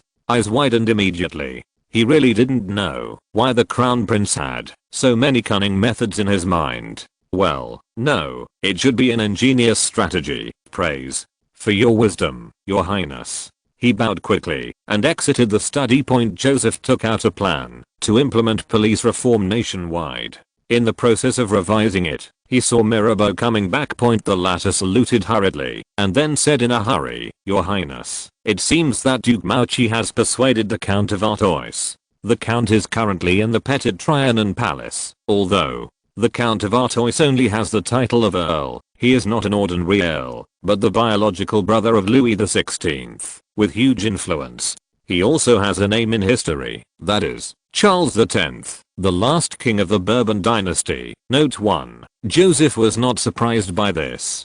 Count Artois had always been the most extreme conservative, and he would definitely oppose the abolition of noble privileges. Artois had a very good relationship with Queen Mary, and his influence on this matter cannot be ignored. Joseph thought for a while and said to Mirabeau, we might as well help Duke Mauchi again. Find someone to persuade Princess Adelaide and let her also give advice to Her Majesty the Queen. You know, she will definitely not agree either. Abolish the privileges of the nobility. Mary Adelaide was the daughter of Louis XV and aunt of the current king. Mirabeau blinked in confusion. Are you serious? Note 1. Charles X was forced to abdicate after the July Revolution, and his crown prince became king, Louis XIX. But Louis XIX announced his abdication only 20 minutes after taking the throne. Therefore Charles X is usually counted as the last king of the Bourbon dynasty. The little author is begging for a monthly pass. It's the last day of this month. I'm begging for a monthly pass. More updates tonight. Chapter 249. The blood talents of the people in the old area. Humph, this woman lacks manners, Queen. Mary placed the silver spoon heavily on the table and chewed the cherry frosted cake in her mouth. She felt that even her favorite cake no longer tasted good. The good mood she had enjoyed chatting with the Count Artois at noon was ruined by Madame Adelaide's visit. The Queen whispered angrily, HMPH. Why does that old princess who can't get married have any say in French government affairs? Yes, Madame Adelaide was one of the people she disliked the most in the Palace of Versailles. The former once wanted to manipulate her into a palace fight with Madame du Barry when she first married into the Palace of Versailles. It made her very uncomfortable. In fact, Joseph also knew that Mrs. Adelaide was the first person to call the Queen Austria's cousin secretly. With her assisting the old noble god, she can completely offset the efforts of Count Artois in opposing the abolition of noble privileges. Provence.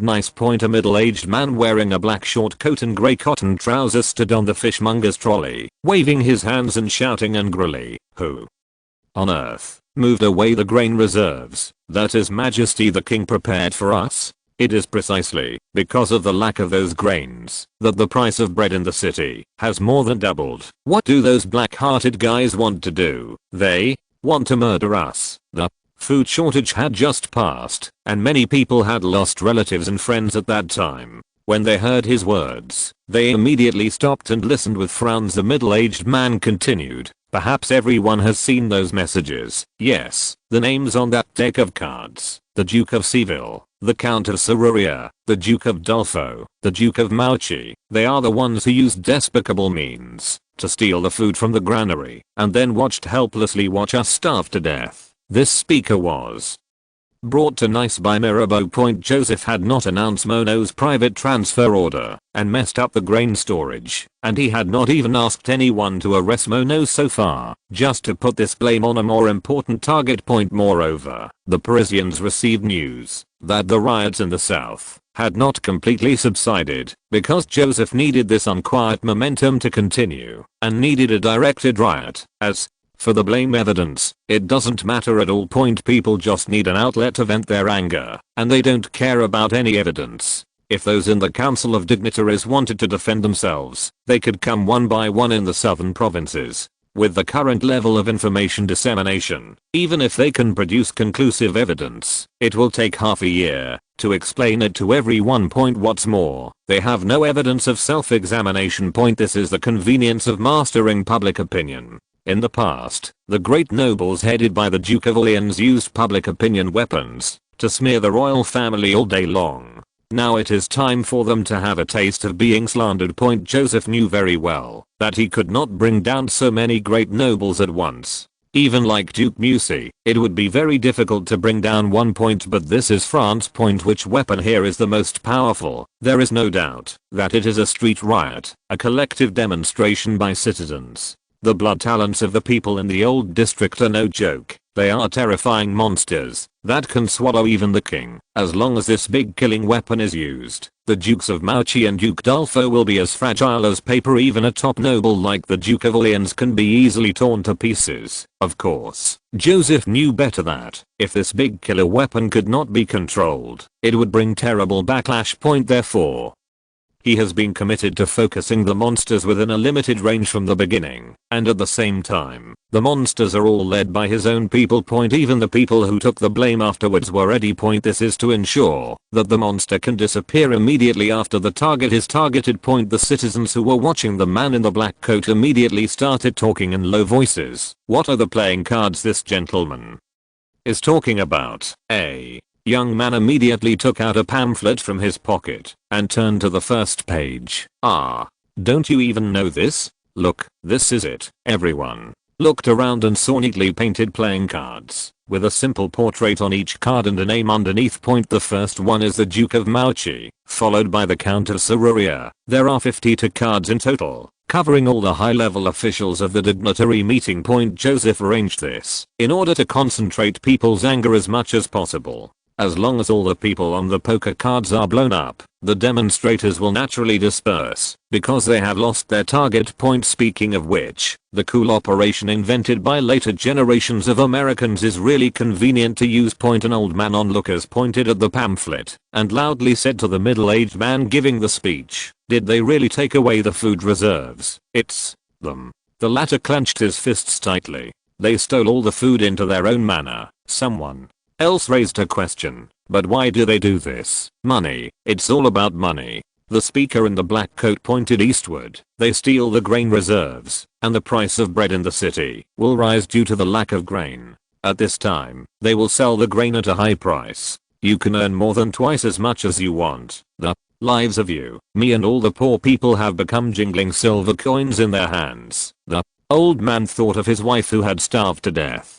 His eyes suddenly blurred with tears, and he gritted his teeth and said, "These guys deserve to go to hell. I want revenge on them." Many people around also thought of their deceased relatives at home, and immediately roared, "Hang those devils, revenge them, make those damn guys pay." The speaker standing on the trolley did not expect that it would go so smoothly. He had prepared a speech for nearly an hour later, but it seemed that none of it was used. He immediately waved vigorously and pointed at Duke Dolphin's manor. "Let's go. Let's go find that devil to settle accounts." The police intelligence agent who had been waiting not far away heard this and winked at the scarred face next to him. The latter immediately smiled and nodded, led more than 20 young men to the front of the crowd, and shouted, "I know the way. Everyone, follow me." The sense of conformity drove hundreds of people to follow him. There were other speakers along the way calling on citizens to join, and soon there was a flood of thousands of people. The previous speaker in the black coat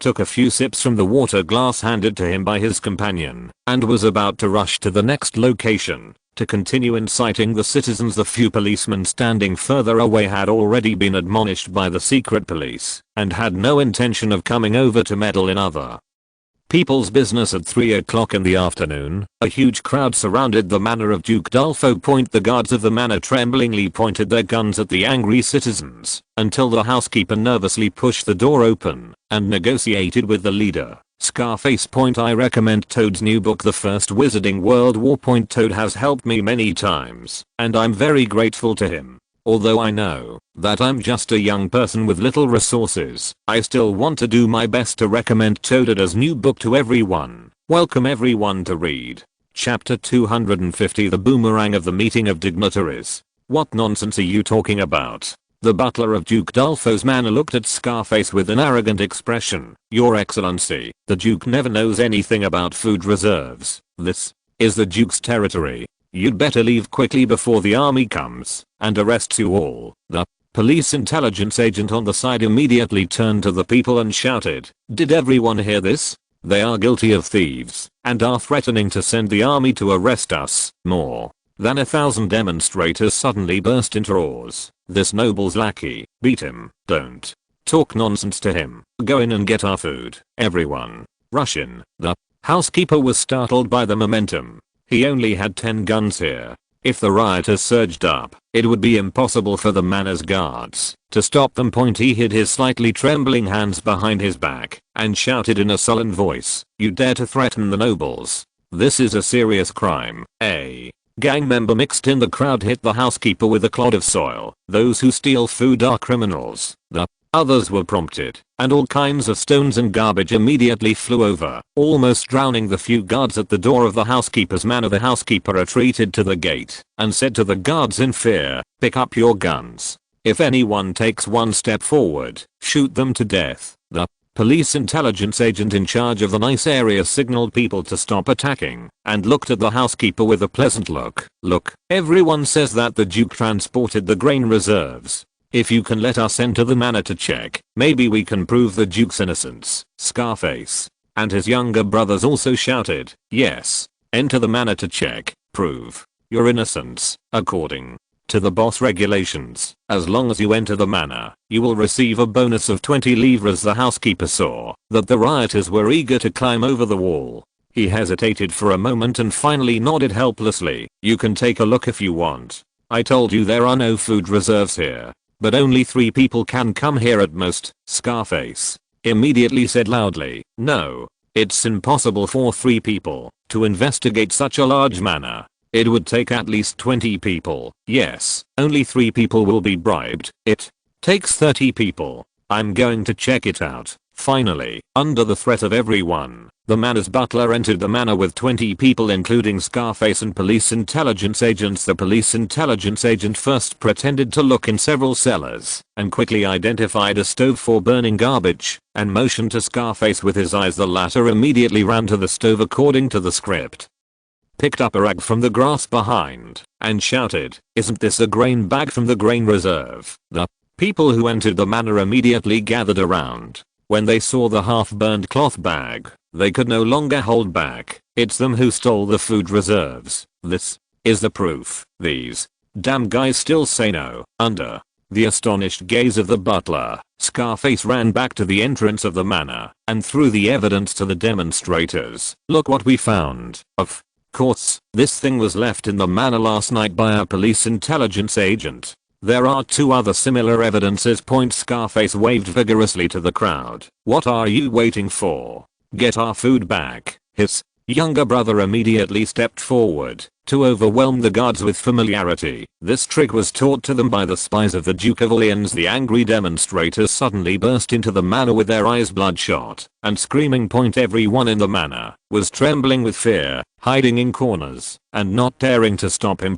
Scarface led everyone to a cellar, opened the door several times and signaled inside. "Our foodies right here." Similar situations played out across the estate. The thousands of people quickly dug out tens of thousands of bushels of grain from the manor cellars or warehouses, and naturally believed that these were stolen grain reserves. Later, someone else found other evidence, such as half-torn grain storage receipts, which further confirmed Duke Dolpho's behavior of stealing grain. The old man looked at the mountains of grain in front of him, covered his face, and cried out, "If we had this food, my wife wouldn't have died of hunger." The others were immediately reminded of their painful memories and cursed Duke Dolpho loudly. Scarface continued his mission and pointed to the luxurious villa in the middle of the manor. "The things there were all bought with money from selling the grain reserves, and we have the right to take them." Someone immediately echoed loudly, "Yes, my sister should be compensated for her death, and my father, and my twin boys." The overwhelming crowd rushed into the villa and swept away all valuable and worthless things almost instantly. In the end, even the doors, windows, and roof were torn down. Take what you can and smash what you can't. It was not until near dusk that the revengeful people left the manor one after another. Although the army stationed in Nice received more than a dozen groups of people sent by the manor for help, they never dispatched a single soldier. All their battalion commanders and above were at the Palace of Versailles to meet with the king and had not yet returned. No junior officer dared to mobilize hundreds of soldiers at will. What's more, the people in the army also heard about Duke Dolpho stealing the grain reserves. Many of them had relatives who had died in the previous famine. If it weren't for military discipline, they would even want to follow them to destroy the manor the next day. The angry crowd came to Duke Dolpho's manor again and heard a man with a scar on his face shouting, "Duke Dolpho also has a villa in Valifa town. We can't just let him go." People immediately responded with roars, "That's right. Go to Valifa town, avenge our loved ones. This devil must pay." More demonstrators than yesterday rushed to the town of Valifa. Hate-fueled riots had swept across western and southern France, with situations similar to those in Nice seen everywhere. In Montauban, the 3 villas of the Duke of Mauchi were burned to ashes by angry citizens. In Auch, after people smashed up the villa of the Duke of Brissac, they shaved all the men and women there to vent their anger. The worst thing was that some nobles, such as Count de Monceau and Duke Noyers, who happened to return to their hometowns in the south to escape the cold, were directly caught by the mob and beaten to death at home. Some people were even killed by the angry crowd. The nobles in these dignitary meetings probably never thought that the starving people they created through their elaborate conspiracy would one day turn into monsters and come back to devour them all. Northern Brittany. American English. Flourishes' eyes were full of excitement and madness. He stared at the bare tree trunks outside the car window and kept muttering in a low voice, "Don't run away. Yes, you are right here, waiting for me." Half an hour later, the carriage stopped in front of a small house in the northern suburbs of American English. The police intelligence officer responsible for greeting him came forward and opened the car door diligently and heard Fauch's impatient voice, "Is he still there?" The official hurriedly moved forward and lowered his voice, "Yes, sir. The Duke of Orleans has been at that manor in recent days." End of this chapter. Thank you very much for reaching the end. Don't forget to like. Looking for more exclusive content and immediate access? Subscribe to our Patreon. Remember, every like, subscription, or donation encourages us to continue. Thanks to everyone. See you in the next video.